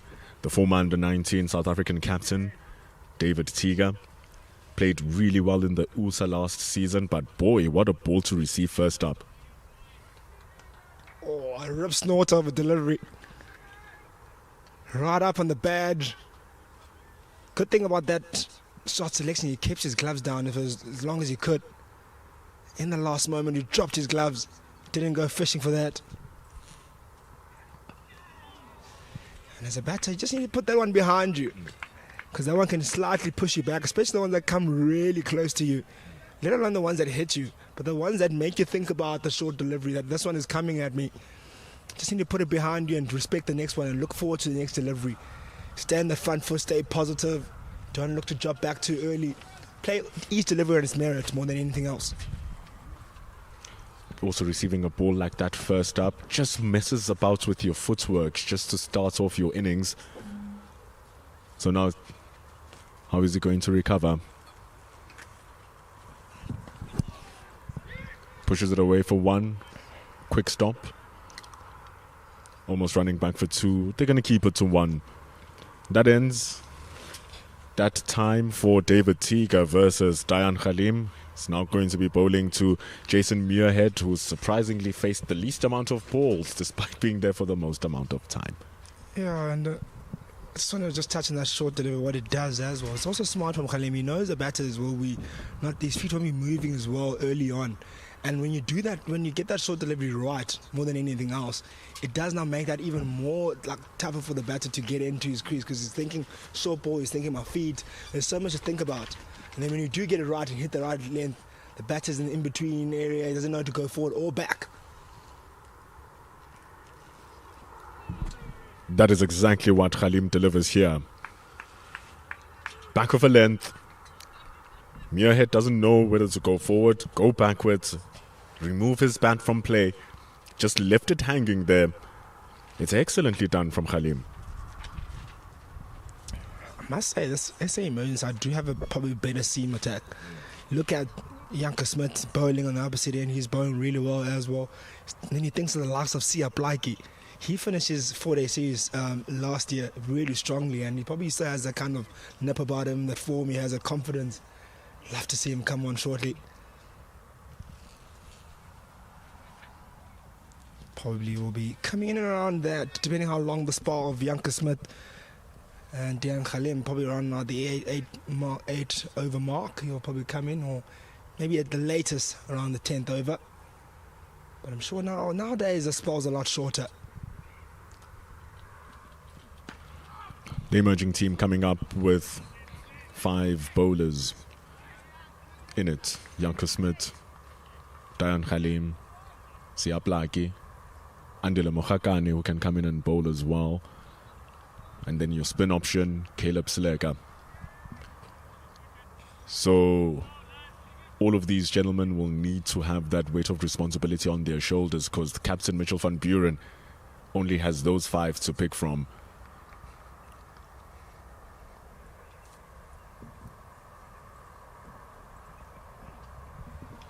It's a good leave from Tiga. Something that Skilt should have done. Something Muirhead can look to just to get over the end of this power play, maybe get through these 2 opening pair. One thing I've really loved about the surf, it's a really good cricket wicket. It's allowed for batters to score runs, allowed for bowlers to have something in it early on. And if you are able to bowl accurately in as well, it's also rewarding for spin as well. So everyone really can chip in if you do it your respective duties in the right way. Really good cricket wicket this is. Still holding true. Tiga rocks back. Scored the fourth most amount of runs during the USA. David Tiga, averaging 55 runs during that stay. 5 innings, 3 of them being 50s. None of them being converted into centuries, but it still shows that Tiga still is in the game.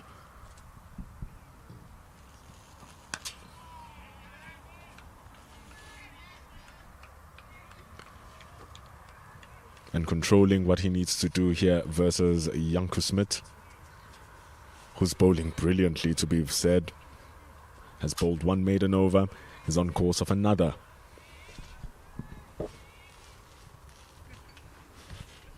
And he's hitting that right lane, that fuller length delivery.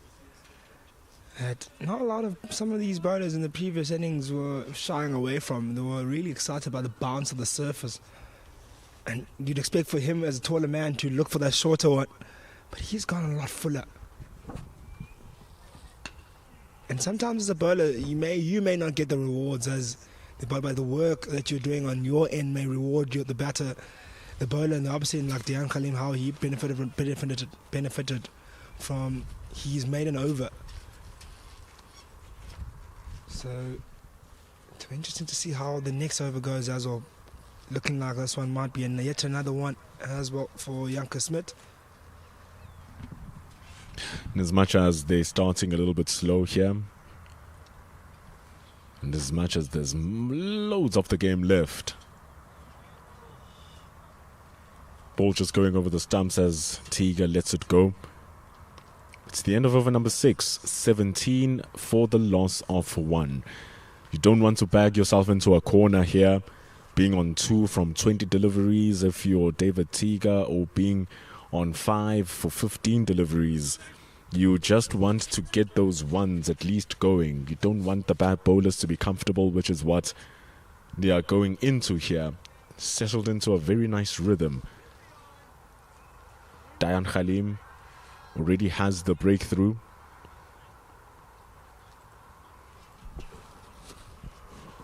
Janko Smit completes yet another maiden over.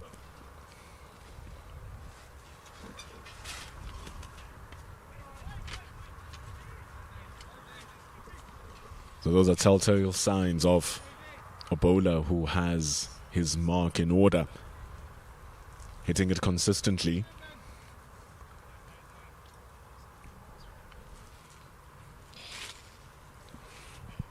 Jason Muirhead, part of that winning team of the USAs for Stellenbosch Tomatis.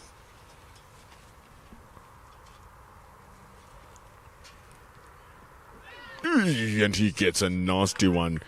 Had no clue where that ball was. A little bit of extra bounce and pace from Khalim.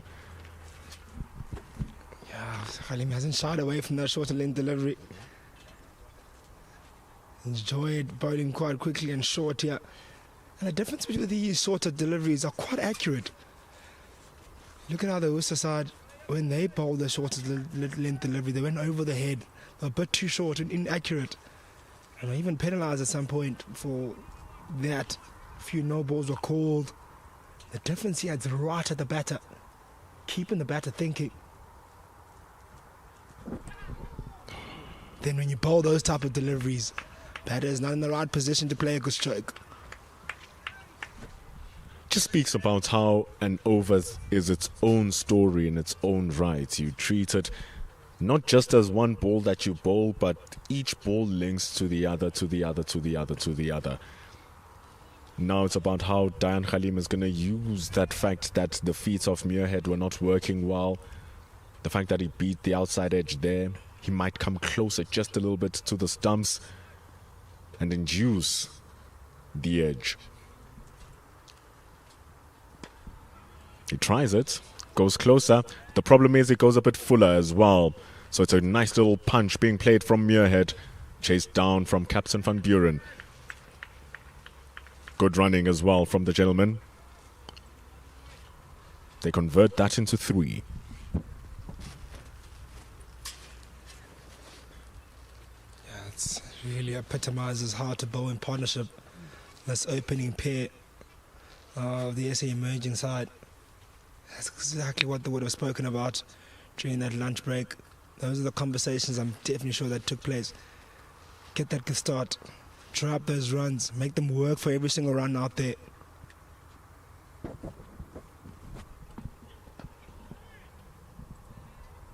Seven overs in. You are right on top. Yes, maybe the wicket column is not saying that. But definitely, you can see their body language. The run rate is down at 3.1 per over, required at 5.9. So the pressure is on, slightly on, especially as power play. USSA would have wanted to cash in the power play, but they haven't been allowed to do that. Everything has been just accurate. If it's not at your face, it's on the stumps. Outside edge.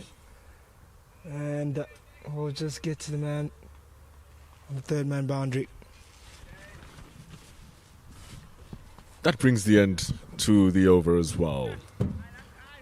7 have been completed. USA, 21 for no loss. A reach from Tiga. Gets the thick part of the outside edge, but luckily enough it was the bottom part of the bat, so couldn't carry to the man standing at backward point. Would have taken some phenomenal efforts from Andile Mokhakane to get it, but he's a great fielder, the Warriors man. But a change in commentary. We are joined by Monde Zondegi, Janko Smith on 2 maidens in a row.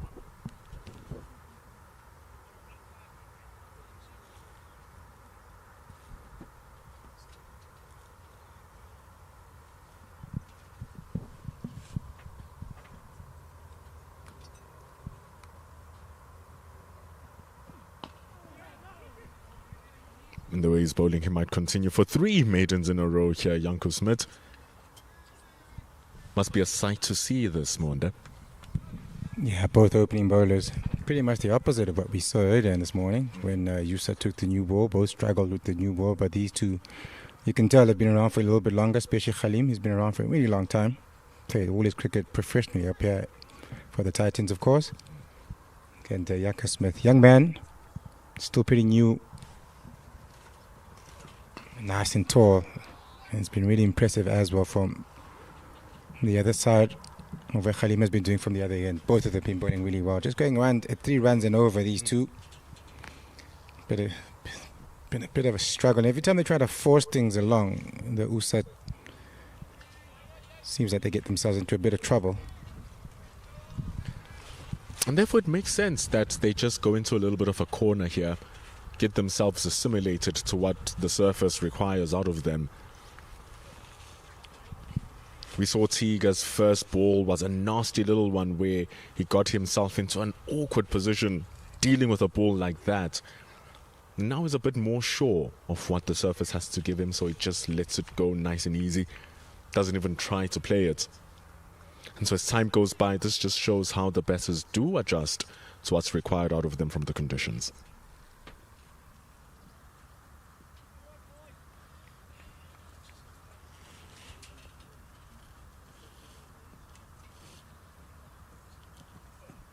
Oh, it's a great ball from Smith. Gets the top half of the bat. It's going to be a long chase down at third. A chase too long for Dan Khalim. It was a rip of a ball, very quick, and it runs away for 4. Yeah, I'm not quite sure that's where he was really aiming, David Tiga, but he won't mind how they get them. They've been struggling for runs so far in this first spell between these 2 opening bowlers. Down to third man for 4. Much needed. Again, good lines, good length. Yeah, get yourself over number 10, somewhere in the 30s, maybe in the 40s. Just to not let the game feel like it's running away from you. Because also think back to the South African innings in itself. After over number 10, they were on 66 for 2, but that run up to the beginning of the partnership of Mokhakane and Dan Khalim saw them having about 15, 16 overs of pure hardship. Wickets were falling left, right and centre. They couldn't get onto the scoreboard consistently. And this may be the phase that they are currently going through here, USA. And by over number 20 odd, then they can start going. Tiga does it again, this time from the middle of the bat. Khalim keeps it to 1. Yeah, similar shot down to third man for 1. And that is the end of the 8th over. 26 for 1.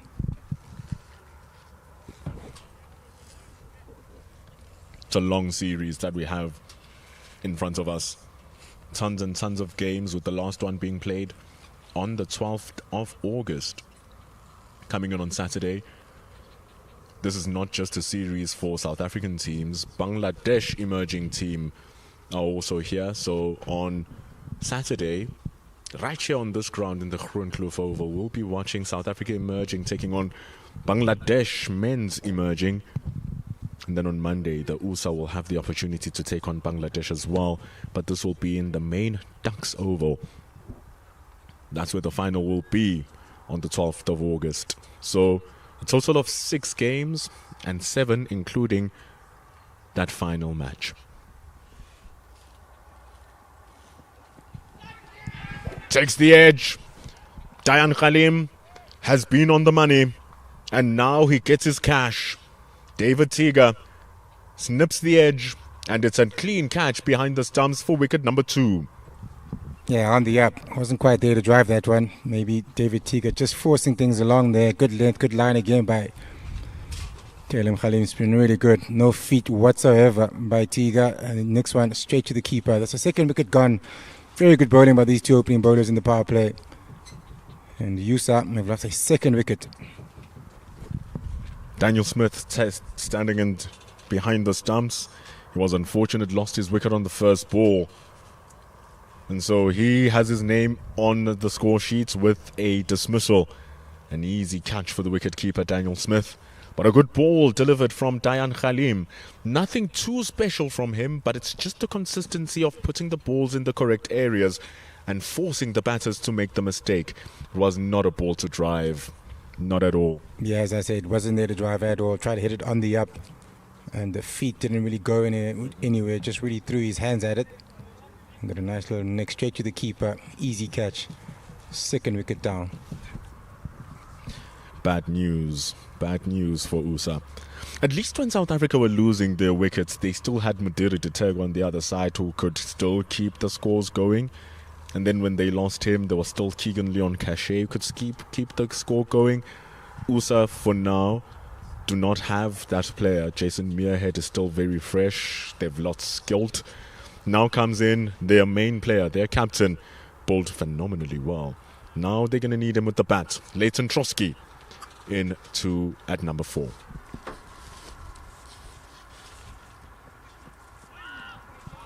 Around the wicket straight away. Khalim, clearly very comfortable there. That's where he started off to the left-handers as well. Continues in that fashion. We were speaking so nicely of Leighton Trotsky's bowling. Economical, bowled the most overs, was player of the tournament.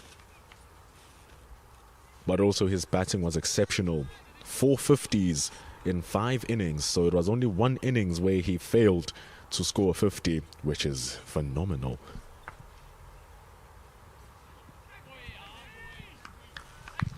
And already with the confidence in how he's just leaving the ball. It's even in the way you leave the ball, you can give off a strong body language to your opposition. Yeah, it is. A lot of it is about your body language. And then just a quick change. Third slip for Khalim. There's one man on the yon side. That's in the circle. Got a fine leg, of course, on the boundary in this first power play. Just a mid-wicket. So very confident chap. Feeling very good about his bowling and his control.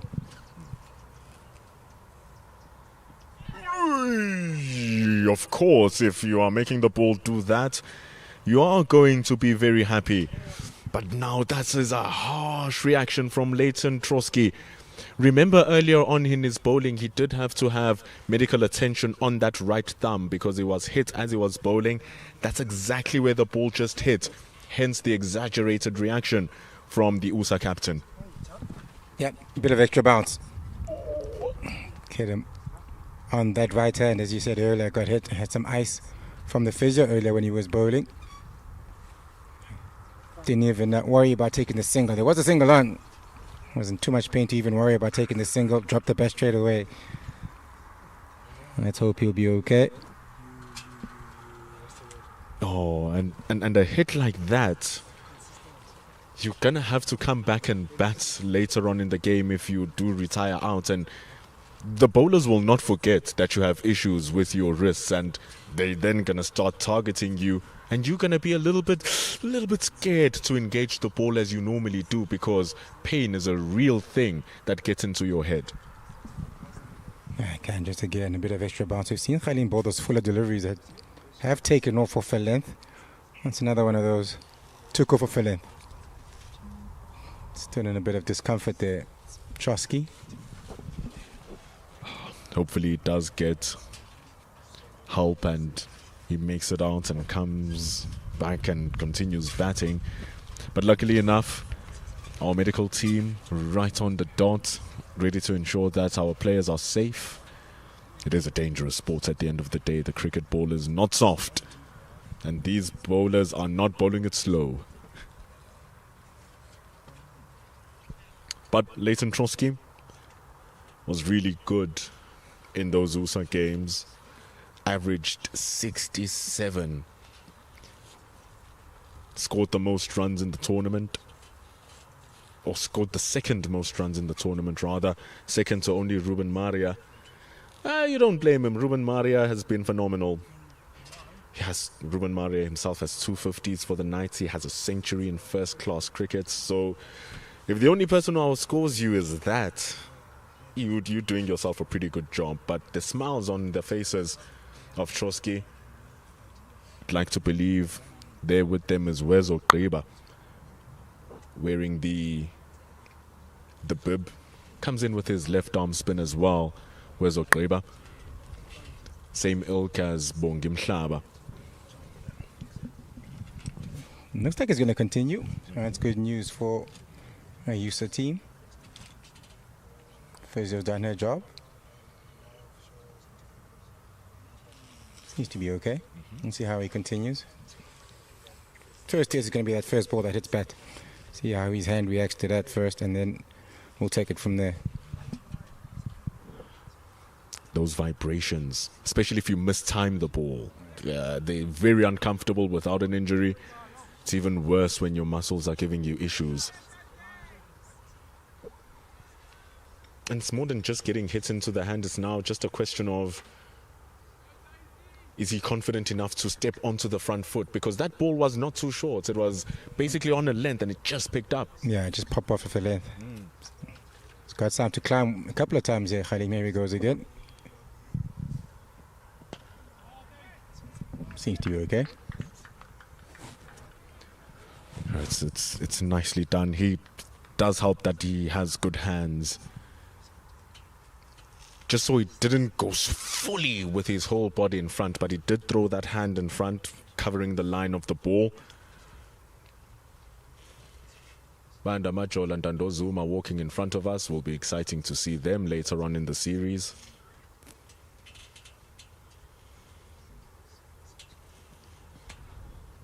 Guys, that wow.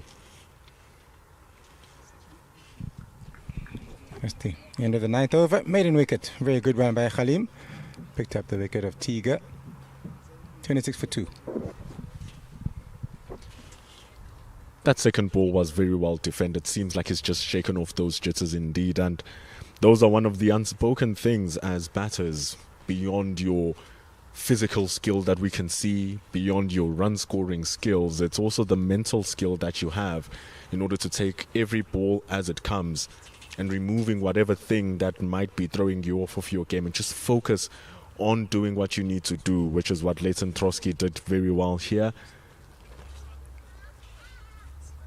Janko Smith, fantastic with his first 4 overs, and now Siaplaki is going to come into the attack.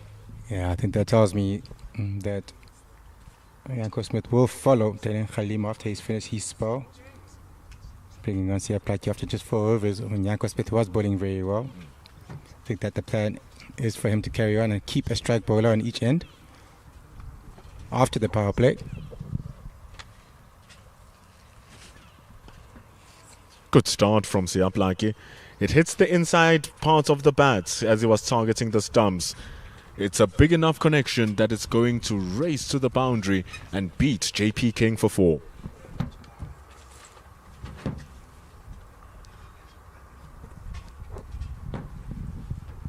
Yeah, Yeah, just a bit too straight this time.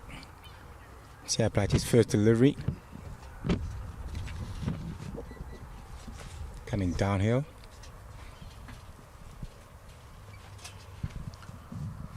Khalim and Smith were coming around the wicket.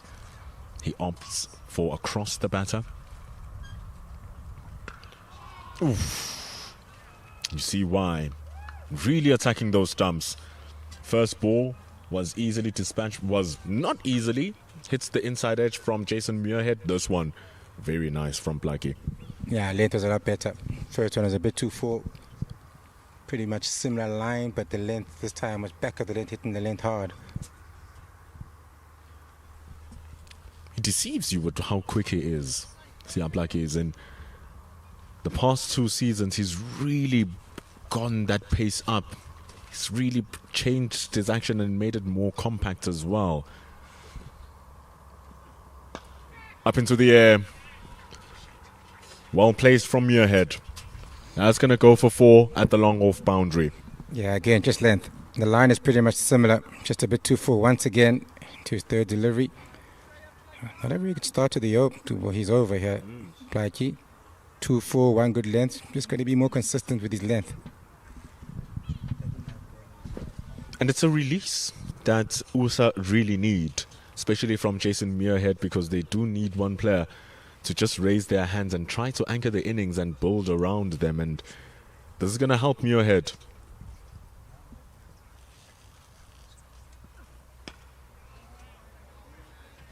Just has to stay right there. That's the good length he's looking for. And it's that stage of the game. You can even say around like session 2 of a first-class match where there's no more movement in the surface. The ball is not giving you much, and now it's all about the skill and the intellect of the bowler to try to force mistakes out of the batter. You'd believe that earlier on in the morning that ball will shape away from the left-hander, but this time it's just keeping its line straight. It's all about how you use the surface now, banging it in hard, relentlessly. Oh, ball! That is an absolute nut from Siaplaki. Gets the line perfect, gets the length perfect. It inches movement from away the batter, and that's what gets the edge, and that is what gets the wicket of Jason Muirhead. Yeah, that's the length. That's the consistency in length we're looking for. La better by Siaplaki. Nice comeback after getting driven for 2 boundaries in this over. In his first over, finally picks up the wicket of Muirhead. It's the 3rd wicket gone in the first power play.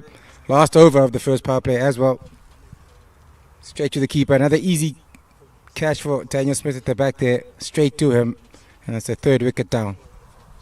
He couldn't adjust to the line. Jason Muirhead couldn't adjust to the line. Didn't get himself behind the ball. He just threw the bat out there. Oh, that's a poor shot. No feet, no head, all hands. You don't do that to a good ball. That's what Siaplaki delivers. And in return, he's rewarded with his first wicket. 34 for 3 for USA. And that's exactly what I was talking about, Monde. There's no more movement in the surface. It doesn't give you much anymore. The ball's not giving you much anymore, so you have to hit those hard lengths. You have to make the ball work for you. You have to be smart in how you execute what you do. It took 5 balls for Siaplaki to get it right, and he eventually does. And when he did, it is the end of wicket number 5. Of wicket number 3, rather. In comes Seth Fledermaus at number 5. High performance contract with the Knights. Played a lot of first class cricket in Division 2 with the Knights. Part of the team to help them get promoted into Division 1. And so here he is, coming in at number 5. Last ball on the power play.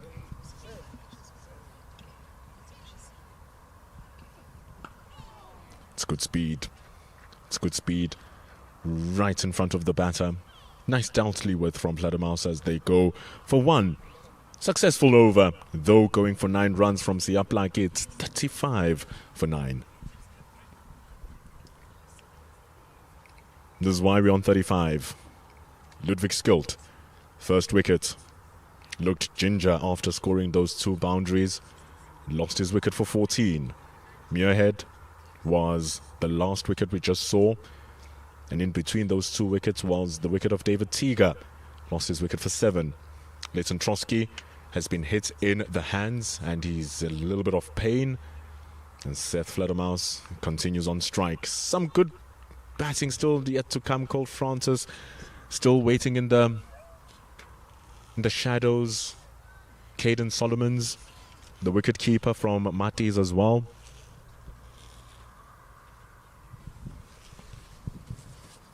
Yeah, Khalim to continue into his 6th over. Same field, 2 slips.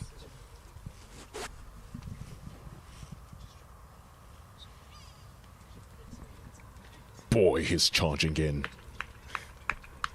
He's running in hard. His rhythm is looking so smooth here, Dayan Khalim. No wonder he's taken 2 wickets.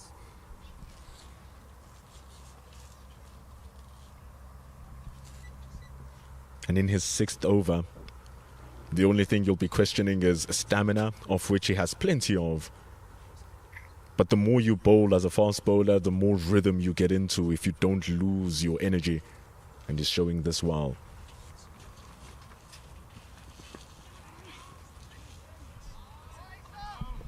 Good little stomp from Mokhakane. He's going to be your medium pacer option. Andile Mokhakane later on in the innings. Khalim Smith and Blakey pretty quick. So a lot of the weight will be shouldered on Mokhakane to just control the innings in the middle overs as well with his medium pacer. He'll be hoping he'll be bowling to number 5, number 6 if these gentlemen continue getting wickets. Well left from Fledermaus.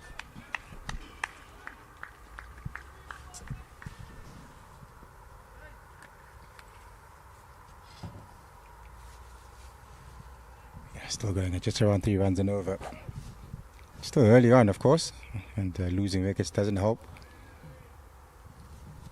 Required run rate of just around 6 runs and over at this point.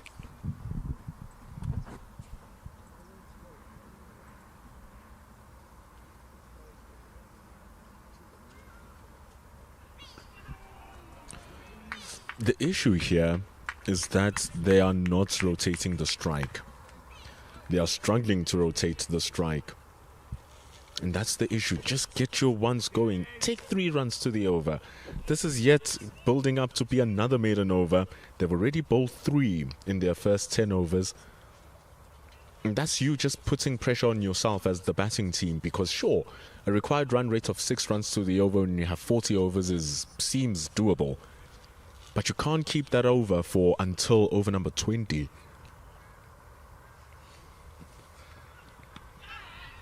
So that's going to help out a little bit. Just onto the hip.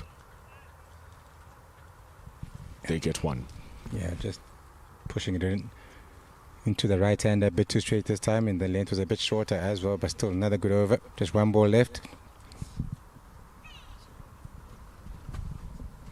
And it's a left-right combination as well. That's even more incentive for you as the batting side to try and get pockets for ones.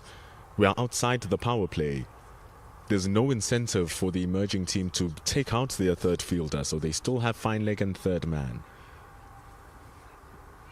That's no feat from Leighton Trotsky. Just throws his hands at it. Dangerous cricket from the batter. Lucky not to get an edge. It's the end of over number 11. 36 for 3. I would imagine would be his last over there, Khalim, unless the captain wants to give him 1 more, still beating the bat outside off stump. As you can see with that last delivery, no feet again, as you said. Maybe 1 more, but I reckon probably Franco Smith coming back. Yanko Smith, sorry. I would imagine they'd want to keep the strike bowlers on for as long as possible and see Plati in one end and maybe Yanko Smith following Dalim Khalim. Only bowled 4 overs up front, so maybe just give him 2 more. It does help that the first change bowler came in and had an immediate impact as well. It allows the captain, Mitchell van Buren, to have more trust and more options on how he can use his bowlers. So if your first change bowler is bowling well at the start of his spell, you're hoping he's going to do well at the end, so you can use your strike bowlers just a bit more at the start of the innings. So Blackie already has 1 wicket. Now bowling to a right-hander. That's good. Nice line, nice length.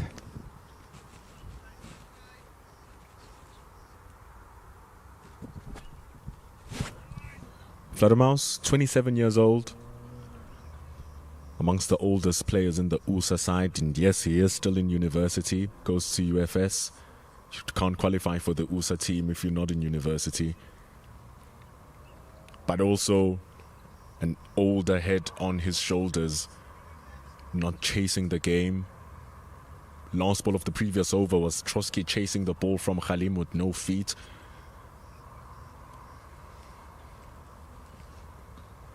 And so he's just playing like he's on his own different level here, Fledermaus, allowing the ball to come to him. And he gently guides it down to the fine leg for 1.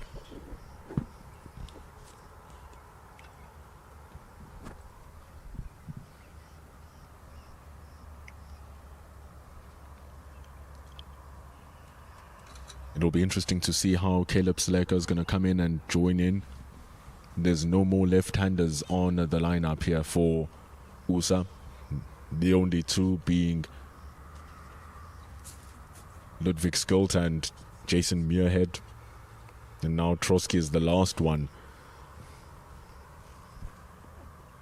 Short ball. Nice aggression. Didn't see too many of those from the USA side when they were bowling. He's making sure that he's not lunging at him, taking away that feet. The only bowler who went for those short balls was Thando Prusent, but didn't have too much control behind them. There's Siaplaki starting it on the body. The ball is moving away from the left-hander, so it's targeting that body. It's a very nice line bowled. Good speed.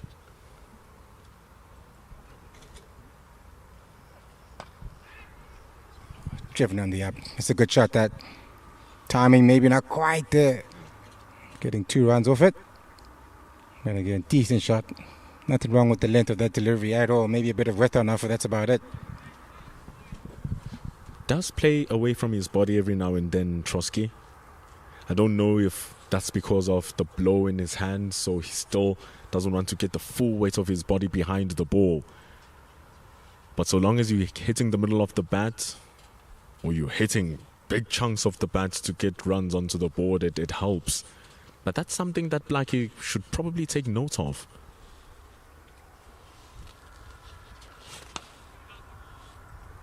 Gets nicely on top of that though, Trotsky.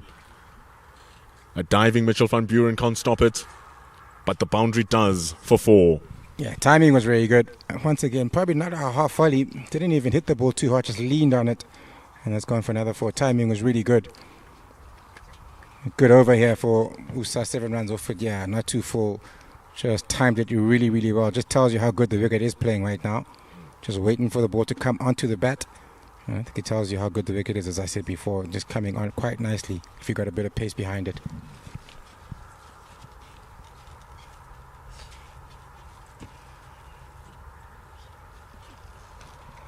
Gets the top half of the bat.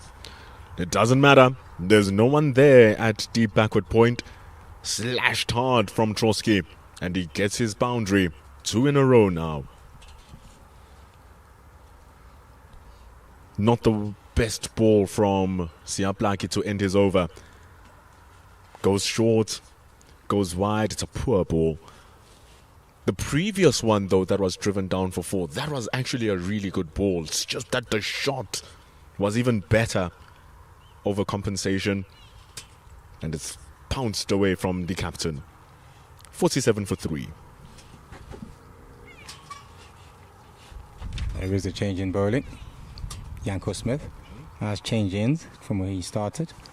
I think a bit of change in the field placing as well. Just one slip now. Second step does move to mid-wicket. And the square leg going onto the boundary. The power play is over, so you can have more than one on the boundary now after the 10 overs. So square leg, fine leg, and third man on the boundary. So a possible 2-over spell here from Janko Smit.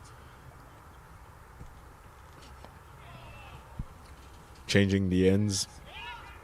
He's the only one without a wicket from the 3 bowlers used so far. He's been very good in his economy though, Janko Smit. 2 maidens in his 4 overs.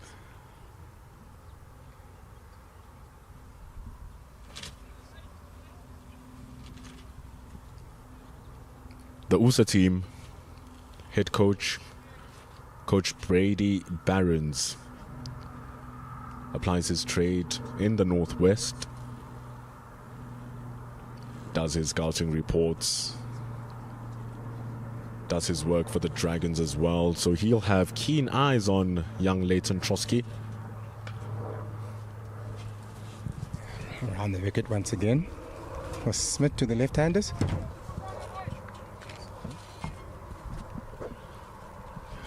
Trotsky, a Booker player, was involved in the Booker getting into those finals last year versus Mati's, the Stellenbosch team, where they eventually lost by 2 wickets. So he, Ludwig Skilt, they will be under close radar for Coach Brady Barons and Coach Craig Alexander, Coach Neil Levinson there in the Northwest Dragons. But also at the same time, the team manager, Mr. Keegan van Aarde, coming from Mati's. So the 2 finalist teams from last year having their management involved in this USA setup. And silence as the gunshot rings around in Groenkloof Oval from Leighton Trotsky. Pounces that for 4 through the covers. Yeah, 50 up. Over pitch this time around. 2 full. Janko Smith just missing his length. And Leighton Trotsky getting a little bit more comfortable now. Perhaps that hand settling down. But that was again a bit too full and driven nicely into the gap. That's going for another boundary. It's an excellent shot. Just gets that front foot out of the way to allow free flow of the path. This time much shorter, quicker, closer to the body from Janko Smit. Good response.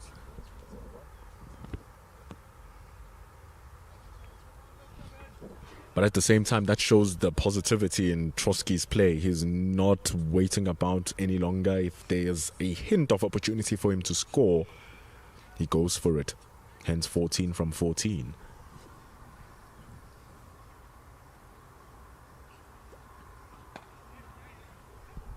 Good running. Nice and early call. Got there comfortably in the end. Good batting here by Trotsky. That's the end of the 13th over. 53 for 3. Zablak is going to continue with his work. The only spin bowler in the emerging team is Caleb Seleka. Right arm leg spin, or they call it nowadays right arm unorthodox. And so he's going to be spinning that ball away from the right-handers. But before his comes in and is super effective in moving the ball away from the batter, they still need to get rid of Leighton Trotsky, who's the only remaining left-hander in the batting top order so far. Blakey will continue over the wicket, bowling it across the left-hander. Pounced again. It's a copy and paste from the previous boundary in the last over by Leighton Trotsky. It's hit down to long off for 4. And it was in the air, but just over pitched once again, and this time also in the gap and very straight. I see Apache just struggling with his length. Sometimes a bit too short, sometimes a bit too full. The line seems to be okay. Just the line, his length, sorry. He's erred with his bowling so far. Getting quite expensive now.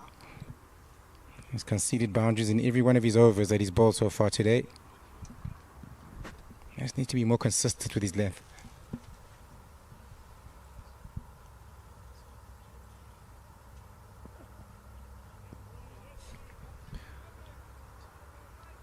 Goes a bit wider. There's a deep cover now that has been employed. Richard Seletwane is standing there. It's just off your screen. Richard Seletwane. So if he was going to play that shot, you saw how he was mimicking it. He was taking it over the top. You don't want to bring that guy into play.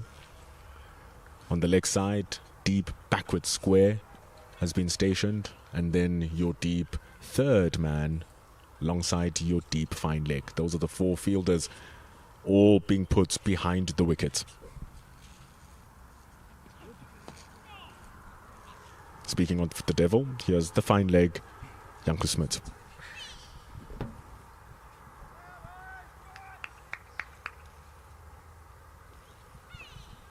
Picked up 2-3 wickets. The emerging team. It's gone a little bit quiet, this partnership now that's started to grow a little bit, especially from the Chorski side. Peter Mouse has been on 4, well, hasn't really kicked on or anything, he's just been watching from the one end, while Chorski's been accumulating all the runs.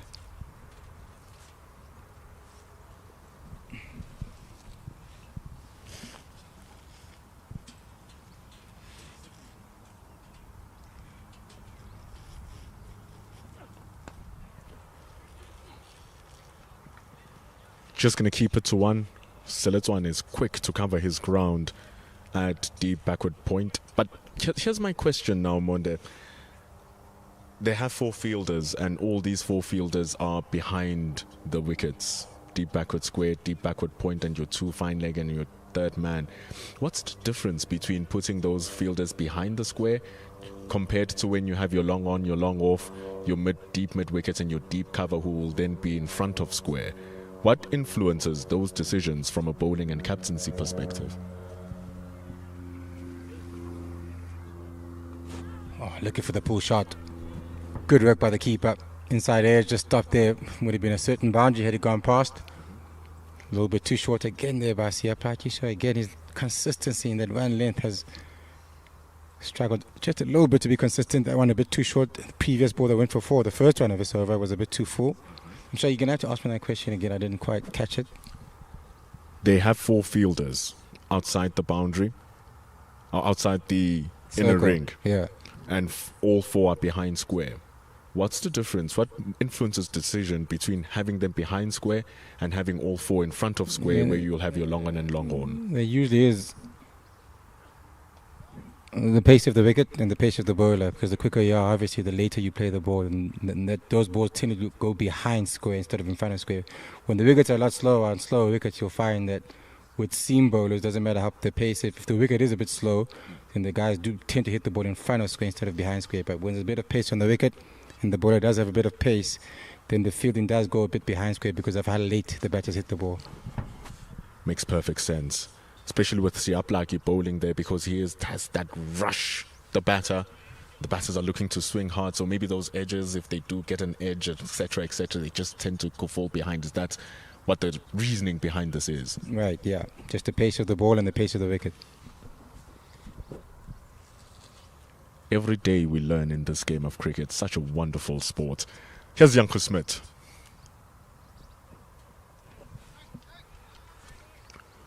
Without him bowling too much width, there's no deep cover. They're only using 3 fielders. That's going to be deep backward square. And your 2 fielders behind the wickets.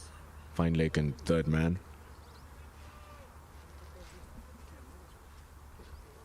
It's a much harder player to drive, is Janko Smith. An easier player to pull. So that's why Richard Seletwane is there at the back of your screen. Peter outside edge once again there. Janko Smith hasn't been lucky here so far today. Quite a few plays and misses, but still no wickets for him anyway.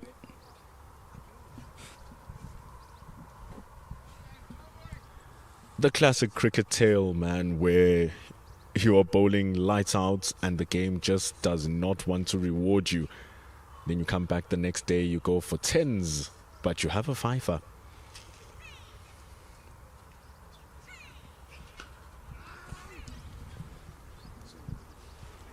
Just look at how well he is bowling. It's nicely done from Leighton Trotsky, who did get hit into the hands. Now he's completely forgotten about that, moving himself to 21 from 23. And that's the key wicket here for the South African emerging side, the USA captain, Trotsky.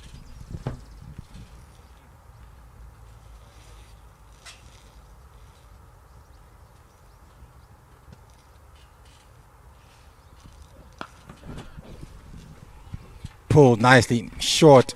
Good on the short ball there, Trotsky. He's really been enjoying the batting ever since he got hit on the finger. Scored runs quite comfortably ever since. He's got 25 now, just 24 deliveries. Yeah, he's a man on the boundary on square leg there, but hits it in front of square. Picks it up quite nicely and quite quickly as well. Good pull shot. Love how he closes the face of the bat as well to ensure that the ball does not carry to the man there. And that allows him to also hit it in front of square too. Very nicely done here from Leighton Trotsky. Goes to the opposite side. Same result. A dive from Keegan Leon Cachet is just escorting the ball to the cover boundaries for 4. Yeah, just losing their way now, the bowlers. First one was a bit short, hit in front of square. Next one is a half volley, hit through the gap for another boundary, 2 in a row. Started off really well. Janko Smith this over, and then 2 consecutive 4s. Just 1 delivery left in this over.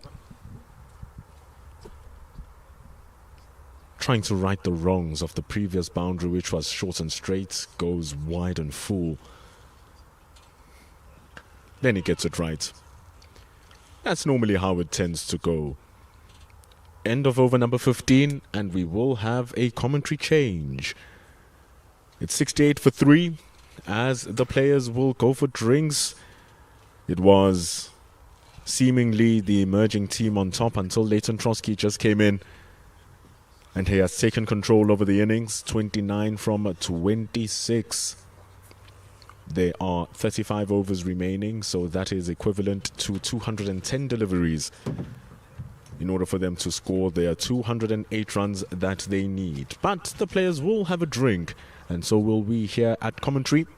68 for 3 after 15.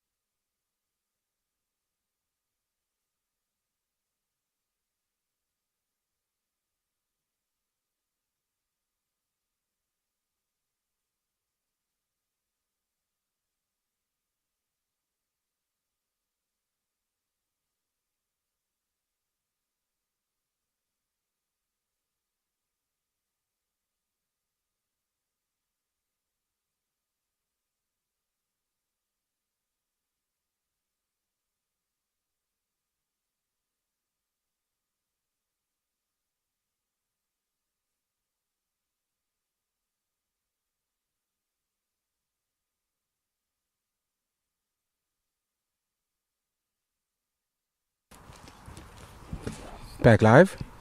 See Aplaki to continue.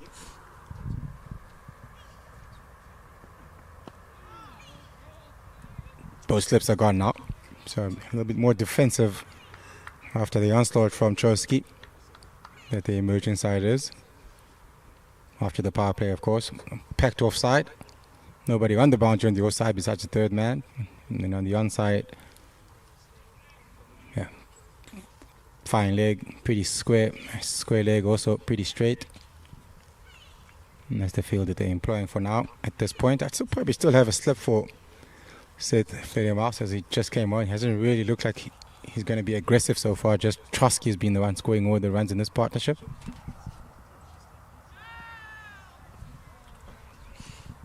Good start off the drinks break by Siaplaki. Big fan of Siaplaki actually, and the way he goes about his cricket, the way his bowling. I do believe still have a lot to learn in terms of and add to his skill set, but in terms of what he really brings to the table, I think it's really good. Good length delivery there. A really outstanding end of his season last year, and I'd love to see him getting more game time in the Lions setup. As much as Lions have a stacked bowling lineup, it's Cody Youssef there.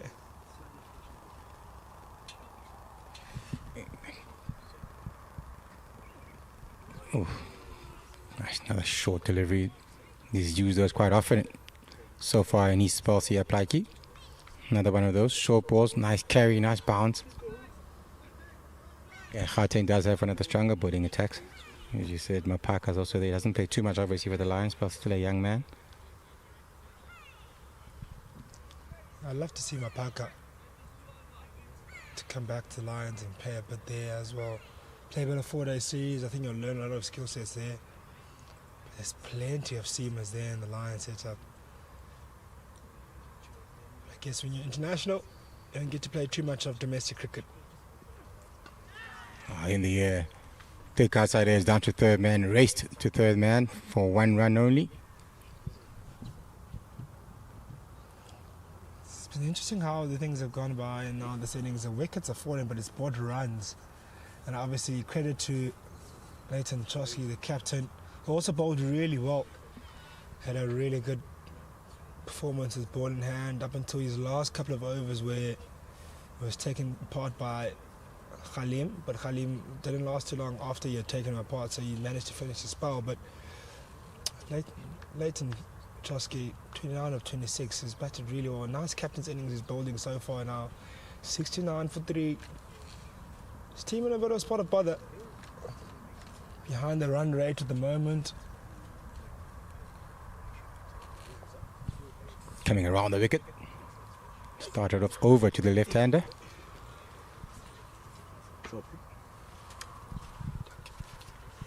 No water.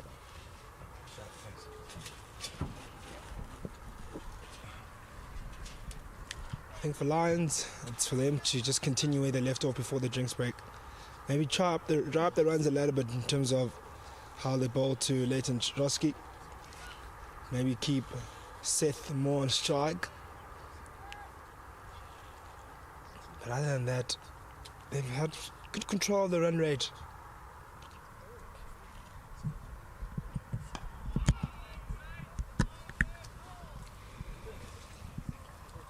Good over. Just 1 run off it. 69 for 3 after 16.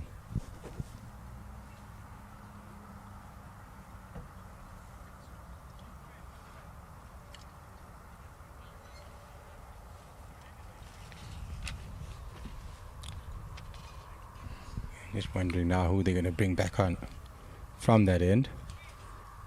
Smith has bowled his 6th overs. You would think he would take a break. Mokokane, of course, can bowl. Then you got the leg spinner, which they are going to introduce. Caleb Seleka, he comes into the attack. Right, our leg spinner. Didn't see too much turn in the first innings from the spinners. They are turn here and there from Trotsky when he gave it a bit of air. It'll be interesting to see what a wrist spinner does on this wicket, if it does take a bit of turn at all, and what pace he decides to employ. Slip in place. There's a square leg on the boundary. Long off on the boundary on the offside, and a sweep on the offside on the boundary.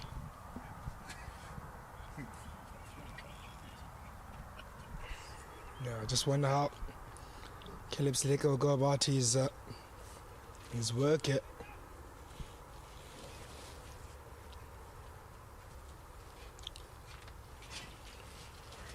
Right, leggy. Ooh, good start. Oh, they were pretty convinced there. Yeah, they thought he nicked it. They heard something. Umpire didn't hear anything. Looking at him like he's supposed to walk. Seemed disappointed he didn't walk, but umpire didn't hear anything, so no damage done. Yes. First ball. Just want to see if he took any turn whatsoever here. Nah, no turn whatsoever. Straight on. He might have actually just clipped the stumps, to be fair. Or maybe Just- the pad. Just so close. Look at how close it was to the off stump there. Very close he was time. It's either the wicket or the pad, maybe. Just brushed the pad on the way out to the keeper, but he probably expected a bit of turn. That's why he was trying to play square, Flair Mouse. Just so close to that off stump. I'd love to see a replay of that.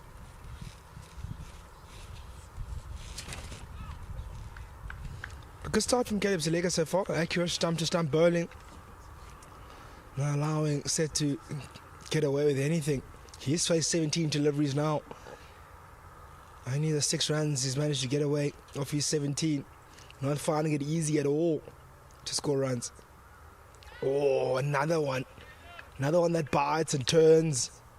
Beats the bat. But pressure on Seth Fledermaus.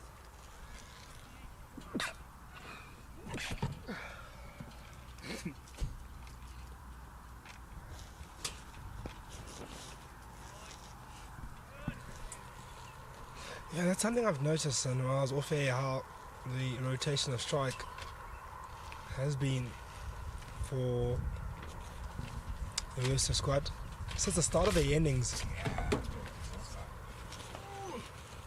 Last ball. Sorry. Yeah, that's the end of the over. 70 for 3. Player, you were saying, sorry? Yeah, I'm saying I've noticed from the start of the innings, and I say that's credit to the bowling of the SA emerging side that they managed to bowl accurately, but I think the USSA side haven't really done well to rotate the strike. I think their mindset has been all a lot around them getting boundaries and getting how that's how they've been thinking to get their runs, rather than running hard in between the wickets and taking their singles, taking their runs. Now they find themselves in a position where if a bowler does bowl really well, they don't have any answers to that in terms of how they can rotate the strike. It's just more so about blocking the batter out, and then kind of puts pressure on them on the scoreboard pressure. So yeah, they really need to find a way to just rotate the strike when the pressure's on.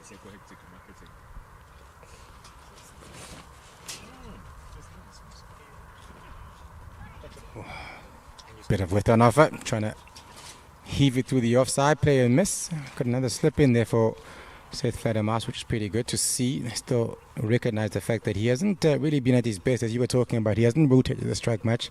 7 of 21 deliveries. Almost like he's waiting for that 4 ball before he can score any runs and not looking for those quick singles. I just feel he just needs to. Maybe that one might have been there to hit, but just put your bat there and allow that to go down to third man. Take a single, go to the other end, think about your next stroke, build your innings. Now you're putting yourself under a serious amount of pressure, but not allowing yourself to be able to rotate the strike.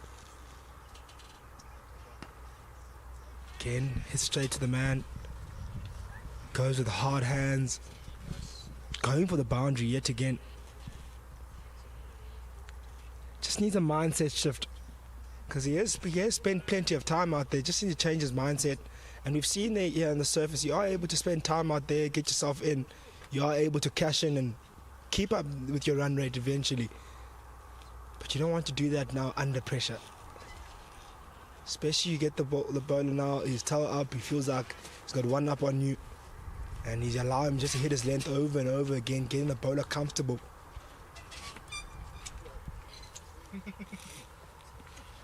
Short ball once again. He's included quite a bit in his spells here. He tries it once again, but this time Fledermaus is up to it, up to the task. He pulls it. Wasn't the most comfortable pull shot I've seen, but he finds the gap, even though there is a square leg there on the boundary.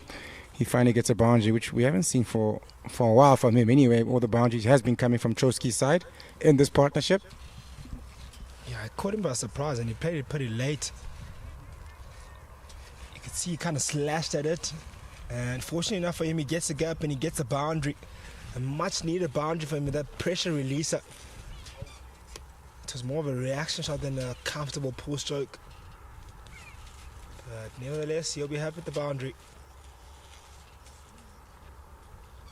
Short again, pulled away. But this time around grabs the gloves. And he'll go straight to the keeper just behind him. Yeah, it's a fast bowler telling you he's not very happy that he was pulled. To show him that he can actually pull it a bit quicker. The short one, this one is not going to pull me. It's 2 in a row that he tried, and this time around not too much success by Fledermaus as he tried to pull that one as well. Yeah, but I think Sia is a much better bowler, bowling fuller than going that shorter length delivery. I think his threat is in that fuller length delivery. That's where he gets his wickets. That's where he's the most dangerous. Doesn't need to really go too short. Maybe there and thereabout. I don't mind that length. It's not awfully too short, but it's not a length where you can just pull and rock on the back foot with. The other ones are there to hit.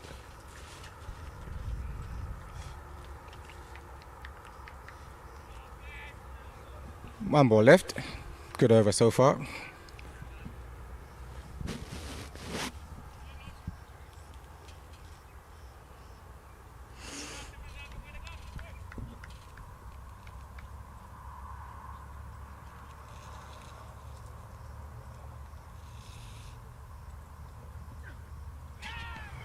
Good last ball as well. Try to drive it on the up, play a miss. And that is the end of the 18th over, 74 for 3. A good over by Sia Plaiki, just that one ball that went to the boundary. Otherwise, good control and good air as he hit. Yeah, so a really good over. Just went for 4. And the last 2 overs, we've only gone for 5 runs. Run rate was dropping again. It was at 4.5 per over. Just after the drinks break, it's come down now considerably. Down to 4.1 per over.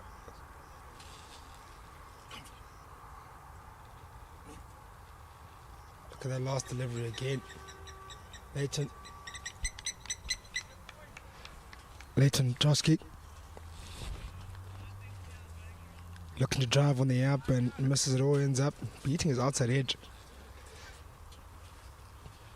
And Caleb Seleka to continue into his second over. Had a good start to the first. Very accurate. Wasn't easy to get away.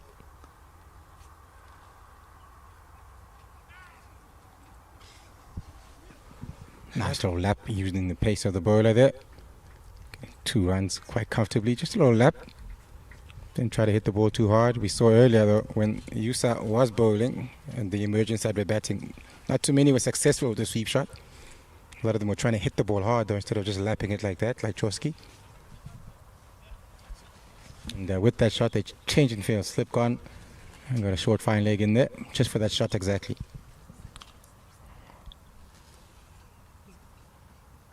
You're absolutely right, Bruno. Actually, I think we're about 3 or 4 wickets foul in that fashion, where attempted sweeps either trapped in front or the 2 that were crashed into the stumps. Yeah, I think 2 were bowled and 1 LBW if I remember correctly. Yeah, I think that's pretty accurate. And I think the difference there is rather putting his bat there and allow the ball to hit his bat more than going on the hard hands, trying to sweep it hard for that 4. He looks for the 2 option. Yeah, good work in the outfield. Just stuck it down to 1. Yeah. So just using the pace this time. Chosky instead of trying to hit it. Slip for the right hander, of course, turning the ball away from him. We haven't seen too much turn just yet for Caleb Seleka.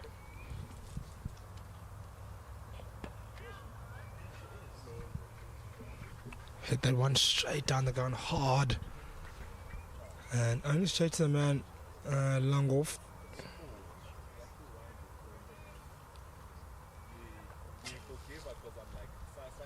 Much better running between the wickets now, like a rotational strike. And this over, that's what you want to see. Trying to reverse sweep. No luck, didn't get any bat on it. Probably pitching outside the leg stump, that one. since there is a short fine leg, looking to hit the ball the other way, using the pace. That's why the reverse.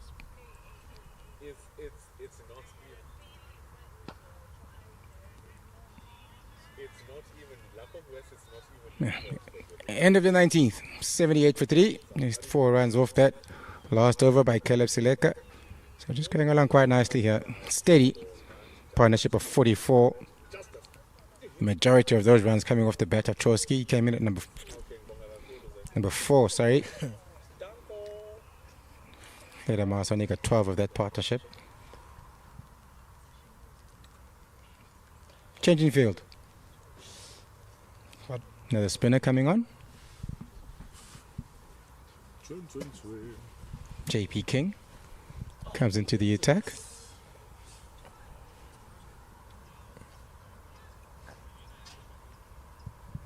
The partnership is quietly growing, but I think they might need to change gears at some point.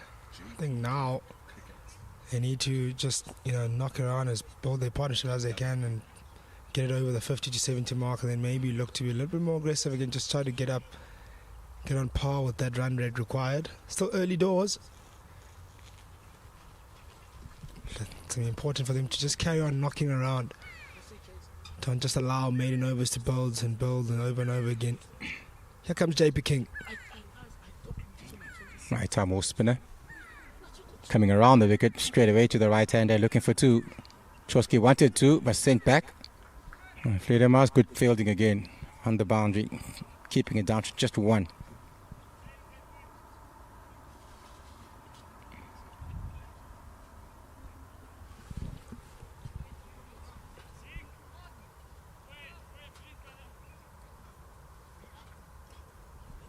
Sorting out his field, square leg, car corner on the boundary on the onside. There's a long on as well. Long off, sorry. Sweep on the offside. There's the 3 boundary men doing duty on the boundary. Pretty flat as well by JP King. Oh, there's a bit of a mix-up. No damage done in the end.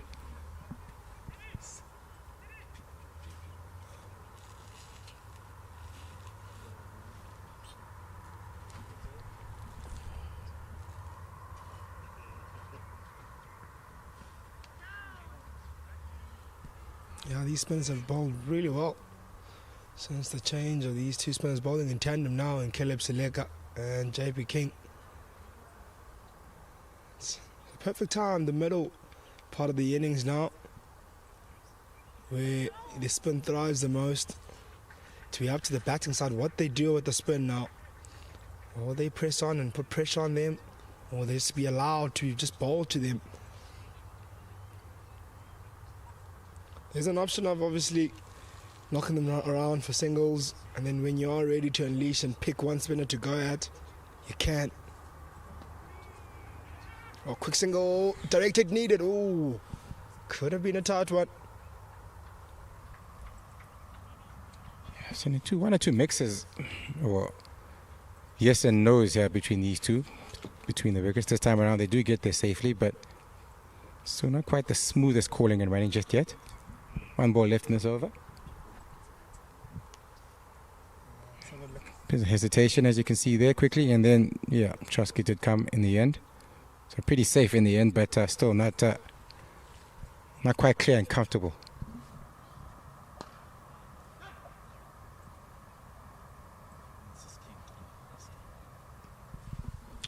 Yep, that's the end of the 20th over. It is 82 for 3. Still 194 runs needed for USSA to win. And SA men's emerging will be thinking about that 7 wickets on their side. But the initial thing now, they'll want to continue bowling the way they've been bowling now, drying up those runs. The more pressure they build, the better, because then wickets will start falling. So it's all about who can stay patient the longest. It's all a patience game here in this middle period. And who will start going for, who will start searching. Will it be USSA searching for runs, or CSA men emerging, chasing for wickets? But they'll feel they're in control now. They'll be thinking, Let's just keep at it. Wicket to wicket bowling, applying that pressure. Then a mistake will happen.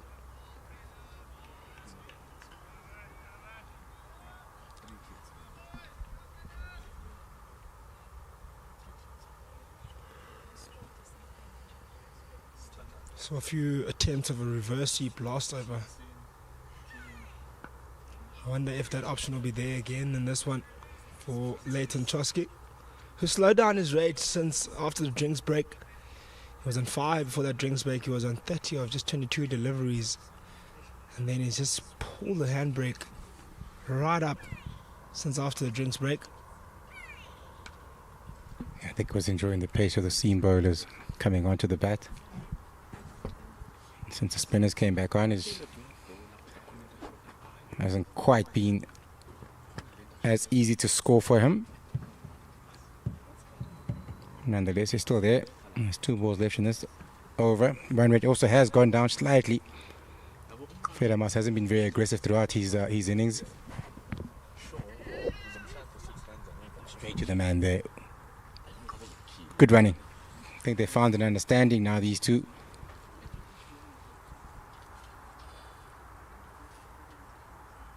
Trying to rotate the strike as much as possible.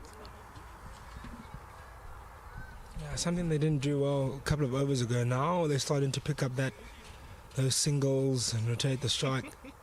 Doing it a lot better. There's that sweep shot again. This time around might earn him a boundary. He's been looking for that one. That's a really smart stroke. Almost a risk-free stroke that. Wasn't coming onto the stumps. Just guided past the 2 fielders behind the wicket. Siaplaki chased that one down but had no chance of getting to that and just used all the pace of the delivery. Yep, pace of the delivery. That's 50 partnership as well, 54 with that boundary. So these two going along quite nicely here. The majority of the runs coming from Chosky's bat. That's the end of the 21st over, and with that a change in commentary.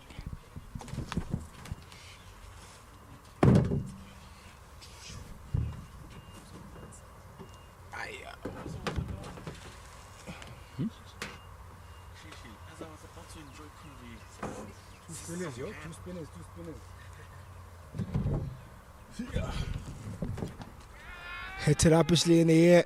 Might land safely. See up like you can't get across to it in time. Oh, slips up. But doesn't go through to the boundary.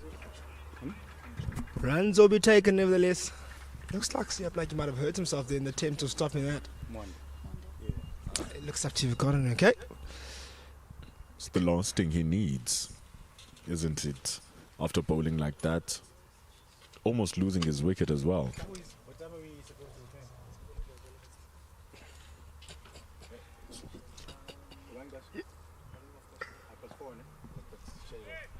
Welcome back, Mbendula.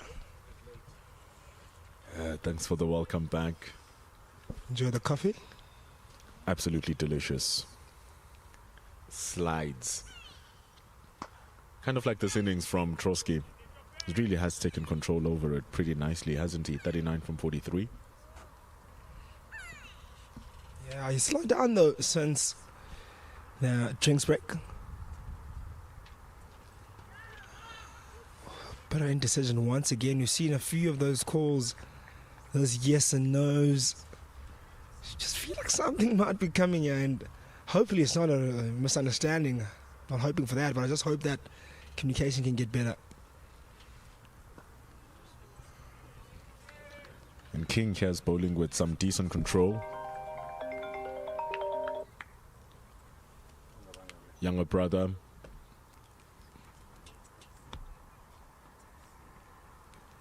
Younger brother of CJ King is JP. Separated by a matter of months, the two brothers. I honestly thought he was a little bit older, JP King, considering the fact that his name has been lingering around the system for such a long time. JP King, King. Only 22 years old. JP King, his brother, is also 22 years old. Several hundred days older, though. Bowls his off spin, JP King. CJ King is an out-and-out bowler, bowls with a bit of pace. Slew of brothers in the domestic setup, just like Caleb Seleka as well. His younger brother, also a spinner. So huge generations of cricketers going around with a bunch of brothers and sisters. Cole Francis has his younger brother, Luke Francis, as well in the Wits setup.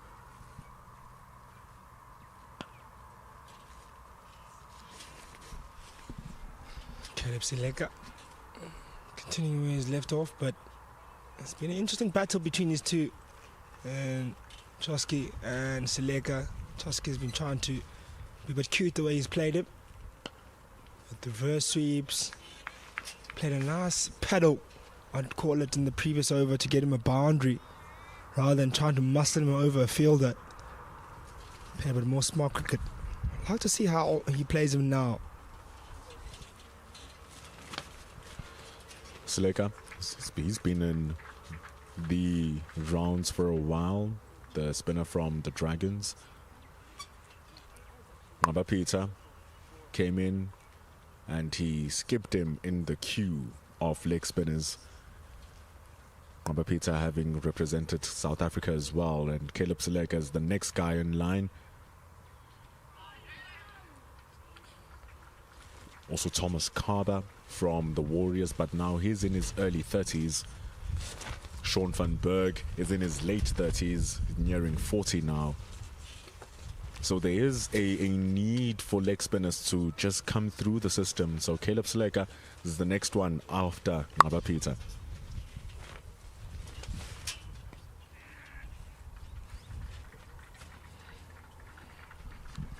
And we obviously haven't seen Shamsi in the domestic scene also for a long time now, so you kind of have to kind of look past him. Since Imran Tahir and Shamsi, hasn't been, outside of Ngaba, it hasn't been too many that have come through the system since, or put their hand up aggressively rather. There have been guys that have attempted, and straight down the ground for only 2. But I guess again, leg spin is a real difficult skill set. It requires a lot of accuracy. You have to have a bit of mystery about you, and be able to understand that sometimes you won't get it right, and sometimes you won't be as accurate as you like. So being able to just do it over and over and over and over, it's like a repetition of the same work. And it brings us in the 23rd over at 97 for 3. And Caleb Seleka is a different kind of leg spinner. Really good control over what he does. Hardly makes any mistakes. Bowls with good speed, good flight. And so he's going at just around 4 runs to the over. Dan Khalim was spectacular at the start of his spell, going at under 3 with his 2 wickets. Siaplaki getting a wicket in his first over. But the 2 spinners going at around 4 runs to the over, keeping it with some good control. JP King is going to continue. There's a clear contrast here in these 2 bowling units. Definitely one unit is a lot stronger than the other. Just by simply not even looking by the who's the names, just looking at about the economy that they're going at. If you compared the scorecard of the USSA side, there's a few bowlers going at 10s, 14, above 8, and you look here, not even one bowler is going over 7 runs per over. Only one is going over 5, and the rest are hovering around 4. This just shows a different. Yes, the wicket column is not pretty high, but just drying up the runs puts up so much pressure and puts you in a good position, just naturally just being able to stop the run scoring. That's a wicket in itself. 100%. But I think the thing that's going to be a saving grace here for USA is that both Fledermaus and Trotsky are not looking to accelerate the score right now. As you say that. I don't know what I'm talking about. They get the ball that they wanted from JP King and over the top for 6 and over the 10s. As you say, chances down the wicket and smacks it over the Kalkona region. It's like, what you saying, Bendulu? You don't understand what you're doing out there. Oh, what a shot that was. Timing on that, dances down the wicket, gets to the pitch of delivery and gets all of it. To Seth Vellermouse. Fielders on the boundary. Well, interested for some time, but they could only be spectators.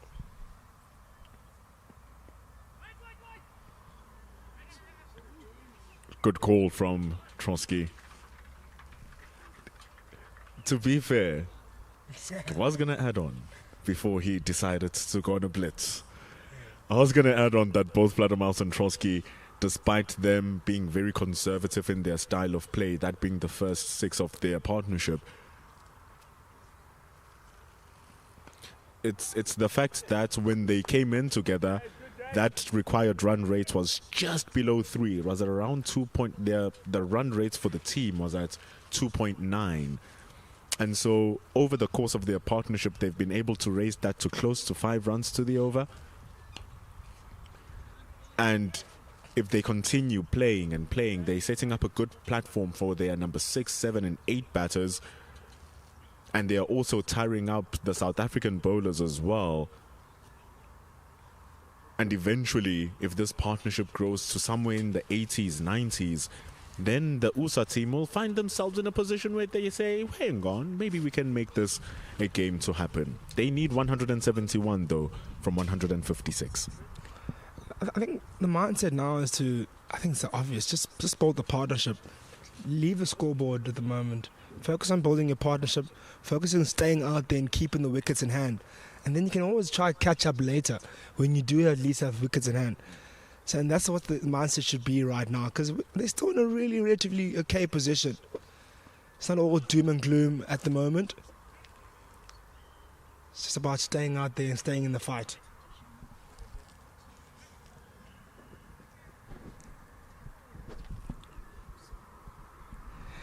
They'll have the likes of Caleb Seleka, who are really accurate in the way they go about their business. Oh, a nice delivery again. Bit of bounce, bit of turn, but respects the delivery. That's Seth Vladermouse. It's unfair behind the wicket. 2 wicket keepers basically for South Africa emerging. Keegan Leon Cachet, Titans wicket keeper. Over the top. This might be a catch. Oh, and it's been put down. No, it's not. You're joking. Got you. Andile Mokhakane with wicket number 4 for USA. I don't know, you have a better sense of humor there. I think he thought you put it down there, Mindula. Oh, God. Anyway, that's wicket number 4 to go down. Seth Vladermouse looking to go over the top, but finds the man on the boundary. And long off, and he'll be absolutely delighted. There is Caleb Seleka. Look at that again. Went for all of it, but sliced it, and nice tidy catch there by Andile Mokhakane. Took a really easy one there at the end. Covered a bit of ground towards his right-hand side. Poised himself and took a clean one. As we were saying, how important the partnership was for them to continue on. And you could just feel they wanted to change a bit of gears now. They wanted to, be a bit more aggressive and push that required run rate. And I did say, just the mere fact that the SASA emerging side are able to drop the runs, a wicket in itself, and it's earned them a wicket because of the pressure of drying up the runs. That's purely because of the runs being dried up. Because the way they've been batting is just really knocking around and buying their time. But when they look at the scoreboard pressure gets to them and they want to get going. And that's what it does when you bowl well. Because that delivery wasn't a real big wicket-taking delivery. But it's just the run rate that was required that forced them to go for the strike. But nevertheless brings a new batter to the crease. Caden Solomons will be joining his captain, Leighton Chosky, who's going quite nicely at the moment, quietly on 43 of just 54 deliveries. He'll need to be the glue of the side now. He's got a big responsibility on his shoulders. 71-run partnership. Was really well put together from Vladermouse and Trotsky, batting a total of nearly 14 overs together to bring that partnership to life. Caleb Seleka doing what he does, just probing, putting it in areas. bowls a seducing speed. You think that you can get it, only to be caught at the long off. And even the way Caden Solomon's just playing it, he's waiting on that ball to arrive, and it just doesn't. It's going to be a dot ball to end the over. A maiden wicket for Caleb Sleka. He's going to be happy about that. 105 for 4. We are halfway through the innings. Yeah, halfway through indeed, and it's around about the time now of trying to. I think the game plan needs to come in now from the USSA side, and how they're going to go about chasing down these runs that are needed, the remaining runs. They're not out the game, but they need to have a plan. They can't just decide when to go and who to go for. I think it's a lot more detailed than that. How they're going to rotate their runs, who they're going to go for when they're looking to score runs, which bowler is not accurate enough. And unfortunately, the USSA emerging side, majority of their bowlers have been hitting the mark and hitting the areas.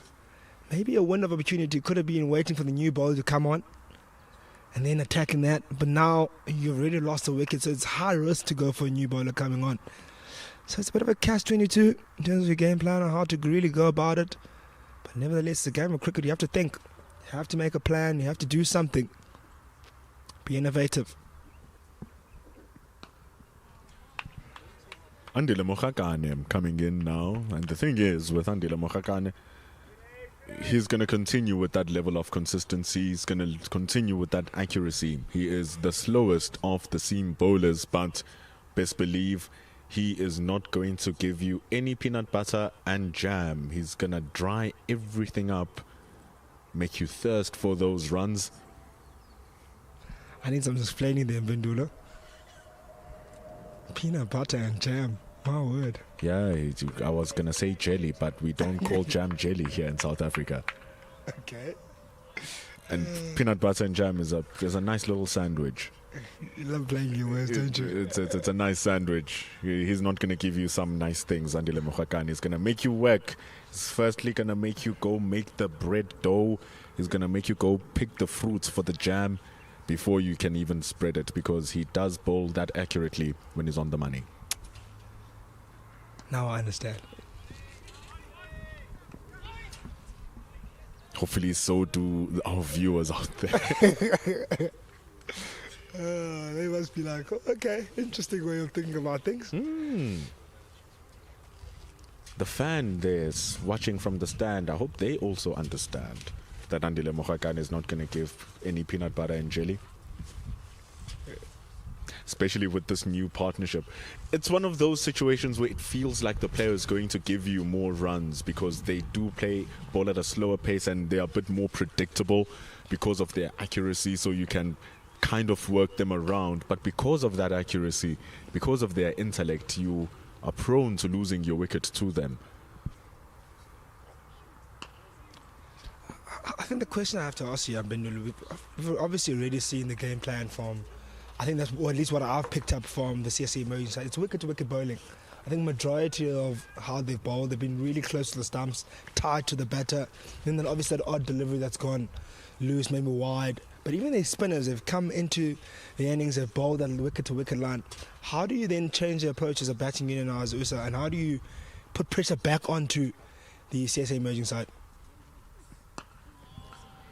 It's going to be hard to hit Mokhakane for boundaries, because unlike your Smith, Khalim and Blaki, it doesn't give you that pace that you can just manipulate around and send it to boundaries. So you have to generate that power, and that's the risk when you have to force the ball to where you want to. So in these situations, you have to buy yourself a couple of overs, 5-6 overs of turning the strike around, 3 to 4 singles per over. It's a super delivery from Mokhakane, bending his back a little bit, saying try to hit that for one. You can't. But that's what you want to do. It's a game of time. 50 overs is a long time, Gamba. People forget that. They think it's a 2020. 50 overs is a long time. So you must buy. The respect from your opposition. Just think about the partnership between Droske and Fledermaus. they really took their time, and eventually they forced South Africa to do something different. They forced South Africa to do something. And when Caleb Seleka returned that pressure, he returned that pressure by drying their runs. He returned that pressure by giving them peanuts. And so now it was the USA team who needed to force matters and try to get runs. So you reverse it in the same way. You take your little ones, you take your little twos, and eventually the bowlers are going to give you boundary deliveries. Just like that. If you do this 4 to 5 times and over for 6 overs in a row, best believe that the captain of the fielding team is going to get frustrated. He's going to call back one of his strike bowlers. It's going to bring pace back onto the ball. He's going to bring the balls to you as the batter so you can make mistakes, and eventually you're going to start scoring those runs. So it's a matter of time.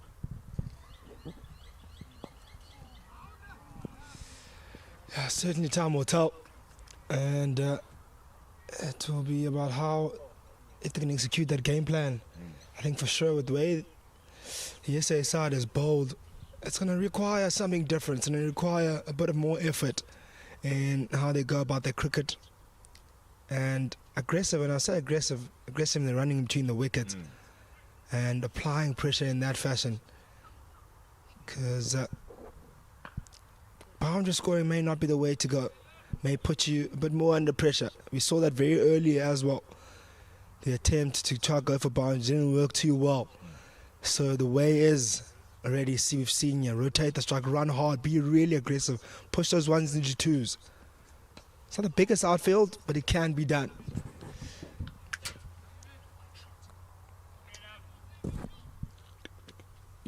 When you're thinking about getting ones and twos, you also have to think about where the spaces are on the field and where you can pickpocket those runs. Trotsky finds the gap straight down the ground. Cracking shot for 4. Very good batting.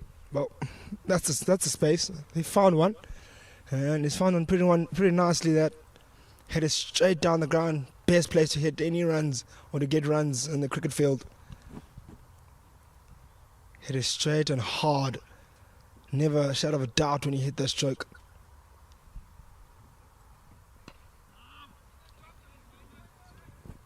I think that's what's missing. They do have those boundaries in them, those boundary hitting balls. It's about being able to, after that kind of stroke, being able to rotate the strike or find the single. And it's not an easy, even in senior level cricket, a lot of batters struggle to rotate the strike. So it's not an easy kind of thing to do, but you need to kind of learn that as you progress in your cricket career. We come to the end of the 27th over, and it's 112 for 4. Leighton Trotsky on 49 is quietly moved over there now. Still fighting hard for his side here. Captain's performance has been really gritty. The way he's gone about his business. Building a partnership now. It's only worth 7 so far, but they're building.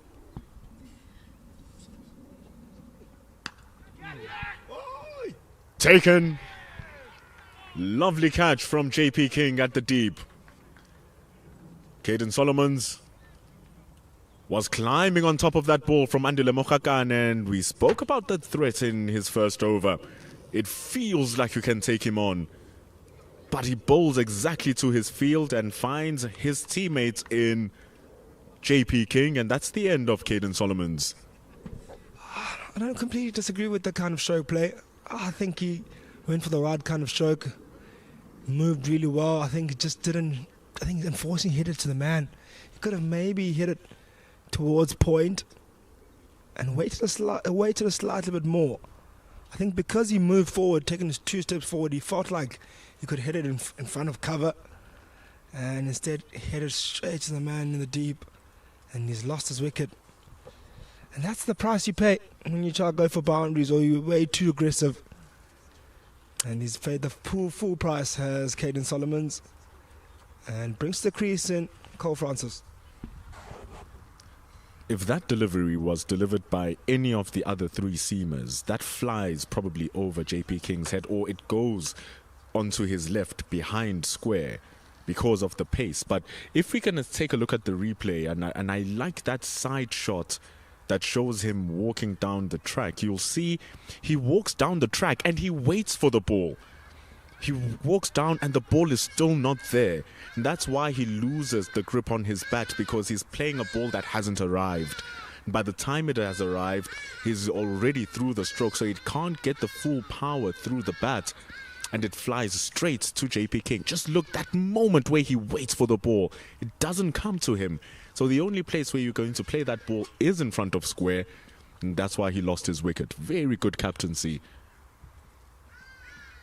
Yeah, well said, Bendolo. Perfect analysis there, because he literally had to pause for a slight second, and that slight second makes it where the difference of where you kind of place that shot. And talk about the pace as well. Probably if it was quick, he would have hit it a bit later as well, because maybe would have rushed him a tad bit. And in that occasion, unfortunately, doesn't get it right. And that's part of cricket, unfortunately. You'll have to only go think about that now in the changing room, and you'll be pondering over and over. You can only fix it up in the next game. The pain of the game of cricket and the pain of being a batter. Slower ball from Mokgakane. There's no one there. The ball flies over Keegan Leon Cachet. He can't be too despondent about that boundary. But Leighton Trotsky, the captain, with the captain's innings, makes it 250. Yeah, really gritty performance from Leighton Trotsky, who's done really well to get these runs. He's fought hard for his side, and he rightfully so raises his bat. But streaky, but gets his boundary and gets his 50. A well-deserved one. Boy, has he been brilliant. Makes sense why he's the Youth Player of the Year. Oh, Mokgakane appeals. Umpire Shezi is unmoved. No feet that time from Trotsky. Good recovery for Mokgakane.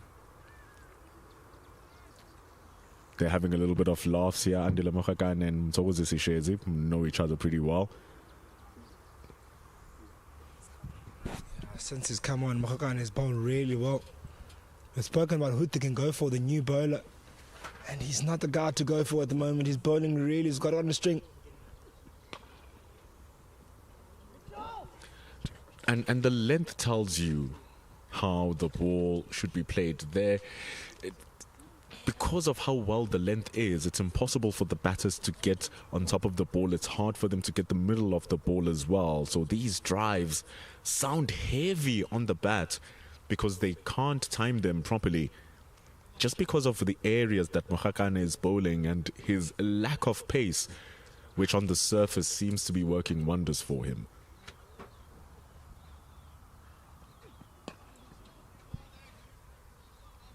And keeping it wicket to wicket is the name of the game. He goes for 6 runs, but those do not matter because he got the wickets of Caden Solomons. There's 5 wickets remaining for the SA men's emerging team.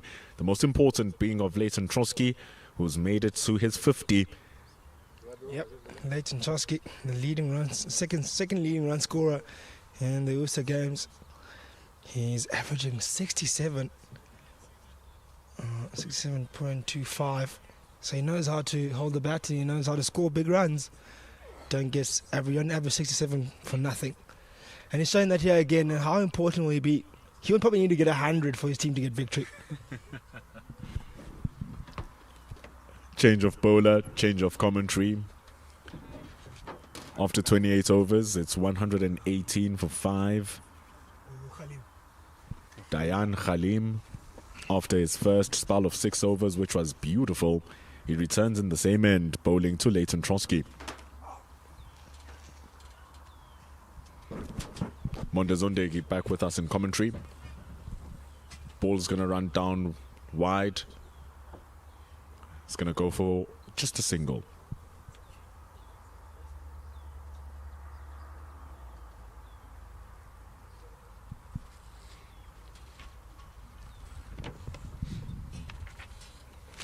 Cole Francis didn't show up much with the bat in the USA games, but boy was he there with the ball.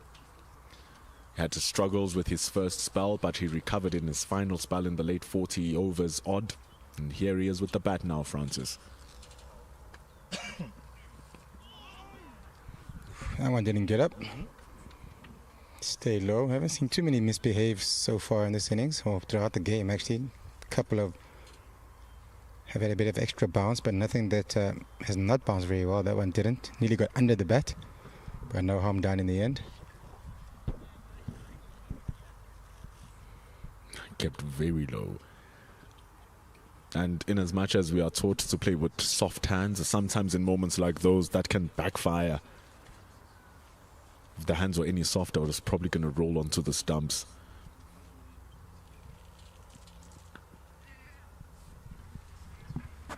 Good cheeky single here between Francis and Trotsky.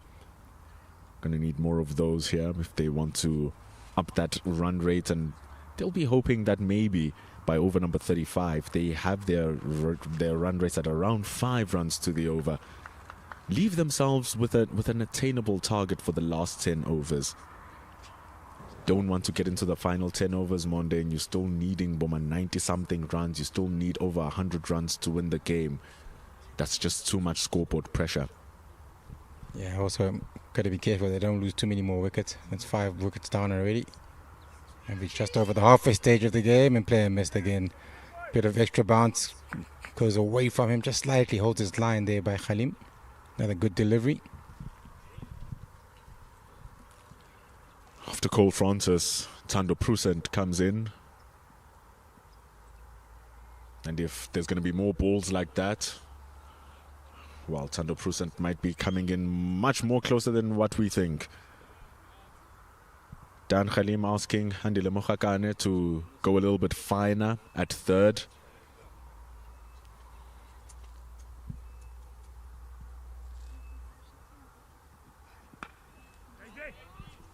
Tucked it back nicely there, no room outside off stump. Nice and straight, wicket to wicket. And when the ball is doing nothing, Monde, I think that is the best way to just attack. You're not going to expect an edge. That's why there's no slip fielders. So you just attack wicket to wicket and make the batters force the play all the time. Especially with Trotsky, who knows that he needs to score. Tries a shorter delivery, pulled, quick single. Yeah, no hand done. Tried to dig it in short, didn't quite get up as much as he would have wanted there, Khalim, but in the end of the 29th over, 121 for 5. Nice return for Dayan Khalim, considering the fact as well that he did make the players play and miss every now and then. Has 3 more overs remaining in his spell.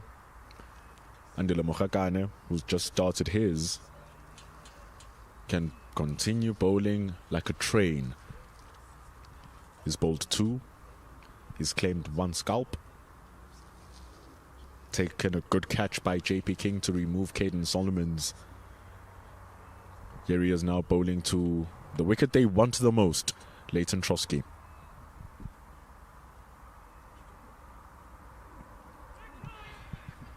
Why called? Doesn't seem too happy at Mokhakane about the why being called.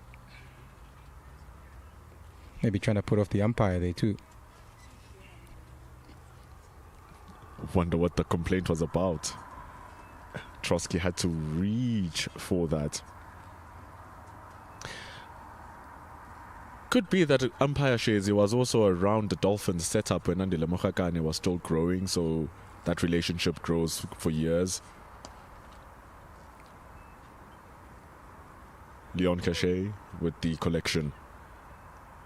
That's why you'll probably see umpire Mthokozisi Shezi and Andile Mokhakane continuously have conversations. It's that long-standing relationship between them, and Mthokozisi Shezi being a bowler himself during his heydays, keeping the bowler under a lot of discipline.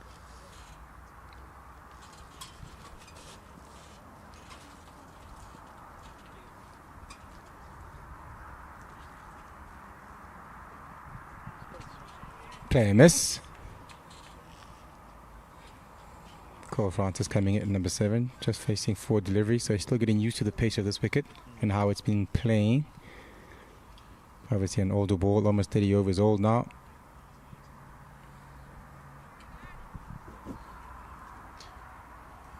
Yeah, would want to see more slower balls and more change up in paces from the quick bowlers towards especially Leighton Trotsky. Good pace on, outside edge. Yeah, it's going to run for 4, beating Caleb Select at third. Yeah, I think outside edge, that one. Bit of luck on Cole Francis's side this time around, which 4 just outside off stump. Going for another boundary. Just under 149 needed now. 6 of 6, so bit of luck. Does help him get a boundary.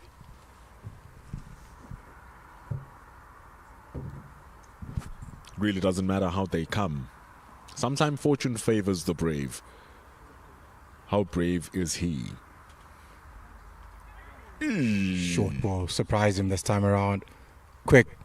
Got to him quite quickly. And another boundary. Leg buys, but this time had no idea about it. Mokhakane unhappy. 2 boundaries that he would feel a little bit unlucky. Those 2 deliveries did get to the boundary. One was a thick outside edge to the offside. Other one a short delivery that surprised Cole Francis.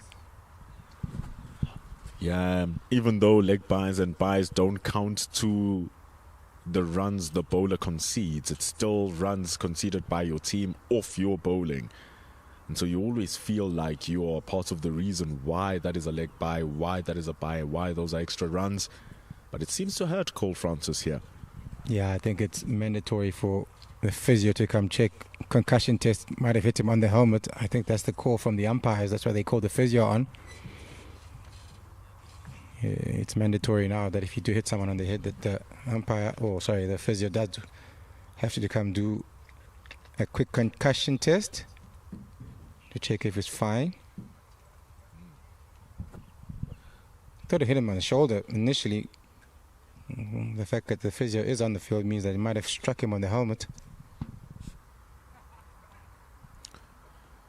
Good short ball as well from Mokhakane.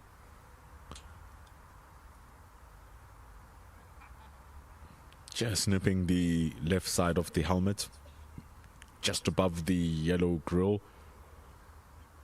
Hence the concussion test. And it's amazing then the control that Mokhakane is able to get and the energy is able to generate from the ball. The slowest of the seamers, but he's really getting that ball up there. Cole Francis is a tall lad.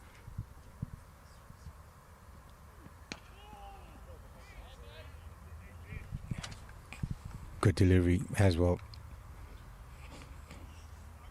Taylor bowled a good over, even though it's been gone for 9 runs with the 4 buys as well that don't go to his name, but still 9 runs for the USSA team in this over. But no real bad delivery, just a bit of luck, unlucky you would say.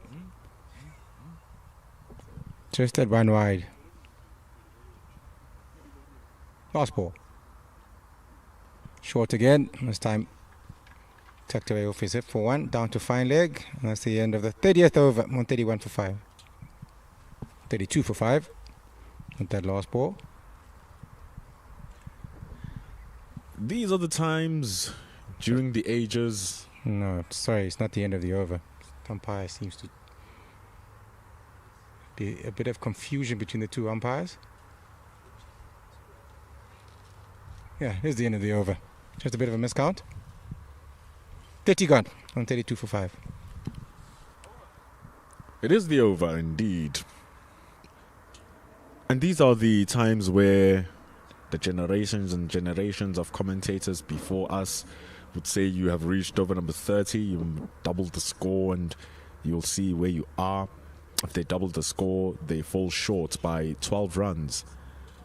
So here, USA will just need to up the ante just a little bit, and it's all in the hands of their captain, Leighton Trotsky. Well, not only that, in this situation, you have to look at the wickets column too, and that's where the problem is for USA. If there were 2 or 3 down, maybe you might say double the score. Yeah, for sure. With wickets in hand, the 2 batters were in. You only got 1 batter was in. Francis coming in at number 7. So if they lose 1 wicket, especially of a Trotsky, then that changes the whole game.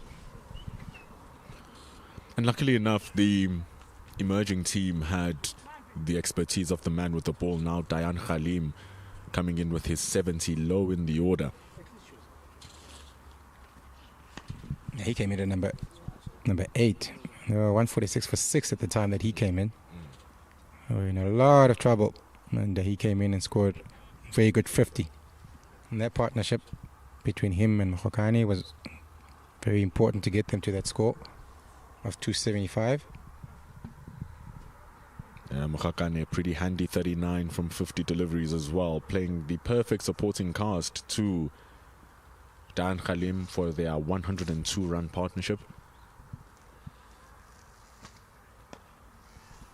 And so that's exactly what the USA team needs, even right now.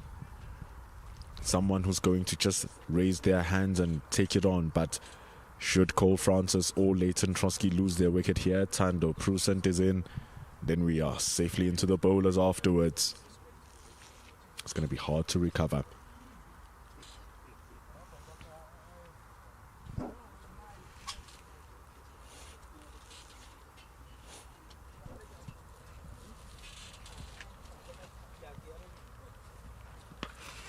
Shot, hit in front of square.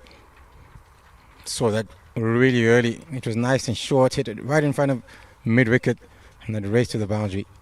Seeing it nicely now, Trotsky. He's been there for a long time. 71 deliveries he's faced.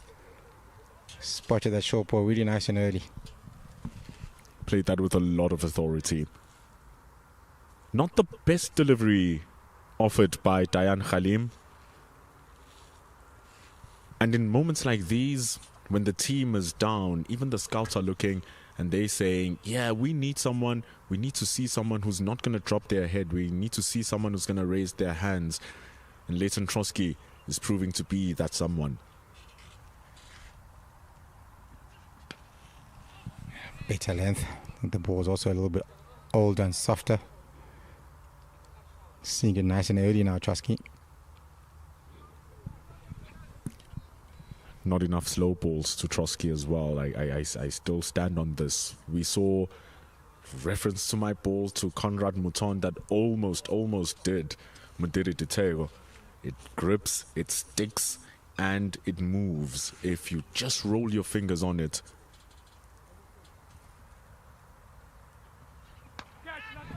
Short ball up in the air. Gone for two. Didn't quite get to a square leg on the boundary on the onside there. Wasn't quite the timing he had in that first one that he hit for four. This time a bit more of a top edge, stuck in the air for quite a bit longer. Bravery from Leighton Trotsky as well. That gap that he hit the ball for four was closed down by Dayan Khalim because he moved the mid on a little bit squarer. So Janko Smith is directly on the line where the ball was hit for four. That's why he goes a little bit squarer more, Leighton Trotsky. Just mistimes it though. Tries a short one again, this time a lot better the timing on this one.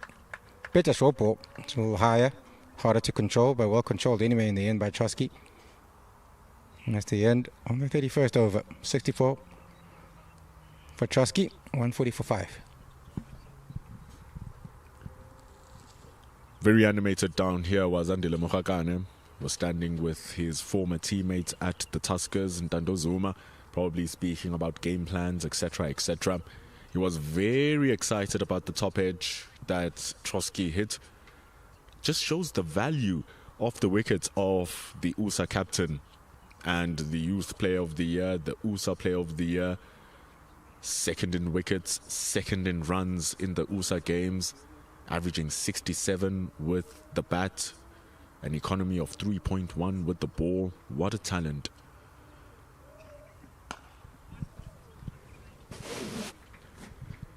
And remember that beginning in his innings, about 3 balls in, he got a big blow onto his thumb, which he already had a blow in earlier on where he was bowling.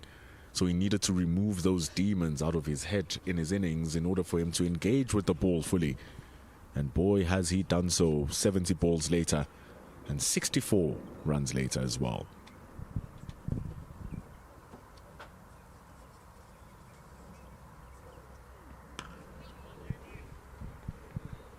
Rotating strike quite well now between these two.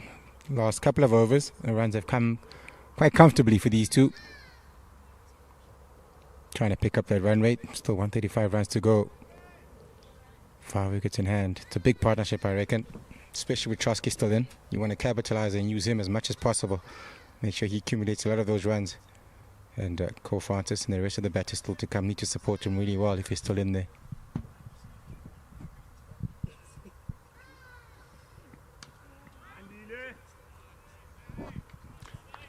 I guess it's just the style of play for Leighton Trotsky. Loves letting go of the bottom hand of the bat after he plays the shot. But it doesn't matter what you do after the shot. It's what happens prior and in contact of the ball, which is why he is so successful. During contact with the ball, he's in perfect balance. His hands, his eyes, his body is in the right place almost all the time. Ooh. Finally, that's the slow ball I keep on speaking about. They need to bowl more of those. Fooling Leighton Trotsky, and you see him twisting his hands. That's what Andile Mokhakane needs to do. Brilliant ball. The lack of pace beaten by there, and this time Trotsky didn't really get up either. Probably wishes it was a bit straighter.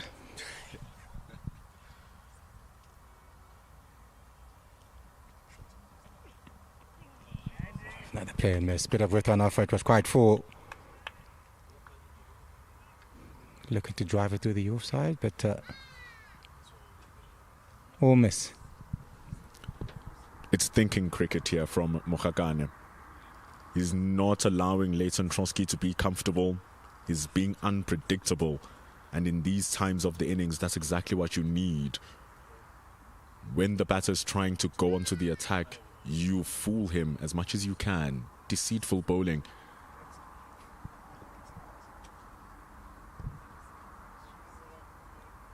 Third comes up onto the circle, pushes down the long off, so long off and long on the boundary. Nicely done from Mokhakane. It's a great over. Goes for only 3 runs, 143 for 5 after 32.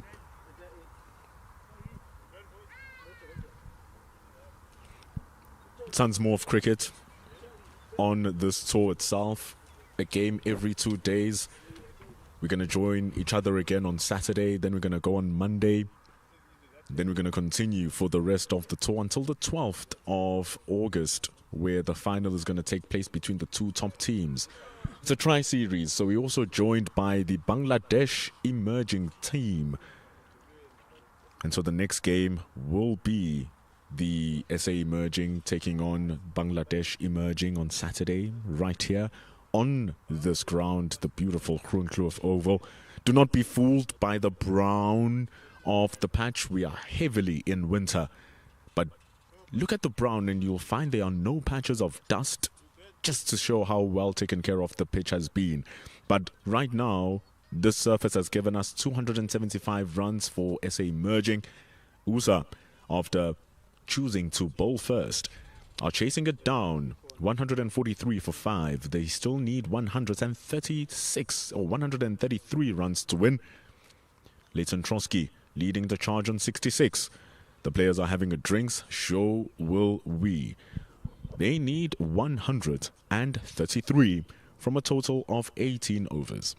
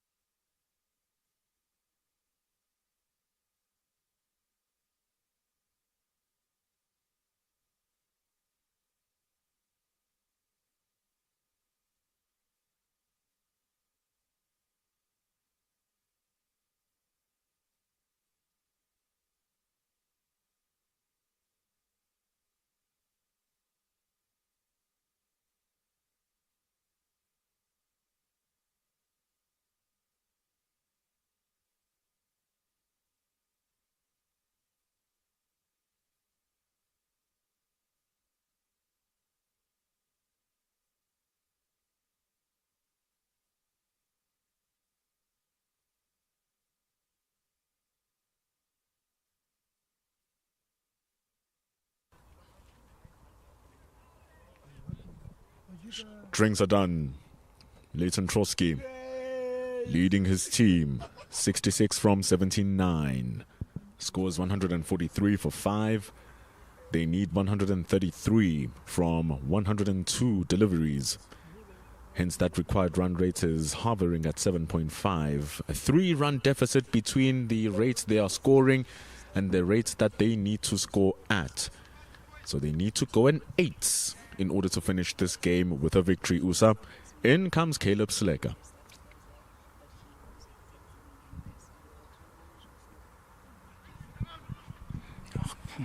Got to the gap, that's 4.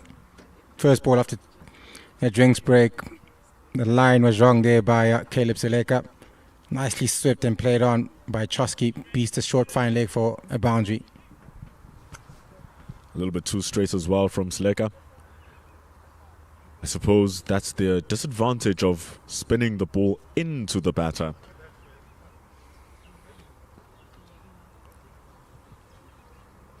The damage in the over is already done, so they're going to look for 2 to 3 more singles in this particular one for Sleka. They'll consider that a successful over. Down the wicket using his feet. Looking for 2. Good running once again. Trotsky might be a bulky figure, but boy does he get through the crease pretty quickly. He shot forward for that first run. By the time Francis had already reached his ground, he was coming back for the second. That's good fitness shown by Trotsky. He bowled all of his 10 overs, got 2 wickets, and now he's faced over 10 overs. And Cole Francis having issues once more with the physio. Not exactly sure what happened this time around.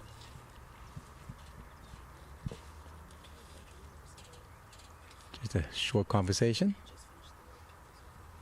Seems to be okay. Wonder what the emerging team's captain Mitchell van Buren had to say in that little discussion.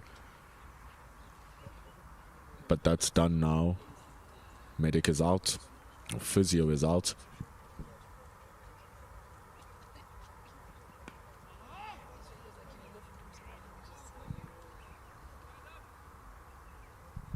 And Trotsky seems like a player who really understands his game, where his strengths and where his weaknesses are, and plays to them pretty well. You can't really say, Monda, that there's been a time where South Africa are on top of Trotsky. I wouldn't say there's been a time where they created major opportunity to get him out, such as being the way he's been playing after he was hit in the hand. Yeah, he's been really good. Hasn't given away too many chances. And he's tried to stay aggressive. Yes, his run rate hasn't been as high as it was in the beginning, but still, he's been really good. 150 up as well for USSA. And that is the end of the 33rd over. 150 for 5. Probably going to be changing it up as the games go by. The South African team have 4 wicket keepers on the side. 2 of them playing here today, Daniel Smith and Keegan Leon Cachet. And waiting out for the next games, Khomole Mopiri and Tando Nkosi Zuma, both now Dolphins players.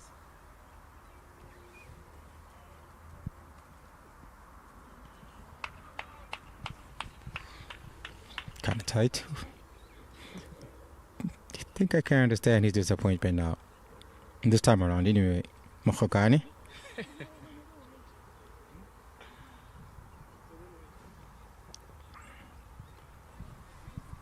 Probably like Shazi will be a little bit strictish. Yeah, it is just outside that red line, though. The wide line, that is. He's not too happy.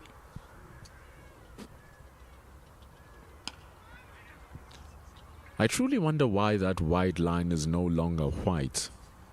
In some instances, it's red. In some instances, it's blue. Right here, it's red. No idea. Our producers, any reason why the wide lines are no longer white?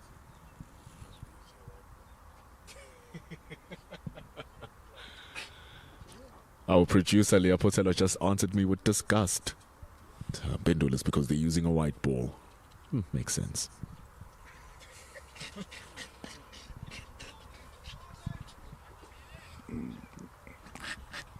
Yeah, doesn't do anything for my curiosity at all, to be honest.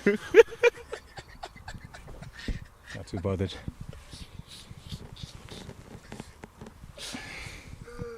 Just another line. That's why we are the commentators and not the match officials, I suppose.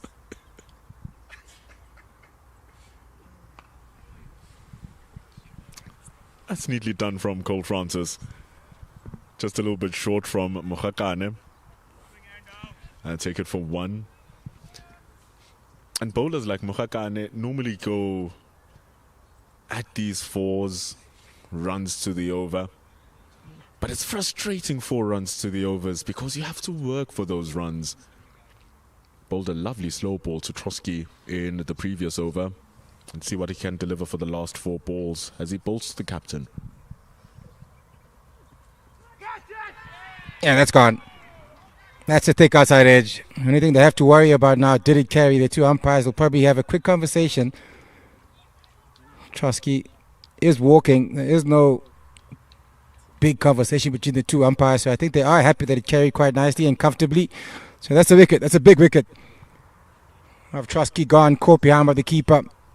And that's Mokhokane's 2nd wicket. Good line, good length. Good catch by the keeper as well. And finally, they've got the big man that they wanted. Trotsky gone, caught behind.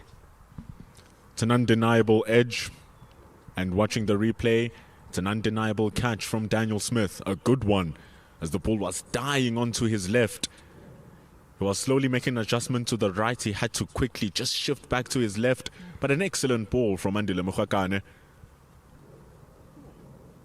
Thick outside edge. Great catch from Daniel Smith. And Andile Mokhakane, who is the only bowler who's here and there given Trotsky some trouble after he's set himself up, gets his wicket. That's what he does, Mokhakane. This is a surface where he will thrive. And it's very good that it's making it work for him. He's on 2 for 20 in the balls that he's bowled.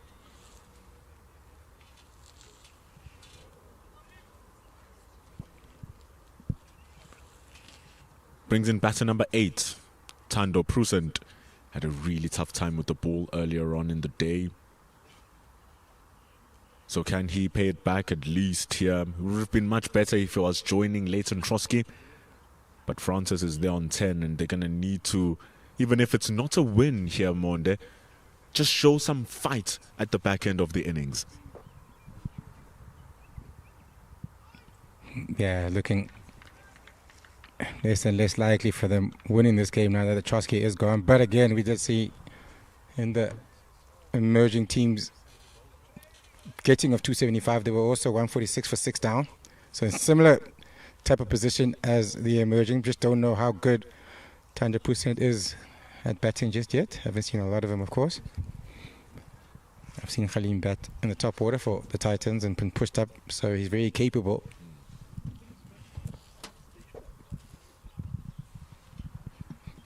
Down leg. No argument about that, right?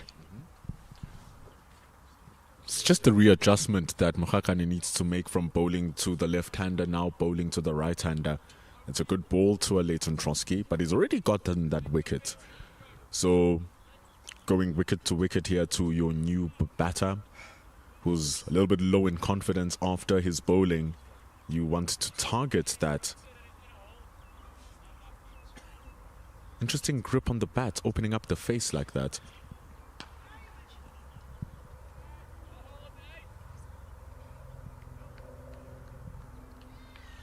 Lens over number 34.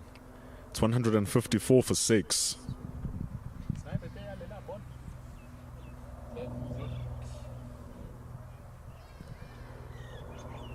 122 needed to win. 96 balls. Listening to that 122 from 96, it sounds gettable until you realize it's 4. wicket gone. But just the grip of the bat is a very interesting thing for me there with Thando Prusent, because often when you go into your stance, you have your bat face facing. You have your bat face facing the bowler, and he has his opened up to the point region. It's a very interesting setup. We'll want to see how that's going to play about throughout the course of his innings.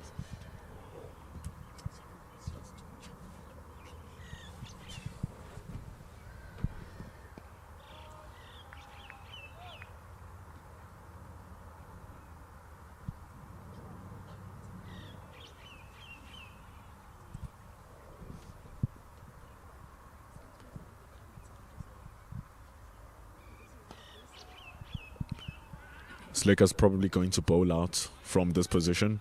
A little bit of a misfield. Straight throw would have caused questions for the umpire. Just wayward from Dayan Khalim. But the expectation now is that Caleb Slicker is going to complete his spell of overs with just 2 more after this. Boy, has he bowled impressively though. Forced the mistake earlier on. A catch by Andile Mokhakane to grab his first. But everything else in between has just been so precise.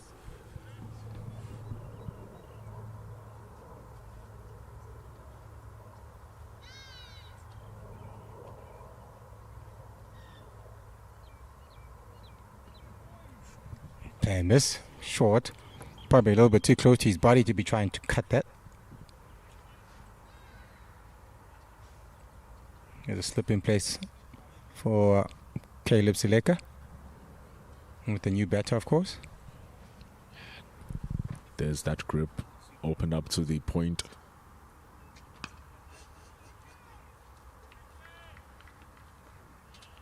Well, the expectation is that his offside play should be good if that's how he holds his bat. Good feet to just open it up, but straight to the field at the cover. Keegan Leon Cachet at first, or baby 1.5 slip, waiting eagerly.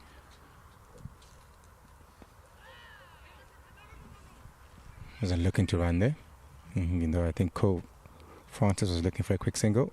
Turn back. That's the end of the over. It's the 35th over gone. 157 for 6. Good stuff from Slicker. 3 runs from it. Bowling less than half, or giving away less than half of what the required rate is for USA. And you will tick that as a good box for him. Team needing just around 8 runs to the over now. So if the bowler concedes anything less than 8 runs to the over, they put more pressure on the batting team. But like I said, this is a team about selection. They want to see who the next coming stars are. So in as much as the winning matters, etc., etc., they want to see something like that, the scouts. They want to see players throwing themselves around, even though they seem like they've won the game. Mitchell van Buren is still throwing himself around. They want to see what Cole Francis and Thando Prusent can do after they had shoddy bowling performances and they both dropped catches, these two batters. Can they put that behind them and start batting and playing well? Get a 30.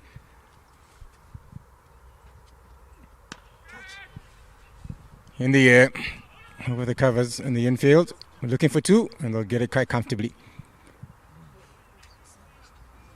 Not the most convincing shot.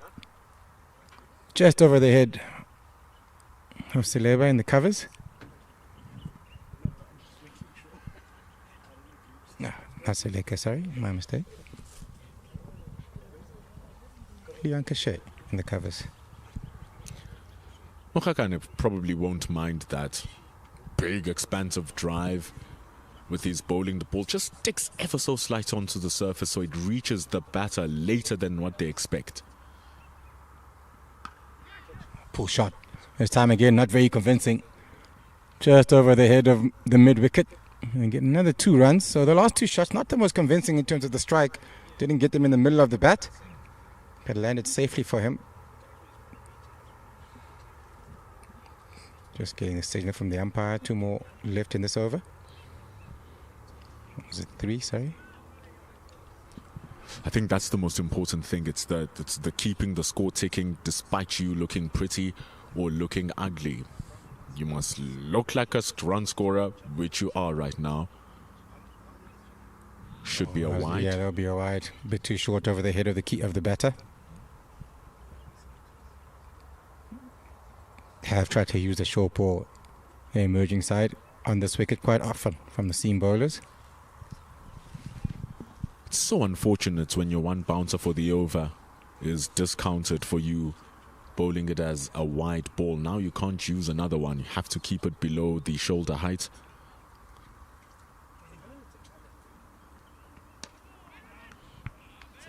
Deciding to keep it wicket to wicket here, Andile Mokhakane. First dot ball of his over. But here you don't want to be too straight to a Thando Prusant, unless if you have a short square leg or a short fine leg, which he has neither. Want to keep it on that offside. Keep Keegan Leon Cachet in the game at the covers. Keep the wicket-keeper in play. And I like this move of instilling more pressure on that offside. They're going to put in the cover, the point fielder into the ring.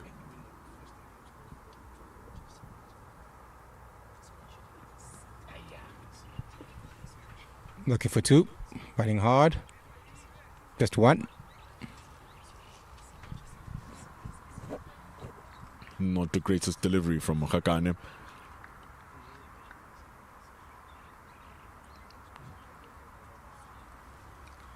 And with that single, it ends the over. And we're going to have a commentary change as well. After 36, it's 165 for 6, barring any updates on the scoreboard. Kavanyagana will join Mondes Ondegi.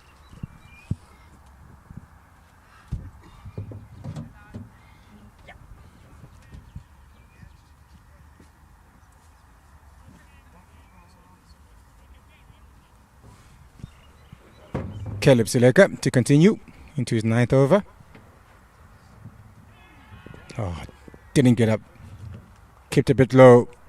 Missed everything. Try to pull it. Slip still in place.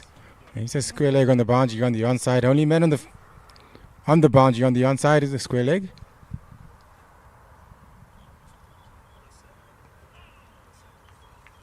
And he's very square.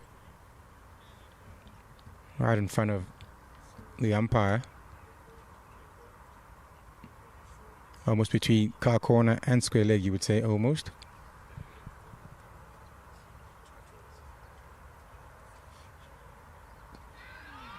Oh, they're going out for... Not sure what they're going out for. I think they think it hit pad first. Yeah, I think so too. That's what they're appealing for, yeah. Yeah, I might have just caught pad because it looks like the bat came just after the pad there. And it might be one of those tricky ones where it just clips the pad there. I need a replay of that to see better what exactly happened. Yeah. A little bit quicker this time around by Seleka. Try to put it Francis, but to no end. And here it is. The big appeal they went up for. Hard to tell. Umpire's head is in the way. We can't see from this angle. Might have to repeat that one. Wide, yep. Down leg. Googly. Wish you had just a wider angle there. Just to see as the bat comes down.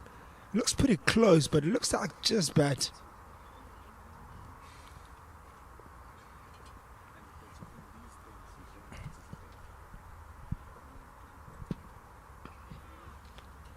And even in the cases where the way there's reviews available, a lot of those kind of decisions are reviewed before the umpire gives it out.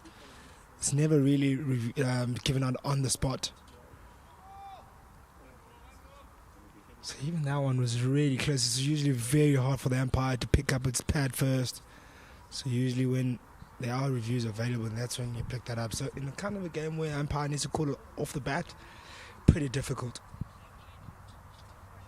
Umpire signals one more delivery remaining in the over.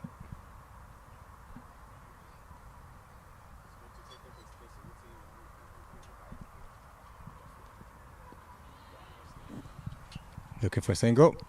Another one. Another decent over by Caleb Seleka. One left in his spot. And after 37 overs, 167 for 6.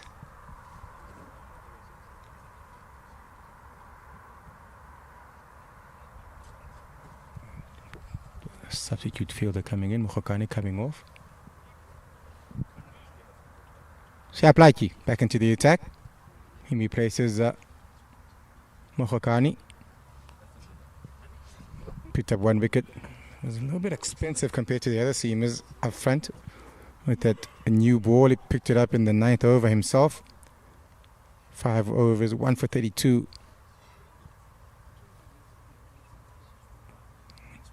Yeah, you want to finish strong, yes, Blakey. Last burst.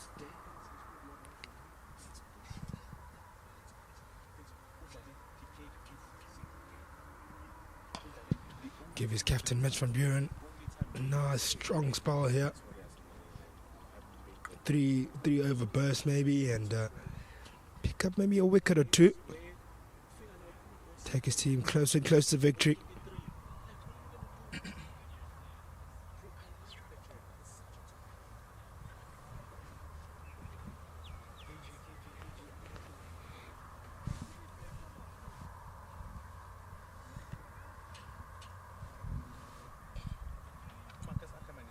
Wonder if Cole Francis can play a Khalim kind of innings.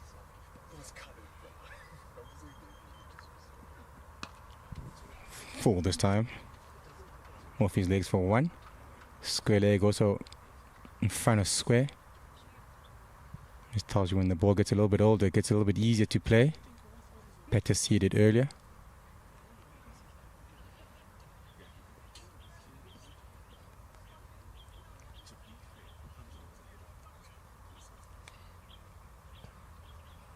Run rate going up and up. 8.5 needed per over now.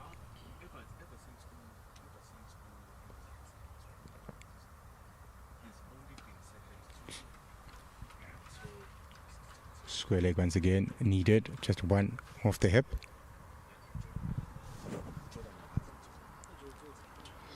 Yeah, at 169 for 6, about 12 overs remaining. It's a real tough task. A required run rate of 8.7 per over. Yeah, if ever there was a chance for them to need to be Cole Francis to do something special here and go big. Try to get himself in, maybe in around the 30 mark, then go big from there.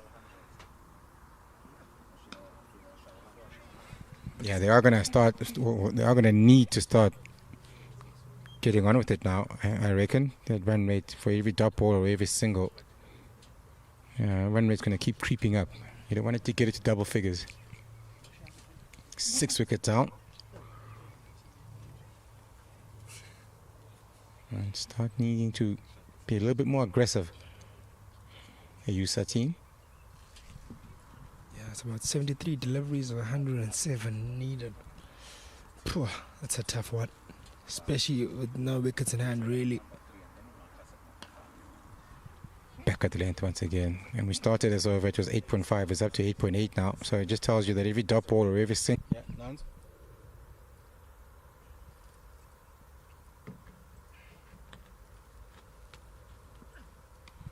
Short ball, pulled this time. He's got all of it once again. That's gone all the way for another 6. Oh, wow. What a hit. What hitting. Town of Recent. You beauty. 2 sixes and 1 over now. Against Sia Blakey. He is loving it against Sia. Start off in the previous over with a 6 over straight. And now he's picked 2 short ones. That one got all of it. Only the cricket nets could only get a hold of that. Certainly picked it up. Run rate's gone down to 8.3. It was around Just the previous over. Slow ball bouncer. And wide. Oh. Yep. Pressure's getting to them now. Good batting here. Good pressure. 37 runs in this partnership already. In his last 2 overs anyway, have been really expensive. Started to get on with it. Percent specifically. 27 of 23. That was the first one. Slightly short, pulled for 6.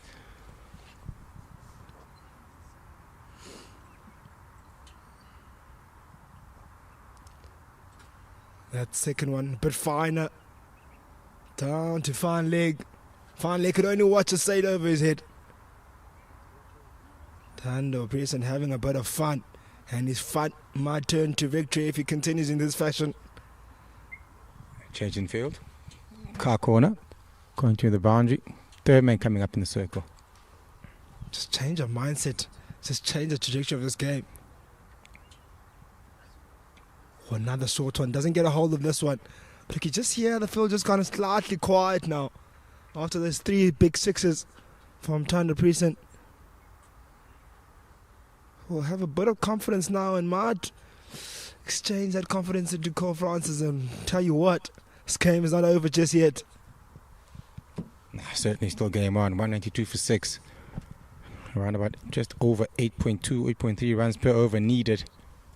That's certainly very gettable. Just those wickets in hand is going to be important for them.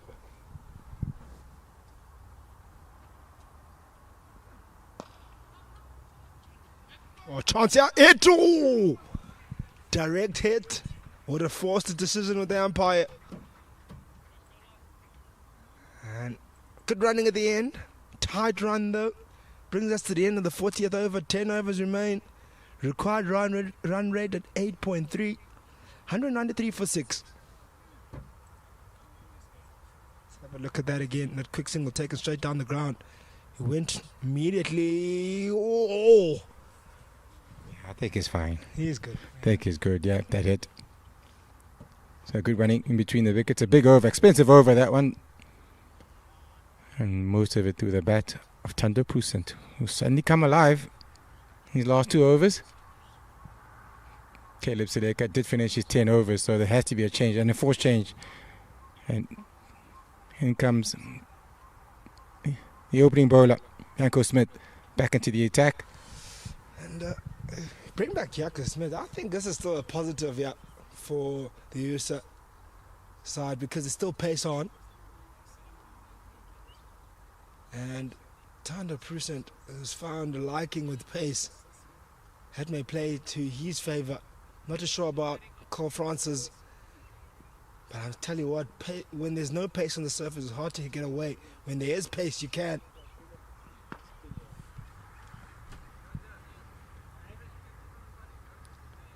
But how you just keep on pressing on with pressure onto this SA side. It's just all about how you can just translate the pressure.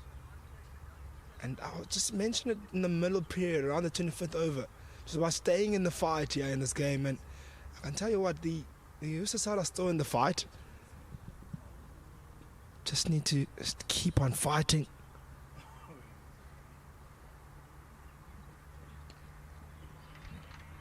Guys, that 1-2 down to third. Only for a single. Yeah, he's happy just to give the strike to Thando Present, who's been hitting the ball quite nicely in his last couple of overs. Looking to rotate the strike and give him as much strike as possible. Changing field now, since Thando Present is the one facing. Fine leg comes back into the circle. Car corner goes out onto the boundary. Long on back, middle off up in the circle. A sweeper and a third man up on the boundary on the offside. Full. I think he's looking for that short ball too. Thando Present. Nice and full this time by Yanko Smith.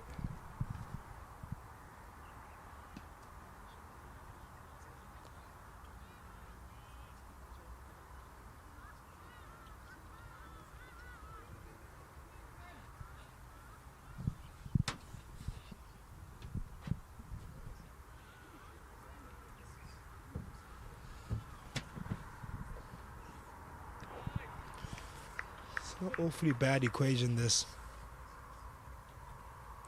At 54 deliveries remaining, 82 runs to win. With plenty of T20 cricket happening around the world, and nowadays, a lot of sides believe that it's truly possible. The only downside here for the USA is that the wicket's in hand. But I'll tell you what, these two batters won't be thinking about. They'll be thinking they want to get those 82 runs. Make it their responsibility. Oh, smart. Good bowling. Change of pace. Deceived him completely there. Saw him coming pretty early, to be fair. Just either he was going short or slowed down and chose the latter. Went slower. Barely any bounce in that. Look at that. 100% moved pretty early. Maybe not. Good bowling.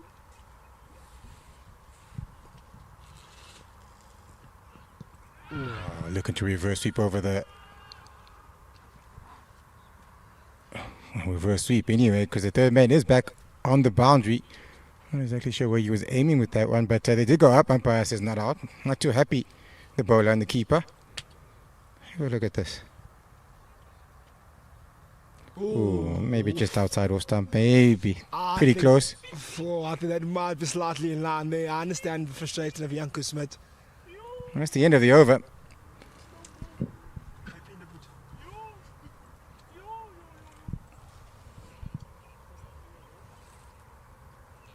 Oh, okay, fit. Good call there. Outside of off stump. Yeah, maybe just hitting him outside. Yeah. Maybe a good call by the umpire. Nonetheless, he's not out. He's still there. 41 overs gone. 194 for 6. Partnership of 41. So this partnership going along quite nicely here. Good over though by Janko Smith. Brought it back quite nicely after an expensive over. Expensive 2 overs in the last 2 that had gone past. Run rate back up to 9.1 needed now.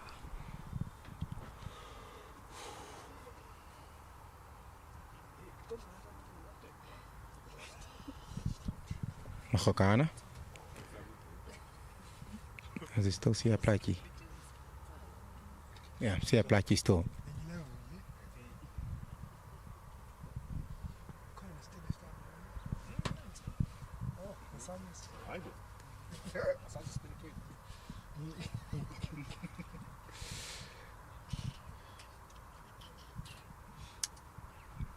.54 balls remain. 81 runs yet to win.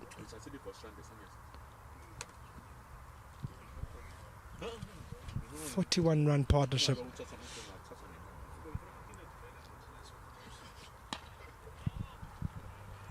Good start, no run. Need another 1 or 2 big overs now here. USSA, and they've gone quiet over the last over and a half a bit. Yeah, they can't afford any quiet overs at the moment. They 2 runs to win the next 53 deliveries. Love to see Tando Prusent being on strike again against Siaplaki. Had a liking. Siaplaki picked him up for 2 sixes in the previous over. And I tell you what, Kof to get a single here in this over changes the tide of this game.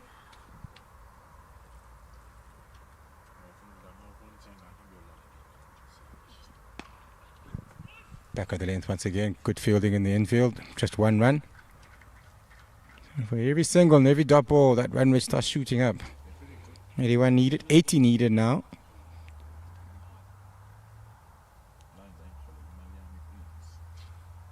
.52 balls left. So need to keep hitting those boundaries if they're going to get any close to the runs needed.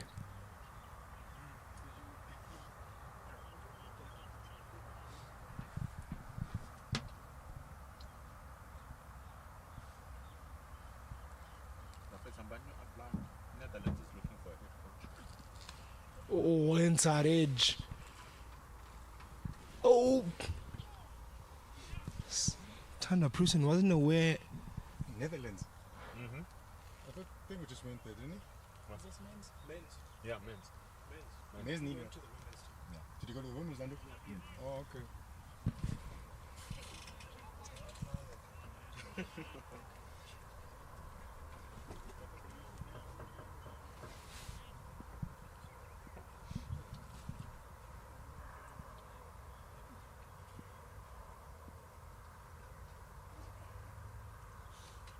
Need a boundary somewhere.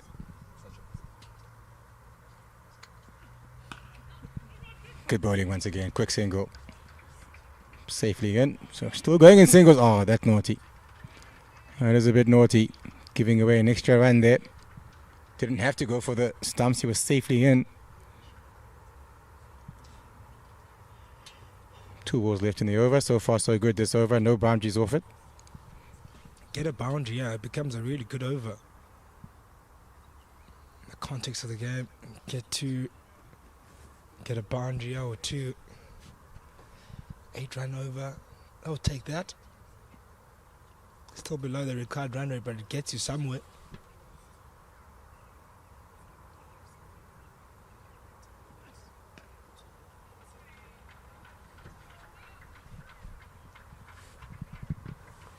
Another single.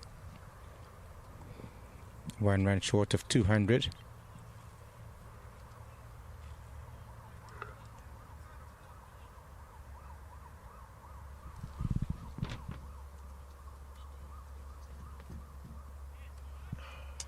Seven runs needed of 59 deliveries. No, 49. Correction.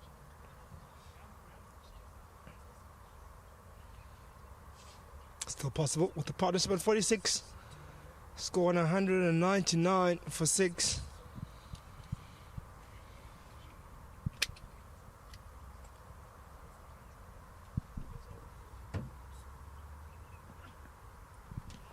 Play a miss. Look at the heavy it over the infield for another boundary, but another good over here by Sia Plachi. Just 5 runs off it. 199 for 6 after 42 overs. So 9.4 needed. That's me, gents. It's my 14. No, no. Huh? Easy. Continue? Easy. I'm not going to beat traffic. I run into traffic anyway. I'm not going to beat it this time, right? 20 to 5.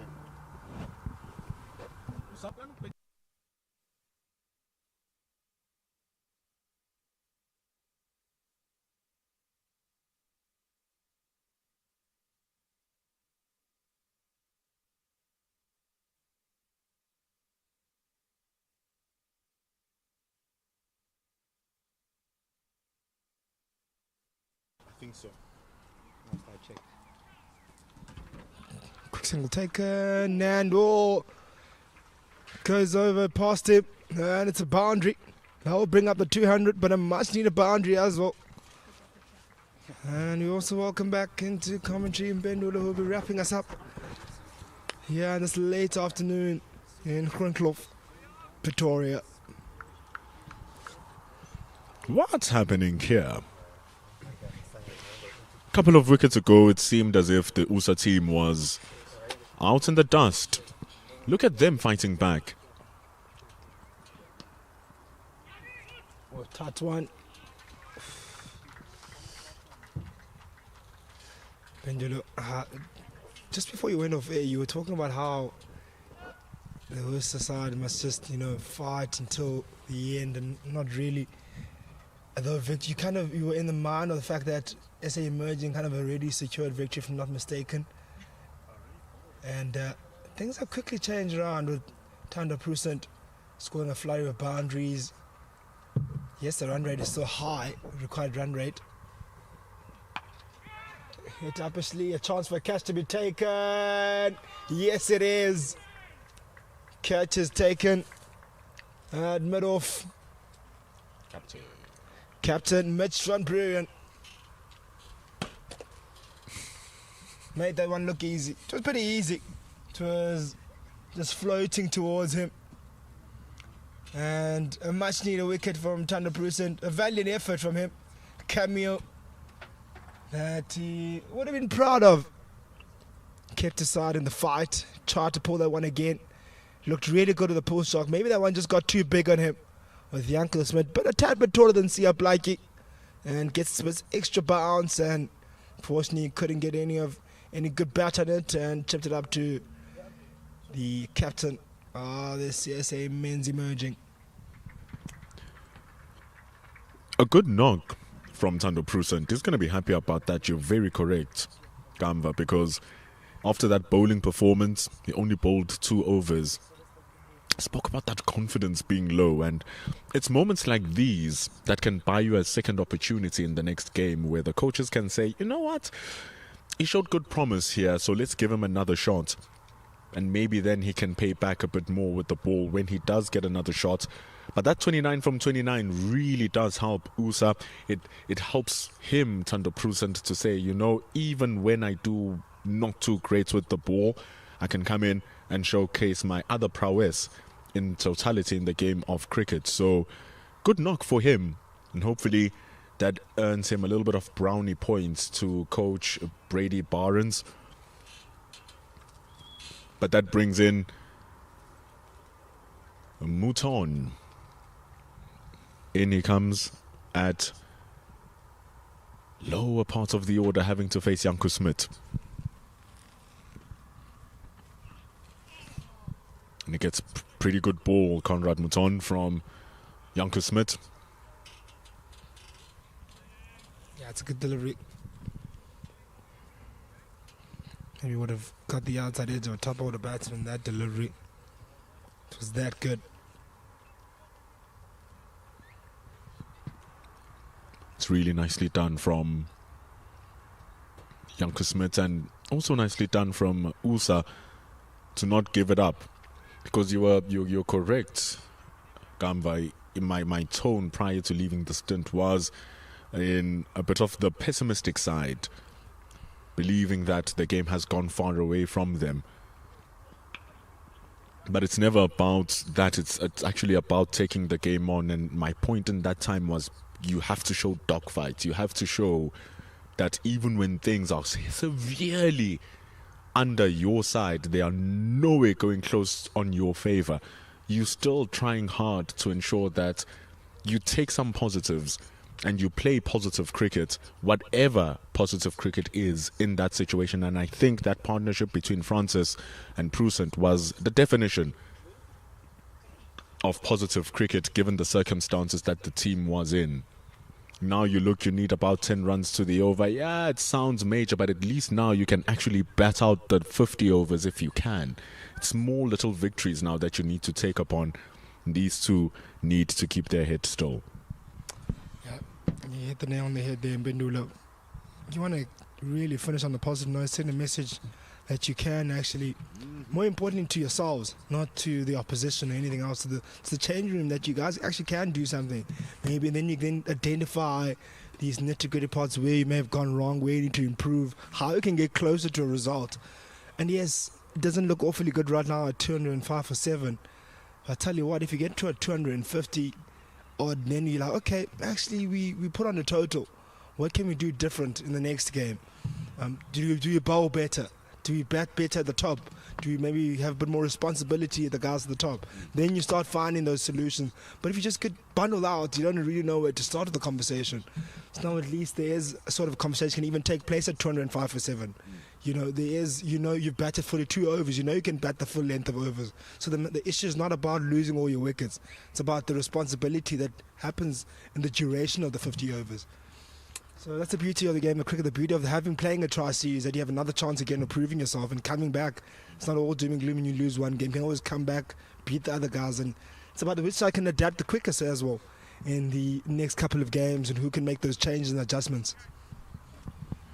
Each team will be playing the other team twice. So you have 4 times, you have 4 chances to play and show that what you can do. So they're going to play South Africa emerging against Bangladesh emerging, and then they're going to come back again, play USA. Maybe there will be different faces coming into the team. I mean, Jason Robbenheimer is out. Where's Ogriba? The 2 spinners, Darren Barber, will come in. And then Corne Prinsloo. The 4 players who are not in the starting 11 here for the USA.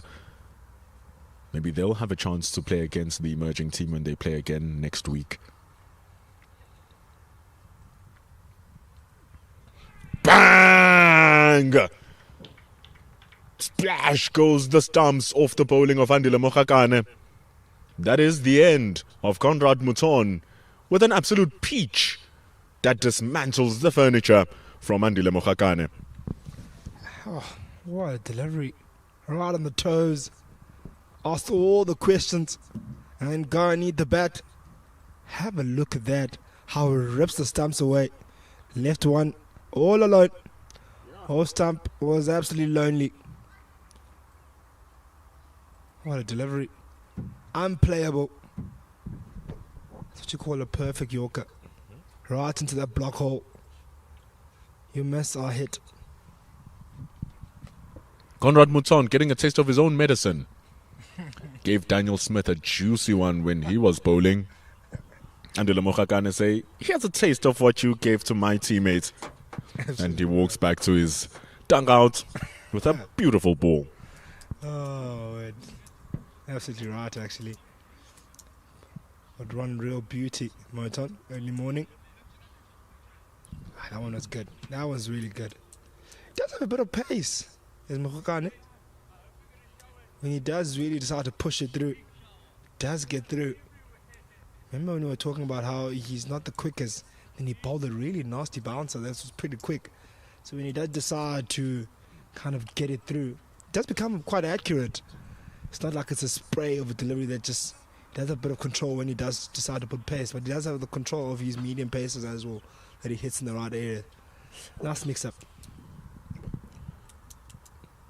He's really bowling fine here today.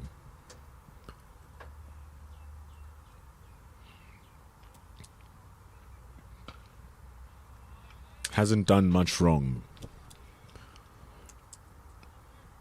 He gives a lot of energy to the ball. And energy often doesn't always mean speed. Just means energy behind the ball. You can make the ball do something off the surface.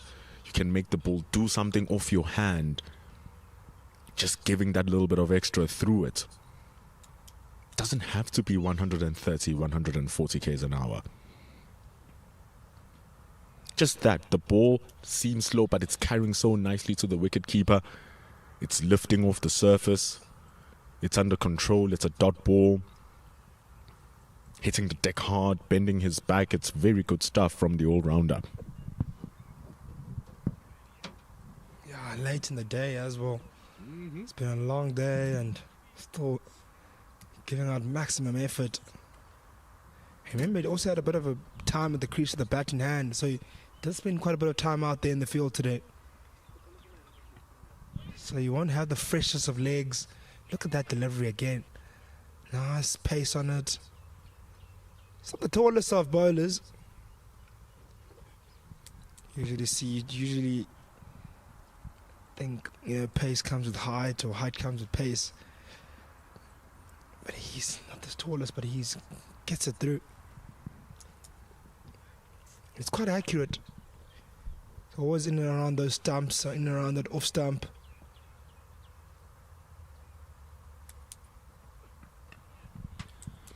He's had a very all-round performance here, Andile Mokhakane. 39 from 50 balls with 3 fours. Handy wickets in his bowling spell. He does brilliantly well. And he also has a catch. And he also stopped tons of runs standing at backward point. So a fantastic performance from him. He's just completed his 6th over. 2 for 28 for his work. Or rather 3 wickets now for Andile Mokhakane. Yeah, it reminds me of another Andile. Andile Pehlekwayo. Very similar to how he goes about his work. Handy with the bat. Does a good job with the ball in hand. Good fielder. Reminds me of that kind of work there.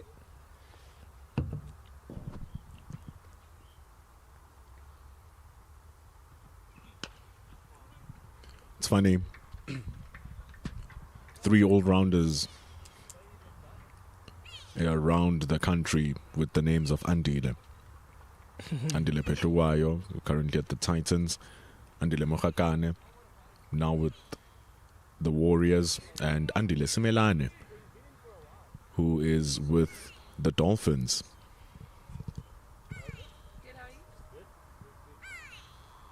Simelane, a top fielder. Guess Andile is the trick. Might just go to Home Affairs. Want to play for any South African structure? Name your child Andile, I suppose. Janko Smith back into the attack, steals a single. Very good running. Risky stuff. But the risk has its reward. Bongi Mhlanga is off the mark.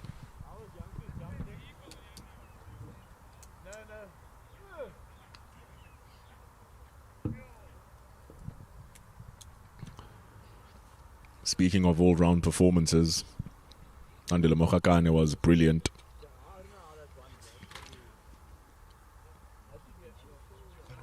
Right in front of us. Oh, confusion. Luckily enough, Mitchell van Buren goes for the wicket where the batter had not left his ground. Should have gone to the wiki. They make it home for one.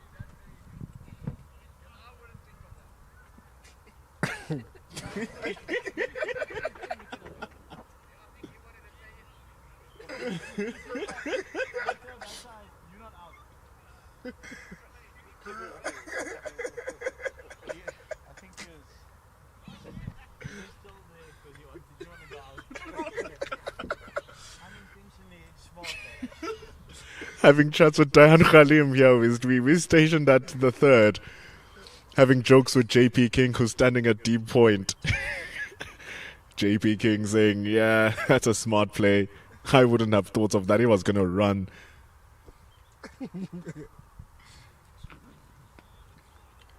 What a throw from Mitchell van Buren.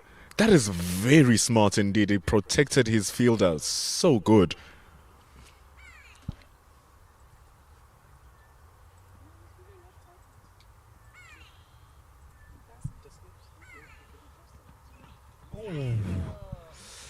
Short, didn't bounce too much, and just goes past the head. If you shout, Diane, they're gonna hear you. Do you think he knew what was going on there?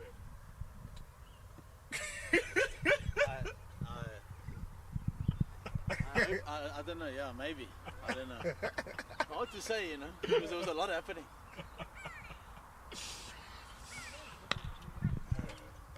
Bongi Mhlanga just stood his ground, then bang, survives. Very smart play. It's the end of the over.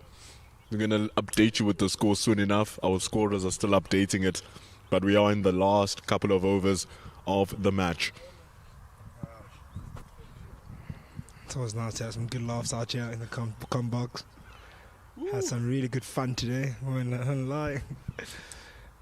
Some peanut butter and jelly. A few ones going around here today. Oh, it's a good day for cricket, Kamva. It's a good day for cricket. Here comes Andile Mokhakane. Smashed. Doesn't have the distance. Siaplaki is going to cover it. Superb running. They're going to come back for two. Excellently done from the USA team.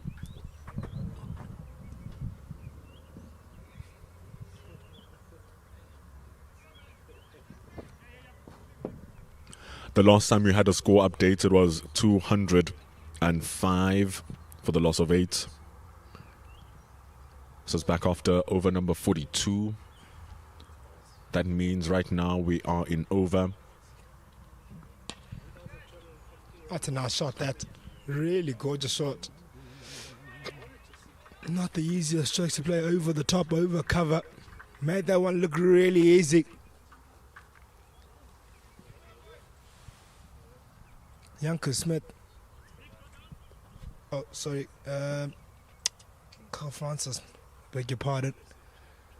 Just really stood tall there and muscled that one over cover. And got a boundary. I enjoy that shot. And these are the type of performances that you kind of look forward to.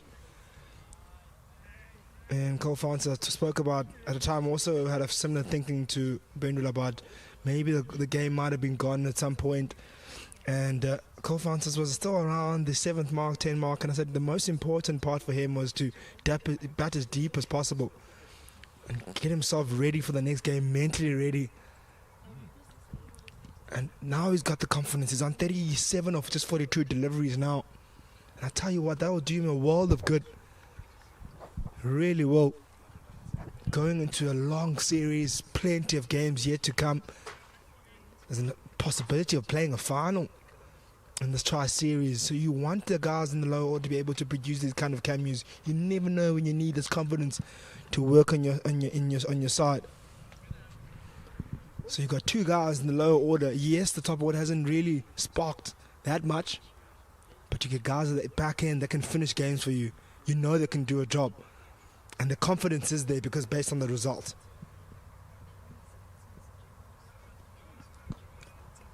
They have helped the score. Now with the single to 218. Last ball of over number 46 to come. So after this, there'll be 24 deliveries remaining. Andile Mogakane on his 8th over. With figures of 3 for 37. Very good bowling from him. Dayan Khalim also fantastic earlier on. But you're right, Cole Francis just kept it there as long as possible. Currently on 36 from 43. Very valuable partnership with Thando Prusent. Those short balls coming again from Mogakane to end over number 46. 219 for 8. With the score in 219 for 8, they still need a total of 57 runs from the last 4 overs. It's improbable that those 57 runs will be scored in those 4 overs, but at this moment in time, you'd really just want the team to complete their set of overs. You really want the team to finish off strong, and you never know what the game of cricket is going to give you. Yeah, and the cherry on top of that would be getting over the 250 mark, a psychological kind of score. Getting that 250 as a team total. I tell you what, that would do something in that changing room. I don't know what it will do, but a slight bit of belief in terms of what runs you can put on board, especially when you have to make a decision at the toss of batting first or bowling first before the start of play.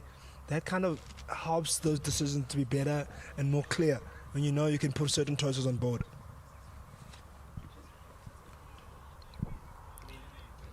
We're going to keep you on board with any changes that happen in the score. Just having some little bit of connection issues. It is on 219. Currently on over number 47. Dayan Khalim bowling his penultimate over. He's bowling his 9th. So most likely he's also going to bowl over number 49. Up into the air. It climbs over Mitchell van Buren. It's going to allow it to bounce a couple of times, prevent it from breaching the boundary. It's going to be 2 runs, 221.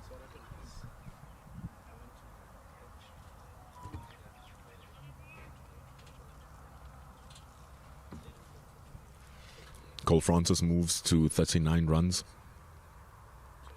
Dayan Khalim, the most economical of all the bowlers, 2 for 27.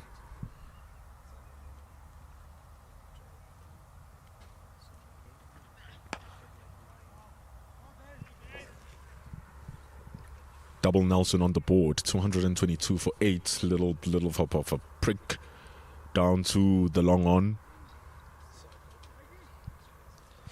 Cole Francis, 49. Might even be able to get to a 50, which will be also very, very massive. Let alone the team score getting to 250, him getting to that mark. You take the small victories, you take the small wins bit by bit.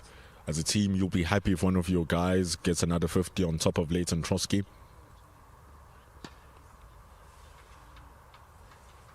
It's not too bad batting here from Bongim Mhlanga. He's looking pretty decent, the Kovsi boy.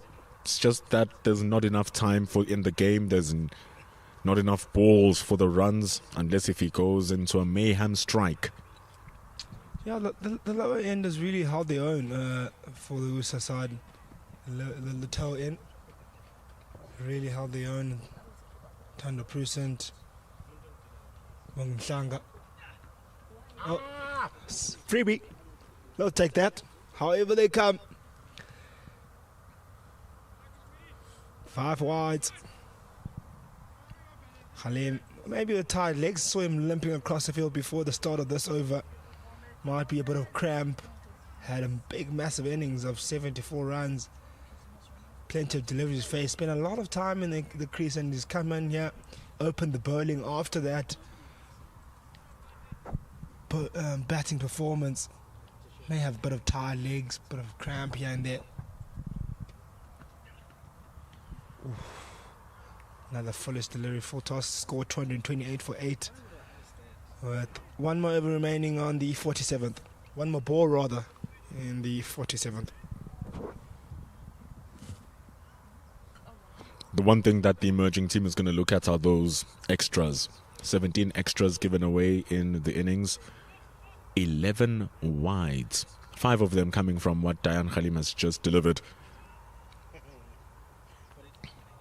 That's the one thing they're just going to look at. Minimizing the freebies, even from an individual perspective. You don't want to give away those free runs. They can become very annoying. Especially when you have full control on giving them away. You, as the bowler, have full control over the wide line. You have full control over your popping crease. So no balls and wides should be controllables. And those are extras that you shouldn't be giving away. That's why those are the 2 extras that counted onto your score. Buys and leg buys, not really in your control.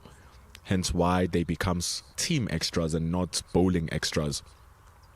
So you want to limit those bowling extras as much as possible and control those controllables.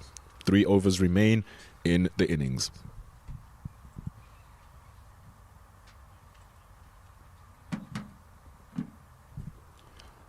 JP King, spin coming in at the back end of the innings. Long on, Siaplaki, deep mid wicket. Keegan Leon Cachet, deep backward square, Caleb Slaker. So they are saying, yeah, you can feel free to try and take us on the boundary. With the right hand, it's the same field. Long on, deep square leg, deep backward square. Good bounce from King.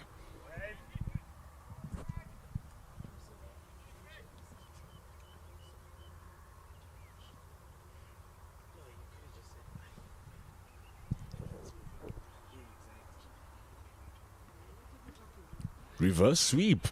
Look at that for some invention, for some creativity. The 2 Titans men are going to chase it down. Dan Khalim partners up with Janko Smith. It's only going to be 2 runs.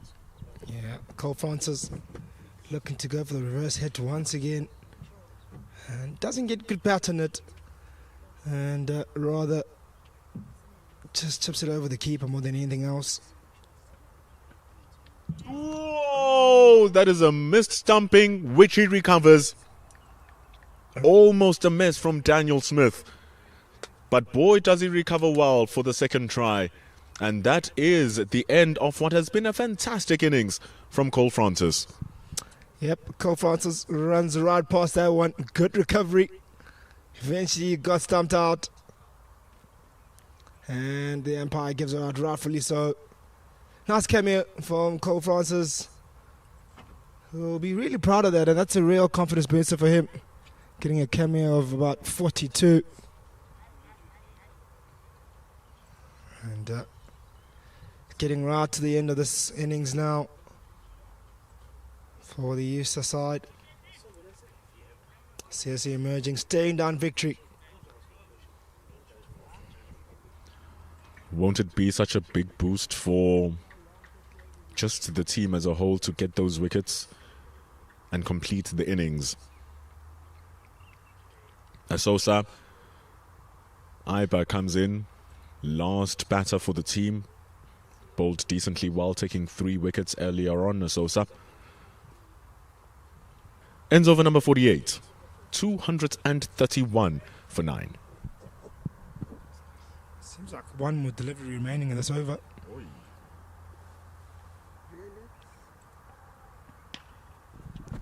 That's the last one. It will be a single down mid-wicket.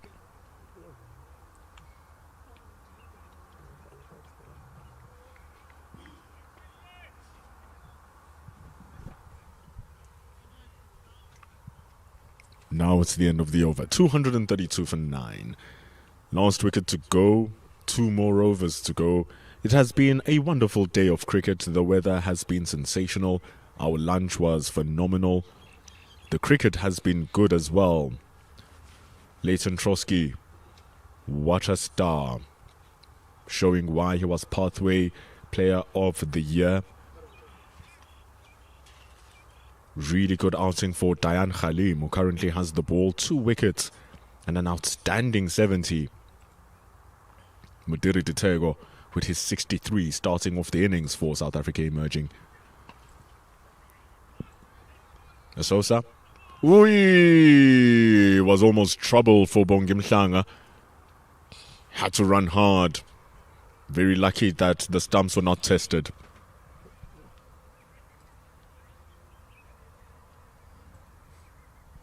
Yeah, we've come right into the end of the day now. It's the lower part of the day where it's about 11 balls remaining. Victory guaranteed for the CSA emerging side.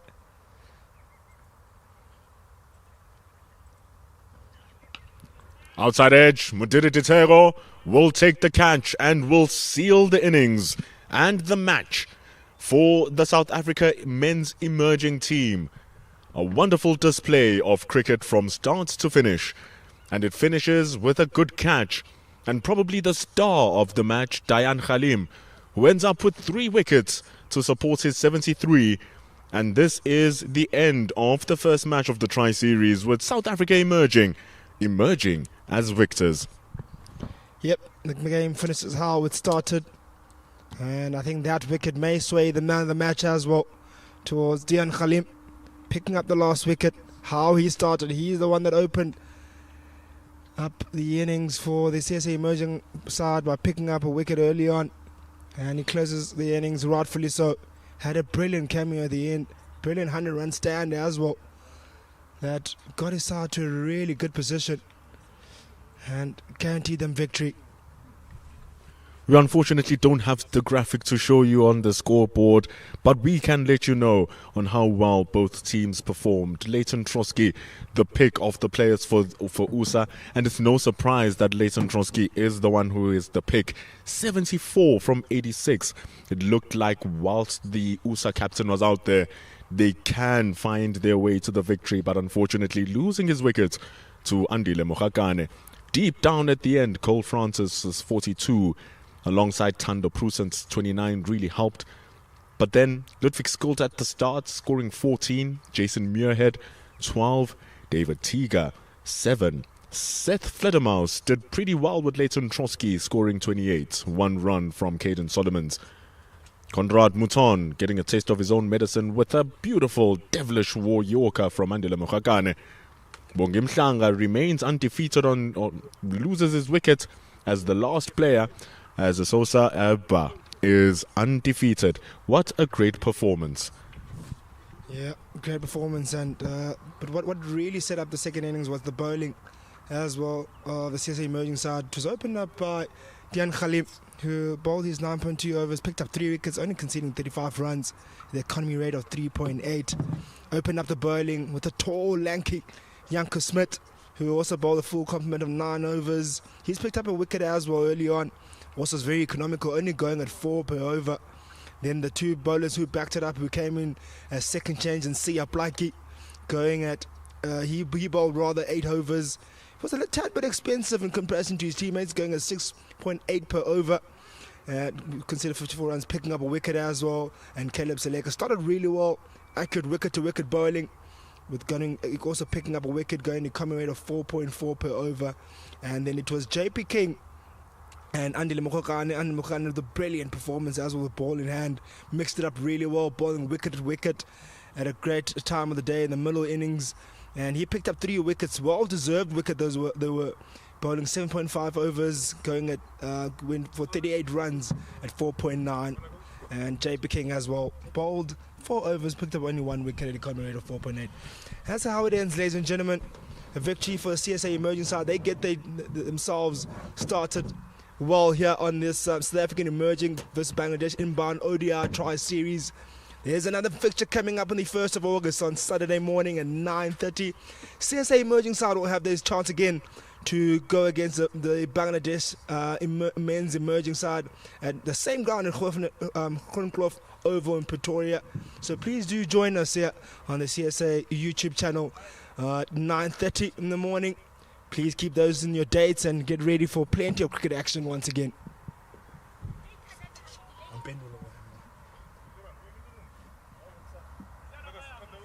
Bendulo, you're doing the post most, ne? Yeah. Sure. Oh, it is muted.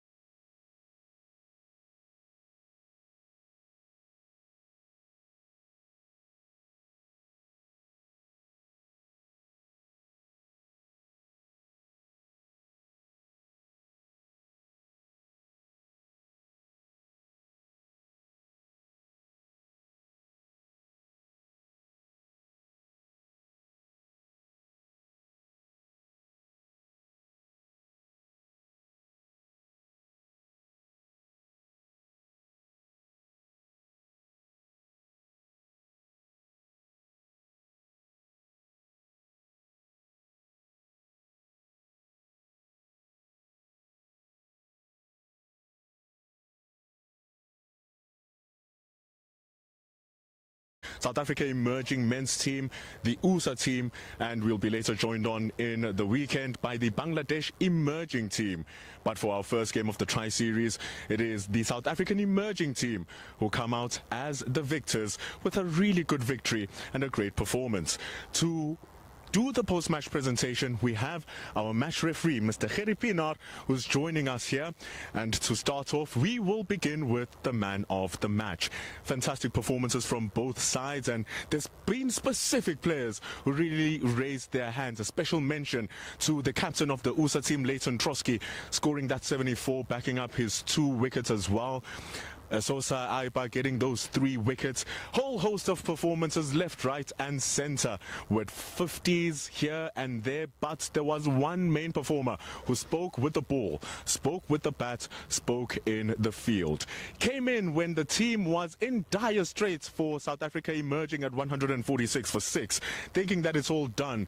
He comes in and he scores a wonderful 70 runs. And then when you think that he needs to take a break, he opens up the bowling and ends up with 3 wickets. Our player of the match for the first match is Dayan Khalim.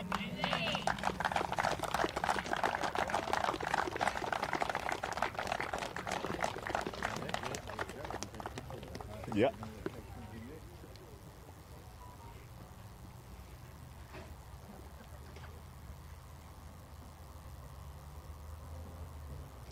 Dayan, a few words. You won the Titans 50 over man of the series, player of the tournament, and here we're coming in with another 50 over competition and you are doing the things again. What is driving you to showcase these performances both with the bat and with the ball? To be honest, at the moment, I'm not thinking about it too much. I'm just going out there and having fun. To be honest, I think that's been my mindset throughout, and just enjoying cricket has been nice, and it's been good to me at the moment. So, not overthink it too much. Just watch the ball and give it your all. You came in there, the situation was tough. You and Andile needed to do a rebuilding stuff. Put on a 102-run partnership. What was the conversation in the dugout as you were walking in, and what was the constant chatter between you and Andile as you were growing up that partnership? Yeah, obviously, well done to Modiri as well. He had a nice little innings at the top, and obviously well done to Andile. We had a nice partnership there. He kept things nice and calm, and he was just very solid at the crease as well. Our conversations were pretty good. Just obviously take the game a little bit deeper, but also keep your intent up. And I think we didn't have any panic. And I think early on in my innings, told him I'm dotting it up a little bit, and he was like, "Stay easy, bro." So it was nice having him there and having him as a partner as well. We're not going to sting too far to the start of the season, just the rest of the tour. What are you expecting for yourself and for the team as well, going into possibly the final on the 12th? Yeah, I think for the boys it's just game by game. I think we were very focused on what we can do today in terms of our intensity and what standards we would like to play to. So obviously a good start, and we would like to obviously take it forward and continue with the momentum. Diane, all the best to the rest of the series. Ladies and gentlemen, our player of the match, Diane Khalim. And thank you for the reminder. Modiri Ditego was playing in a completely different surface as wickets were falling around him, scoring that 63 runs. Absolutely fantastic to back up the 73 he scored in the warm-up games as well. But now we're going to speak to our captains. We're going to start off with our losing captain from USA. Can we please be joined by Leighton Trotsky? Leighton, bit of a test for the gents. Haven't played for a while during the breaks, and here you are. Your first is playing against contracted players. The next is going to be Bangladeshis. What was the expectation coming into this tri-series for the boys? I think we knew it's going to be a good challenge. Obviously a bunch of really good players, but I also feel we are a strong team. We've also got some contracted players, obviously guys that have put up their hands in the last season. So we expected it to be a challenge, but we also feel like we can compete. So, yeah. There were moments where it felt like you were at the top, scoring that, bringing them down by 6 wickets, and then that big partnership. From now, what do you think would have to be the changes in the mindset in order to be able to finish up an innings after taking out the top order? I think if you look at how our innings went, it's just small things, man. Drop catches here, a lot of extras. If we can just tighten that, a half chance here, build some pressure, then all of a sudden the game's completely different and we on top, So I don't think it's small changes that we have to do. So you had a fantastic USA. Come to the Pathway Awards, you get gifted with some great accolades as well, and then it showed here today. What was your mindset? Because it felt as if you were playing on a different surface as well prior to the deep part of the innings. You held it together. What were you thinking about as you were batting out there for your 70? Watch the ball. That's the trick. No, I think our chat this whole week has been if it's your day, if you're feeling good, make sure that you try and put your hand up and try and win it for the team. Unfortunate that I couldn't do it today, but yeah, if it's your day, if you sing it well, just watch the ball and keep going. Your next game is on Monday. What are the preparations and what are the expectations now going into the rest of the series?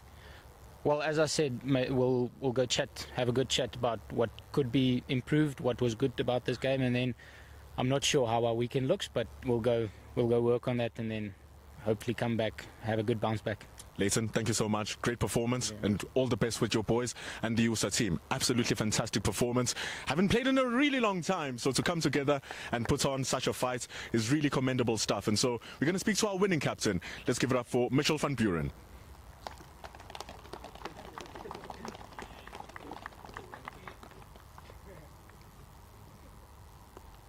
Mitch, fantastic outing for the boys out there, fighting as well. What are your thoughts as captain of the team? Yeah, I'm pretty pleased to start off this series with a win. I think it was a good challenge. The USA boys played some good cricket. But yeah, I'm proud of the guys, and yeah, it's great to start with a win. You lost the toss and you were put into bat. What was the expectation to you going into the batting compared to what you actually received to the surface? Yeah, we expected a bit of movement up front. We've had a couple middle sessions here, and we know that the morning does a little bit. But I think we were mentally prepared for that, and we were up for the challenge. And I think we obviously didn't, as a top 5, maybe put the runs on the board that we'd like, but a good fighting performance from the whole team. And I think, probably not our best performance with the bat, and still managed to get 270. So I think there's a lot of positives and lots to grow from still. Some good fielding, great catches being taken, super commitment. What are we looking forward to for the rest of the series with the boys? Yeah, I think more of the same. The guys are up for it, and we have to compete and we have to win. So we'll be obviously trying to win every game and try and win this series. So I think more of that sort of action, and we'll be up for it. Mitch, all the best for the rest of the series. Thank you so much. Congratulations to the boys. Wonderful game that we had here at Groenkloof Oval. Join us again on Saturday. It will be South Africa emerging, taking on Bangladesh emerging for the second game of the series. See you on the CSA YouTube channel.